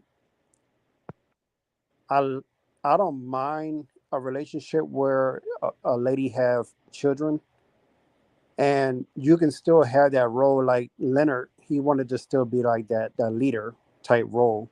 And I've been in relationships where the child must have been like 6 months, and then some of them were like 8 years old. And because of the leader that I became in a life, wait, excuse me, just had to clear my throat. Because of the leader that I became in their life, I still have those established relationships, even though I'm no longer with the mother. So those children, they still call me because they look up to me, you know, for what I've done, the impact that I've made in their lives. So what I'm sharing is that at the end of the day, aside from your preference, like is you just keep going, you may eventually run into that person, but it doesn't mean life stops right there, because you might just actually want to be with someone outside of your scope, and just might fall in love with that person in a sense. Hopefully That's that true. makes sense. But I ain't mean to take y'all around the world. Oh no, no, no. I like that perspective Mhm. because part of what we try to do is understand how things happen in order to build a perspective and foundations for a potential solution to anything that needs fixing. Right, because what you think you loved or what you may have wanted, you wind up finding something that you would have never seen came your way. Right. There you go. Yeah, That's and what I That wanted. part. I Thank I you, do man. believe that. Yep. Yeah, I do that. Yeah, the criteria changes because like even the way I like during the whole process of dating a lot of people, I started kind of changing what I would say I was looking for, because I would X out things that maybe I didn't want to. Like, so instead of saying like, well, I still have it, but saying like, okay, I don't want to date anybody who doesn't have a job. People go through things. So what I say now is like, if I can see you're motivated to make money and that you're trying your best to continue to be financially stable, I'm okay with that. So that is a different way I'm looking at it, instead of being like, oh, any guy who doesn't have a job, because we've gone through all kinds of things. So I have to know that there's some people who go through things, issues, and things happen, and I wouldn't want someone to exclude me for that. So I would have to say I just changed the way I kind of look at it. Like, as long as you're trying to get money, you're consistently doing this, and you're trying to be in a more financial better place, that I'm okay with that. So I would just kind of change it. So kind of like his criteria may have to kind of open up a little to have more options. But I mean, he's still looking, so whatever. But I push back. I think he Look, need to be. yo, I'm 48. I only got a few more years till I meet my Lord. So how much waiting and patience do I need? I think you need to Well, be realistic. that's You need to be realistic about what you want. Be realistic, Mhm. and be realistic. I know 26-year-old, somebody like 36, 37. He's 48. I think he need to be realistic about what he want. And I think the lady was trying to tell him, ain't no daddy gonna be like, they want you to marry their daughter at 26 years old. Hell no. So I think he need to be realistic at what he Right, wants. but how many daddies actually get a choice to choose? So now I'm going to ask a question that Well, I did for the first question, because remember when we talk about you know delusion, the question is reality or delusion, reality or delusion. And I always want to make sure I bring it back to the initial point. Is he delusional or is he based in reality? And just to clarify the meaning of delusion, we're going to put it back up on the screen. Delusion, noun, a false belief or judgment about external reality, held despite incontrovertible evidence to the contrary, occurring especially in mental conditions. So let's talk about it. Is it possible that he can get what he wants? Is it yes, possible? yes, yes. Yep. Yeah. Okay. So then he's not delusional. no, He's just very picky Or is it his approach? as Or is approach. it his value system? Because when you say you value said system, tell me about the value system. so something you just mentioned, Chef, about being too old, getting ready to meet his Lord. There are a myriad of people who believe, after they're 50, that's it for them. I've heard that. However, in some of our families, some people have experienced something totally different. Now, I've experienced, 80s, 90s, and into the hundreds. I've even had great uncles that had kids. They were 60 something years old. They were 60. Um, I don't know. I think it's something about this guy. I don't know what it is. It's just a little creepy to me, but he's rushing it, or he has delusions. He has delusions of grandeur. I'll put it that way. That's the delusion I think he has. I think that he's been told that he's cute, he's handsome, he can get this, he can get that. But what he doesn't understand is that women, even though you look good and all that good stuff, there's a caveat with women, and that is provider. Can you take care of? Is it quality? And he doesn't scream that kind of tea to me. He just doesn't. I feel it's mind over matter. Like, you're as young as you want to be, and I'm a firm believer in that. So you can go as long as you want to go for, no matter what your age is. Yeah, I don't think his age. I don't think who he's looking for. I don't think those are issues. I do think it's I don't think I don't think he's delusional. Just like I said, I don't think he's delusional. I'll be real honest. Like even me, how I tell people, oh, I want, two black males, three black males who are heterosexual to date me. People think that's delusional all the time, but it happens. So even though some people can't, or it's not something that they think they can do, it doesn't mean it's impossible. It's not delusional. It's just different. And his criteria is criteria. But I mean, if he has time frames or something, like if he's like, I want to find this lady in 6 months. Now I might say that's delusional. I want to find them in 6 months in my hometown and all that. Like if he has criteria like that, it might be a little bit delusional. But it's realistic. If he wants a reality, he could find it. It's just gonna take time. That's right. realistic. I agree with that. And shout out as one of the homies. I always got to shout out the homies, the people that's not just my digital friends, but folks that I know from real life. Peace to John Eli Lopez. We call him DR. But please, as soon as you get an opportunity, he is a wicked artist. He is an artist. Please go check his channel out. Subscribe to his channel. He posts consistent content. He'll literally pull up somewhere and start sketching something in 10 minutes. He's that dude. So please support the homie, John Eli Lopez. Go to his channel, click subscribe, click the black bell, click all so you'll see what it is. And obviously he's 48, so he's patient. He's patient looking for that woman that's going to fit his criteria. So obviously he is patiently waiting for her. Okay. So it seems like he's willing to wait for her too. Yeah. So he's waiting. He said, "This is the criteria I want." He's persistent. Right. So even if he has to wait until he's 49 and get married and have that baby, I agree. Here's the pushback that I give when we're stating, because I just talked about what's wrong with people feeling like they're on a clock. But guess what? He's very strategic, because what he stated was, the reason that I chose this specific age is because I don't want to rush into it. I want to give us at least a couple of years, at max a couple of years, to figure it out, to see what's what. So I think that's actually exhibiting a level of patience as opposed to a rush.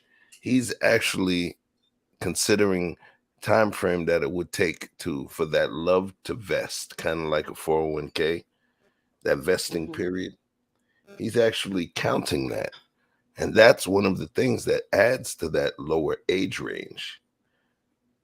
So that's my little piece. That's why I dropped it in at the end. So let me go and let's finish this clip up. I'm nothing but a nice guy, Kendra. I'm not on here talking bad about nobody.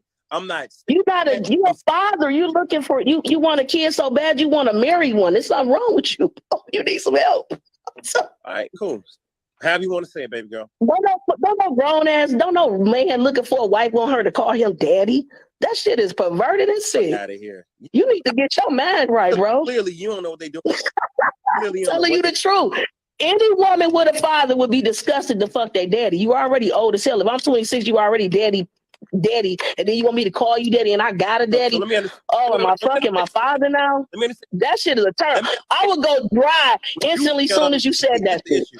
My father, when you were young, it was okay for you to date an age gap. But now no, that you're it older, wasn't. you done aged out, and now you don't want people younger than you to date an age gap. Baby, I ain't never aged out. I think it was just at my job 20 talking about what's up. I'm like nothing.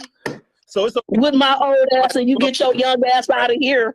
So it's okay for me. 20, 25, 30 always comes for me. I don't even fuck with that. Them kids to me. Kendra. Okay. Yeah. I'm telling you, boo. I'm telling you the truth. But you go here, you might need to get your sperm counted. That's why you so insecure with an older woman, because you afraid that your shit ain't gonna produce. Thing I said. I'm just telling you. Nobody shots fired. Dating anybody my age. I don't want to. I want children. You get your sperm counted. That's why you so insecure with an older woman, because you afraid that your shit ain't gonna produce. Thing I said. I'm just telling you. Nobody is about dating anybody my age. I don't want to. I want children.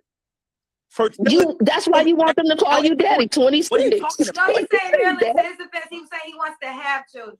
So that's listen to me. My grandmother had my mother at 47. Her and her sister is 22 years apart.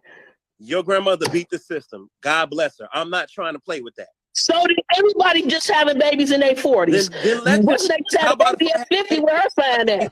Janet Jackson. Mama, are you Maryland, I'm gonna let okay, you're not gonna interrupt him. I'm gonna at least all boys. I'm gonna let you go ahead, brother. I'm gonna let Dave say any rebuttal. I'll let you say whatever you need to say. So Maryland, don't interrupt him. Dave, before you go, is there anything that you want to say in response? If you have anything to say, she's not gonna interrupt you. Here's what I want to say in response. My preferences are my preferences. I want someone that I can have children with. I went through infertility issues with my ex-wife. I prefer to date someone younger than my ex-wife. My ex-wife is 46 right now, 47. I don't want to get nowhere near that because I'm already 48. Why the hell would I date a 48-year-old? I'm not going to do it. If I want a wife and children, I'm at least going to date a 38-year-old. That's 10 years. Now you, hold on. Now there you go. That's what she said. Her fertility may be 40. Duh. You're saying that's what she said, but that's what he was clarifying. Now I understand why he wanted a woman between 25 and 36, because his ex-wife had fertility problems. Okay, I get it. But she was 40 that didn't even need to be old. necessary, though. We understand that fertility problems are more likely after the age of 35. So he didn't have to have that anecdotal experience to understand science, right? Well, no, everybody's situation is different, and we don't know really. He's given his side of it, so we don't know really exactly what the situation was. However, the bottom line is that according to what he did say, is that his wife was 47 or 46. But he said she had fertility problems. So you think he's making it up? I mean, come listen, on, man. We watching the video. We gotta accept what they're saying for face yes, value. I do believe people will lie. Yes, I do. Right, social media. Then any clip that you play, then I'll be like, if you disagree, I'll be like, well, I think they lying. I mean, let's say what he's saying. Let's make believe what he's saying is true. Okay, let's make believe then what he's saying. How do you get from 47, 45 to 26 when he just said that? He said, I'd rather do 38. And that's what the lady was, that's why she put a thumb up. Because that's what she said. Yep, she did. He said that the oldest. He said the oldest that he would go was 38. That's the oldest. Oh, he said 30 in the beginning. He said if I was going to, I would say 38, and that's still 10 years. But I Here's mean, there's another. women who have kids in No. 30s. I believe He his initially original age was like a minimum of 25. He took it up one Yes. age right. He went Yeah, to 26 38, to and 30. 38 like was 38. to No, 38. no, y'all missed Yes. that. He said 26. He went up 1 year from 25 to 26 Right, and 25 he to to gave 30. from 30 Right. 25. to He went from 30. 25 to 37, and because he's a year older, he went 26 to 38. 6 to 38. Right. Right. Right. So he said Right. that from the beginning. He I said She's guess that what from saying the we're only very 10 years, beginning. not 20.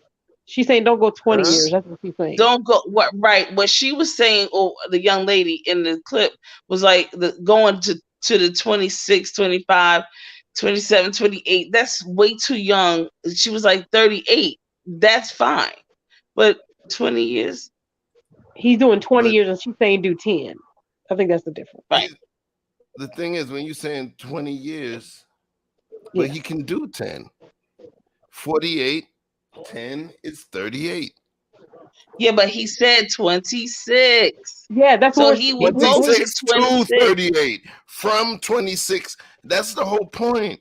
That's his Remember, range. So at the he'll go that's his range. That's 20. correct. Yeah. He'll go 20 years younger. And the young lady in the clip was saying, don't do 20 years younger. 10 years, yes. Not 20 years. That's what she was saying. And I totally agree with that. Because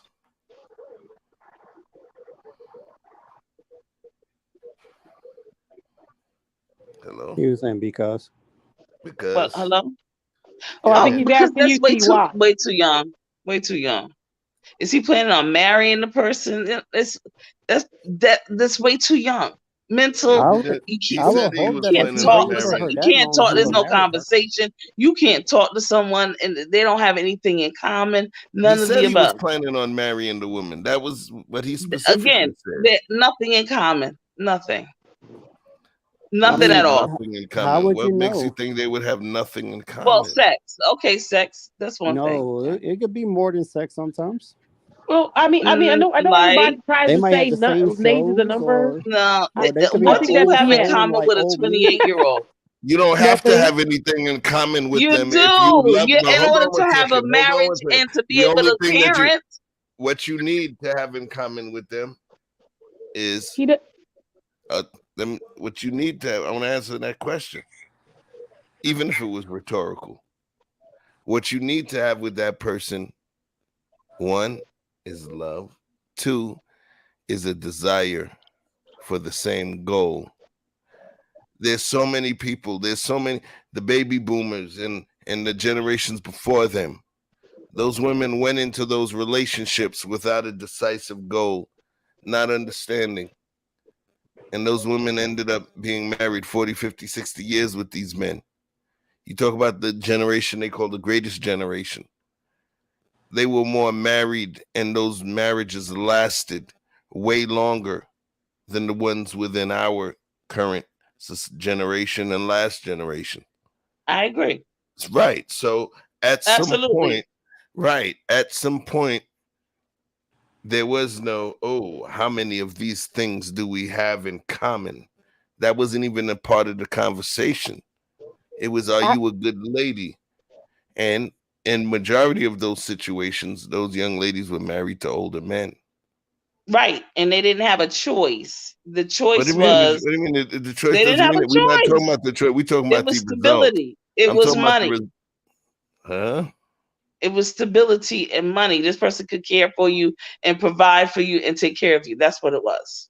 That, are you sure? So you're saying that's all that it was? It wasn't Yeah, that I would say I so. mean, remember, I would they had say the right to tell the man no. those that engaged in those types of relationships, yes, there were a myriad of folks that did actually marry and they loved and they were friends, they loved and all that kind of good stuff. Yes, there were many of those. But those that you're talking about that were in the category of, you were a younger woman and you got married to an older man and things of that nature, it was providing, it was this is stability. They will be able to help you take care of you and the kids if you already had children or So why you is there and your higher children. success? So why is there higher success rates in marriage for arranged marriages then? Oh, I believe. Let me just say this. I am in agreement with arranged marriages. Right. So I'm asking you, why I'm is definitely there in a agreement. higher degree of why is there a higher success rate within arranged marriages? Well, I guess because in arranged marriages, there is something that we talked about earlier, and that was, and the lady talked about it here too. This is what it is. They go into it knowing well, not exactly, but for the most part, they know what it is. They know that this is your part, this is his part, and Yes. that's what it is. It's conditional love. It's automatically understood. Yep. Listen, there are various cultures that have been around that do these things called arranged marriages or selective breeding or whatever you want to call it. I do agree with it because I know that I am my young people that I have in my family. I'm trying to find them, husbands and wives as we speak, and they're like in their 20s and get in college, because like they can't, I don't know where they're not going to find them in their immediate circumstances. So I'm helping them. So I'm doing that. But I do believe in it, and I think that as long as you understand that this is what it is, this man is to be providing for you, and that's what it is, then that's fine. So my question is, what about those older souls, like those younger generations that's been raised by grandma and grandpa, and they probably found that relational piece with an older male, and they got that old school music they listen to. They probably had those things in common. Those type of scenarios.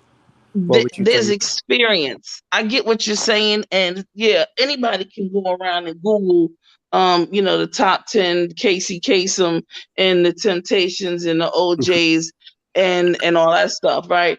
But here's what happens is that there's an experience that us as Generation X. There's some things that we've experienced that other generations have, and we talk about it and we laugh about it and things of that nature. Just like if they're people like me and Chef, we're from Brooklyn. There's some things that we might say and talk about just because we're from Brooklyn, and we'll leave out everybody else. Totally.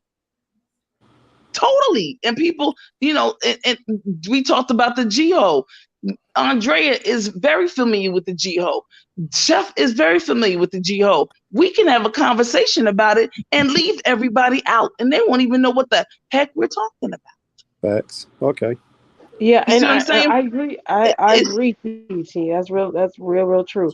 Like there's certain things you do in your life in stages that someone won't have the experience, or they haven't gone through it. Like if you're going into your 40s, you've probably been in a job for maybe a while, all this, and someone who's just coming into their mid 20s, they're still trying to maybe figure out what job they're going to do. They don't, they're not sure what career they want. There are some things where there's things that happen in your life that you're not going to understand, or a person who's older than you may be impatient and be like, oh, why don't you get there faster? Why don't you? I'm just going to tell you what happens. You don't have to have the experience. And sometimes it can be a weird space to be in. I mean, I've with my younger children, their dad is like 8 years older than me, and I've gone to a place where we've gone out somewhere, and he starts vibing with someone, and they're talking about music they used to listen to, or he'll mention a movie, and I'm like, dude, I was like 12, you were 20. I can't, you know what I'm saying? Like I know I didn't see that in theater. I wasn't even allowed to go to the. It's a weird kind of feeling. It doesn't mean we're not gonna get along. Like I said, we dated for quite a long time, but there are experiences that I don't have with him, that I can't relate with him, that he relates with other people. And so there is a space of, I don't know what that was like. I'm missing something. It doesn't mean it won't work, but I think it makes it a little bit more difficult to have a bond with someone when you can't really relate to experiences they had, especially if there's experiences with cultural things that have changed, large cultural changes. Like for me, for someone to say, hey, you know what? I remember when my grandpa was marching. And I'd be like, oh, okay. Like, like there would be some weirdness with a 20-year-old and he's 50 and he's talking about his grandparents and his experience would be different. And she may not even understand that. Her mind isn't really wrapped around that. Not saying you won't ever find that or get someone who has some education, but it just really narrows that scope to what he's But looking that's for. why she was telling him to find somebody 36, 30, 36, Right. 37. Not no 20, Right. 25, 25, 21, 22. You're still trying to find who you are, what your place in the world is. That's You right. don't even know yourself. And let alone get married, have some kids. You may wake up one day and say, "Who the hell you, the kids?" That sounds like some bullshit. Your parents made it work. My mom, there was a different time. Different time. No. Different time or different people. Different time and different people. Absolutely. One of them. Yeah, because they grew up faster. They grew up. They didn't coddle. They didn't. There wasn't an enabling all of that. You were a man at a certain age. You get your behind out and you start the freak working. And if you didn't, and if you get somebody pregnant, somebody gonna come and sort of shotgun, and you gonna get it then too. But trust and freaking believe. Okay, so it wasn't this. Oh, and we're gonna have a baby. So now it is a different time. What stopped it? What stopped it? Well, that's a whole nother conversation. Whoa. That's a whole nother conversation. We can have that. Okay, but I'm just saying, because you're talking about it, you got to make sure you include the stages of feminism in there.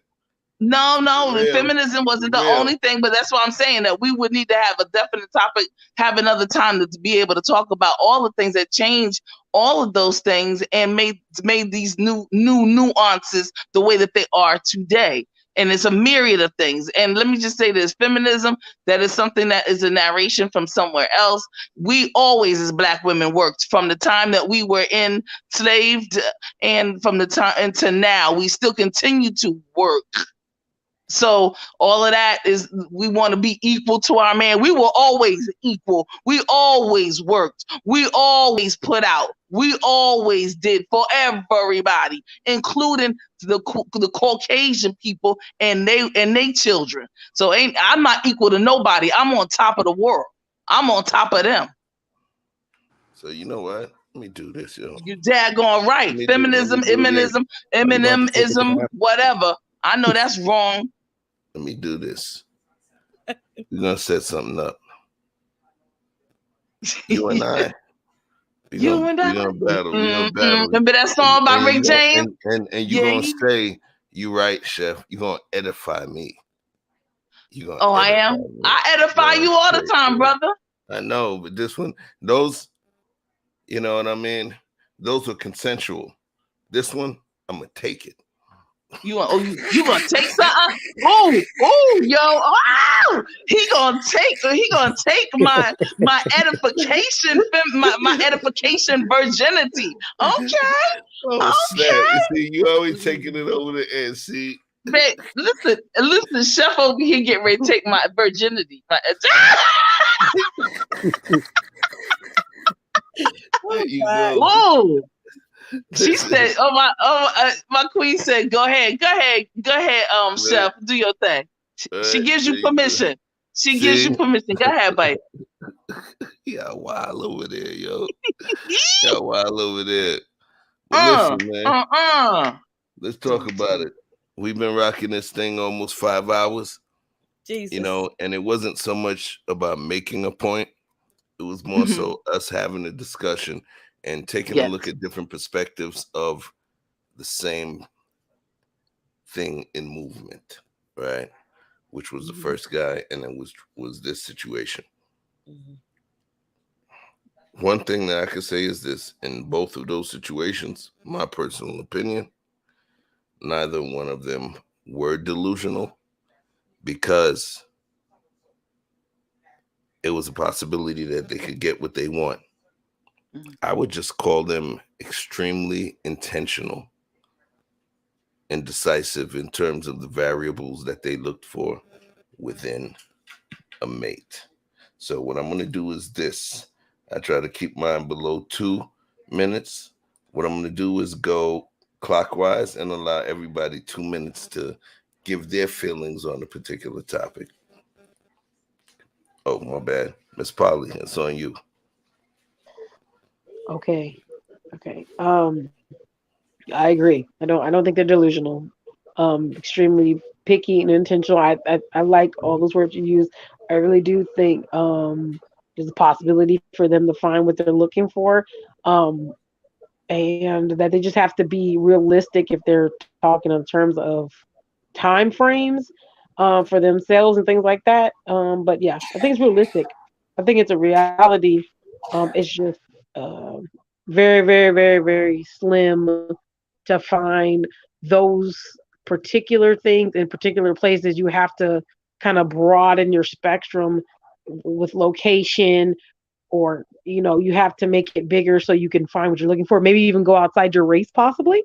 That may be another top, but like, if some men only want black women, they ask all black women be a certain, like, you might have to go outside of some of your criteria a little bit to get with the main pieces that you want from the relationship. And the other part is like the conditional relationships. Just realize that the conditional relationships do exist, and there's nothing wrong with them, but we have to normalize that there's nothing wrong with them because they exist. People do it all the time. Like she said, you know what you're getting, and as long as you know what you're getting and you're okay with what you're receiving, shouldn't be an issue. And just be okay with that and live in your truth and be happy with that. Um, don't try to hide what you're doing or make it seem like it's love when it's really not. It's a transaction. And even if the transaction isn't always money, it could be even emotion. It's still a conditional relationship that they're in. So yeah, that's kind of it. That's what I got from all that.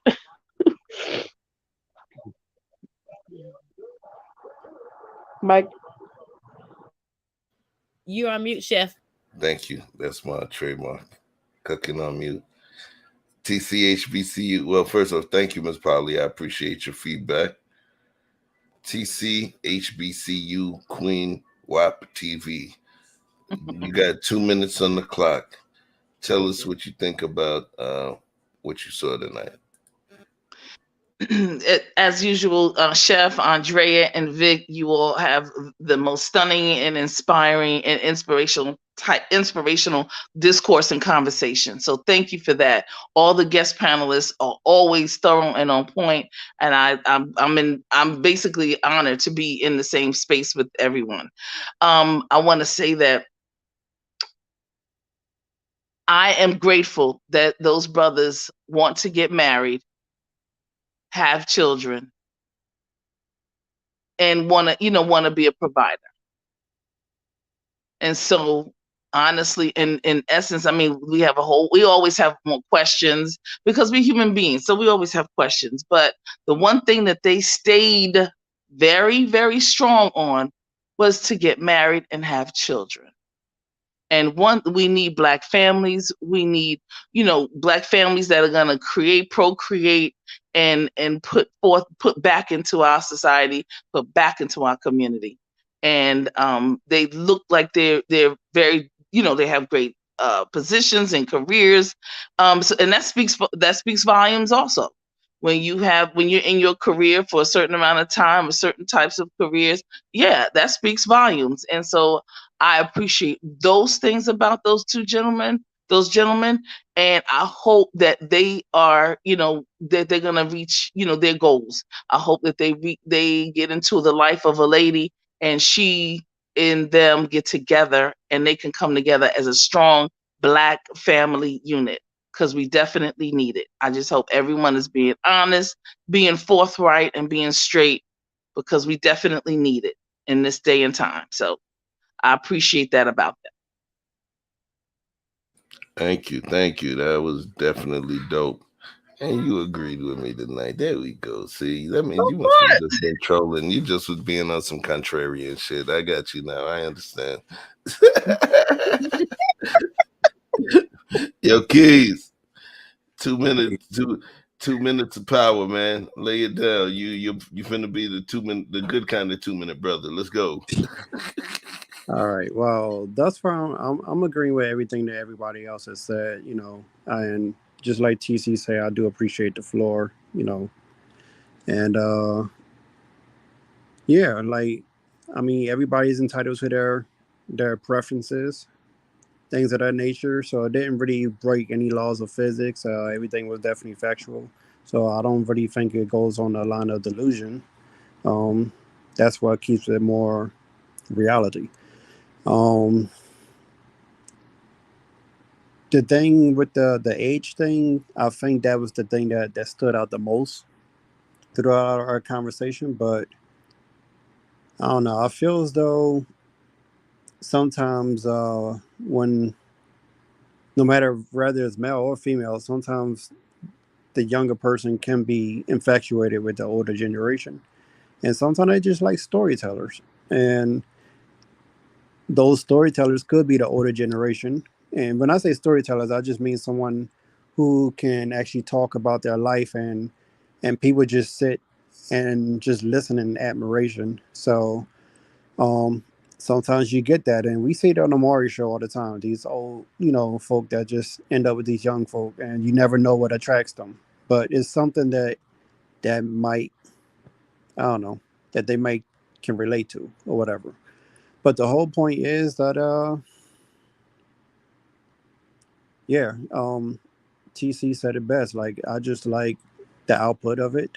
um as long as it's procreation, that's the bigger thing that we need, because we know that's been a struggle that we've been working on for some time, and it's about time that things come around for the better.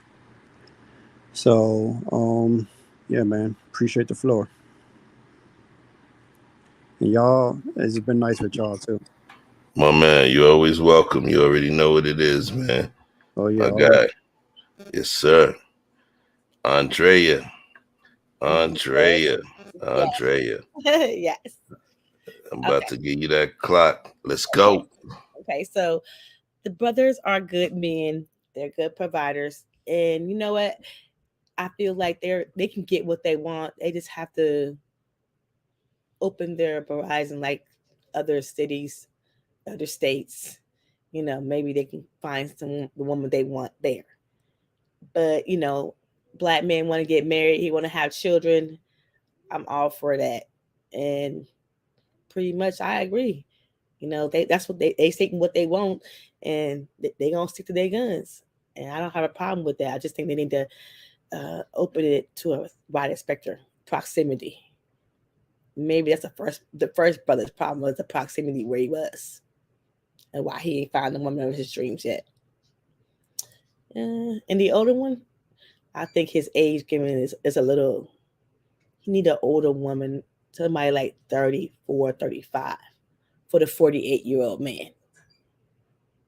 And that's it. I'm done. Chef. Oh snap! You conceded almost a minute of your time. Okay, all right, yeah. So yo, so I'm gonna take some of that time back. I shall reclaim some of Congressman Lynch's time. Look, here's what I believe. I believe nothing. What do I mean when I say that? We believe certain things are possible or impossible until we see. Well, let me clarify. We believe that things are impossible until we see them done. And what that does is gives us a paradigm shift. The only way that we can guarantee that something is impossible is only within our timeline. So in order for us to die knowing that something is impossible or feeling something is impossible, we have to die without it happening. There was tons of people, excuse me, that thought there would never be a cure for polio. There was people that never thought they thought that Orville Wright and them, the Wright brothers, You know, they thought that they weren't just crackpots talking about we can fly. There's people that thought it was impossible, and they died in their minds knowing it was impossible because they never got to see it come to fruition. So, I didn't put a minute on me. Never got to see it come to fruition. So, we have to respect those brothers, and I'm glad we were able to come to a point at the end of this, you know, intellectual debauchery that we took place here, or that we had here. We recognize the positive of those guys. They may be quirky. They may be a little odd in terms of what they're looking for. But that's what grown nerds look like sometimes. That's what the guys that spend more time focusing on their job and the work that they do and not on the new dance and not being in the club all the time. Most times that's what they look like. And we have to honor a man that wishes to drink from the fountain of leadership with exuberance. So I appreciate that 100%. 100%. So I want to thank Miss Polly Wright, TCHBCU Queen TV, my man Keys, Andrea Lynch, Victor Freed's Music, and don't leave just yet. Oh, Vic just popped in there. He made a statement. He stated the distance between reality and expectation is called disappointment, the child of delusion. Okay. So let's talk about this last thing here. There's something that's going to be coming up very soon, before July 4th weekend. The Explosion launch may end up being July 4th weekend, but I have a shoe line, fully manufactured, handcrafted shoe line, manufactured in Milan, Italy. Have a great shipping process that's been instituted. Some really high-end designs using fine Italian leathers, fine Italian suedes, and some uber luxe designs as well. Yeah, I get creative. I do a lot of different things. But just to give you a little taste from my capsule collection that's going to be dropping very shortly. Make sure you support.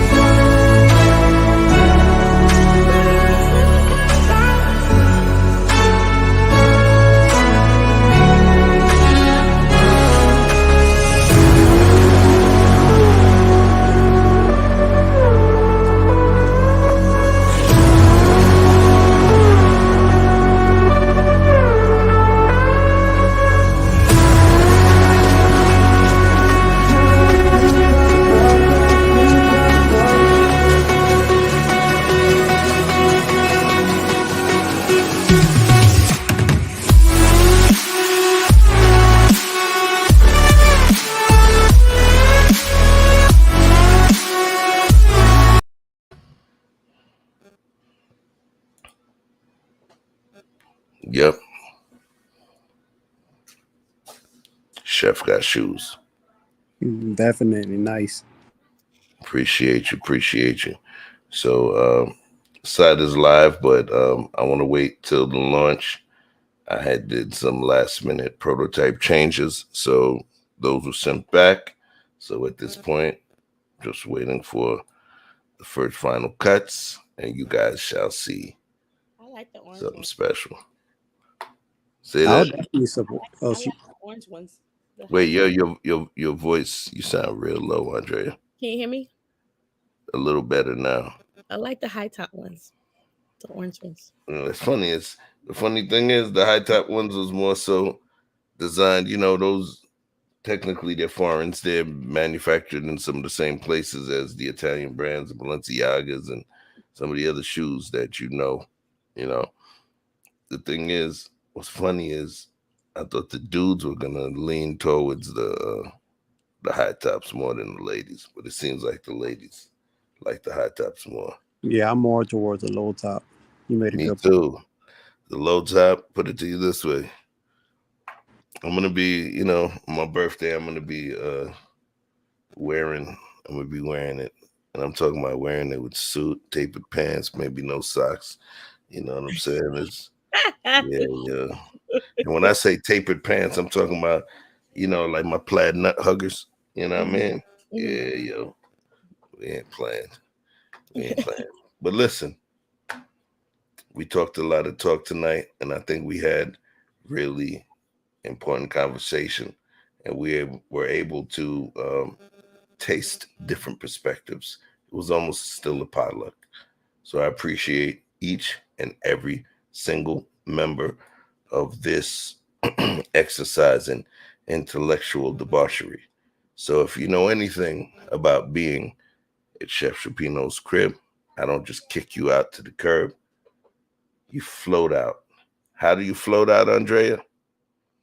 We vibing. Vibe. You guys need to say it right, because Andrea Lynch, everybody owe me some money because the Golden State Warriors is national NBA championship. Hold on, y'all. All right. Now it's better. All right, because she was talking that bullshit. All right. So 3, 2, 1. Maybe she's finished. You know what?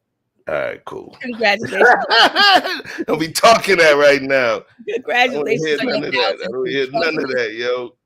Don't be mad, but congratulations on getting your 1K.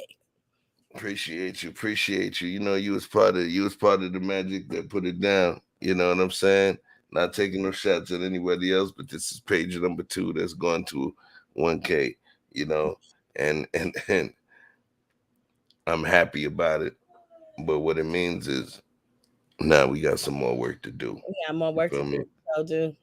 Right. More content. What up, Brittany B? What's good? We got more content. You over there. This is. I had to mix it up a little bit. This is the time that the real work. This is time the real work starts. We was getting our feet wet, but this time to bring more great content, because people expect us to bring it, so we gotta bring it more. Yeah, and that's where Brittany B also comes in, because I'm gonna end up doing like a 86-hour stream, and I'm gonna pull an Anton. I'm gonna just give her the controls, and I'm gonna go to sleep.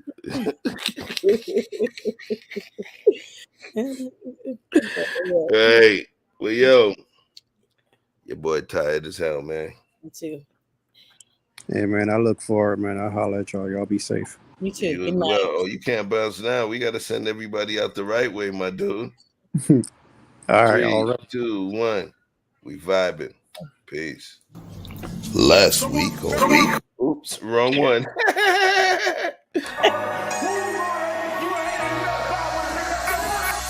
Club on jump, it's the weekend. Dream come true with the big friends. Hitting on doors, that's a defense.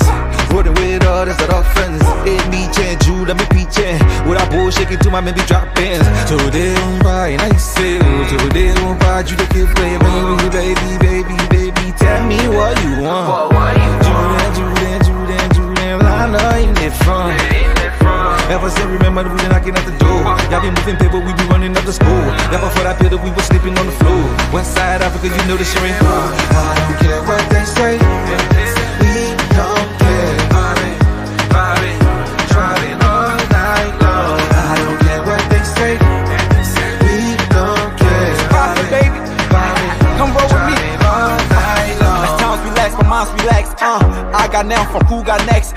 Here's my number, just send a text. You got a man and she responds, nah. Okay, show enough. I'ma let you go, don't wanna hold you up. I'ma call your phone when I put it up. Whoever let you go must be dumb as fuck. Wait for, wait for. Girl, you so fine, I pay for. Fly you first class to the lake for. Body so blessed, I pray for. Body so blessed, I pray for. Because I don't care what you say. I don't care what they say. We don't care. Vibing, vibing, driving all night long. I don't care what they say. We don't care. Vibing, vibing, driving all night long. Why they gonna kill it? Night long, night long, night long. This the part where you get your girl, nigga. Make sure she focus, nigga. Make sure you focus, nigga. Let's go. 1, 2, 3, hit it. I don't care what they say. We don't care. Vibing, vibing, driving all night long. I don't care what they say. We don't care. Vibing, vibing, driving all night long. I don't care what they say. We don't care. Vibing, vibing, driving all night long. I don't care what they say. That's a hit for your ass, nigga. Hit for your ass, nigga.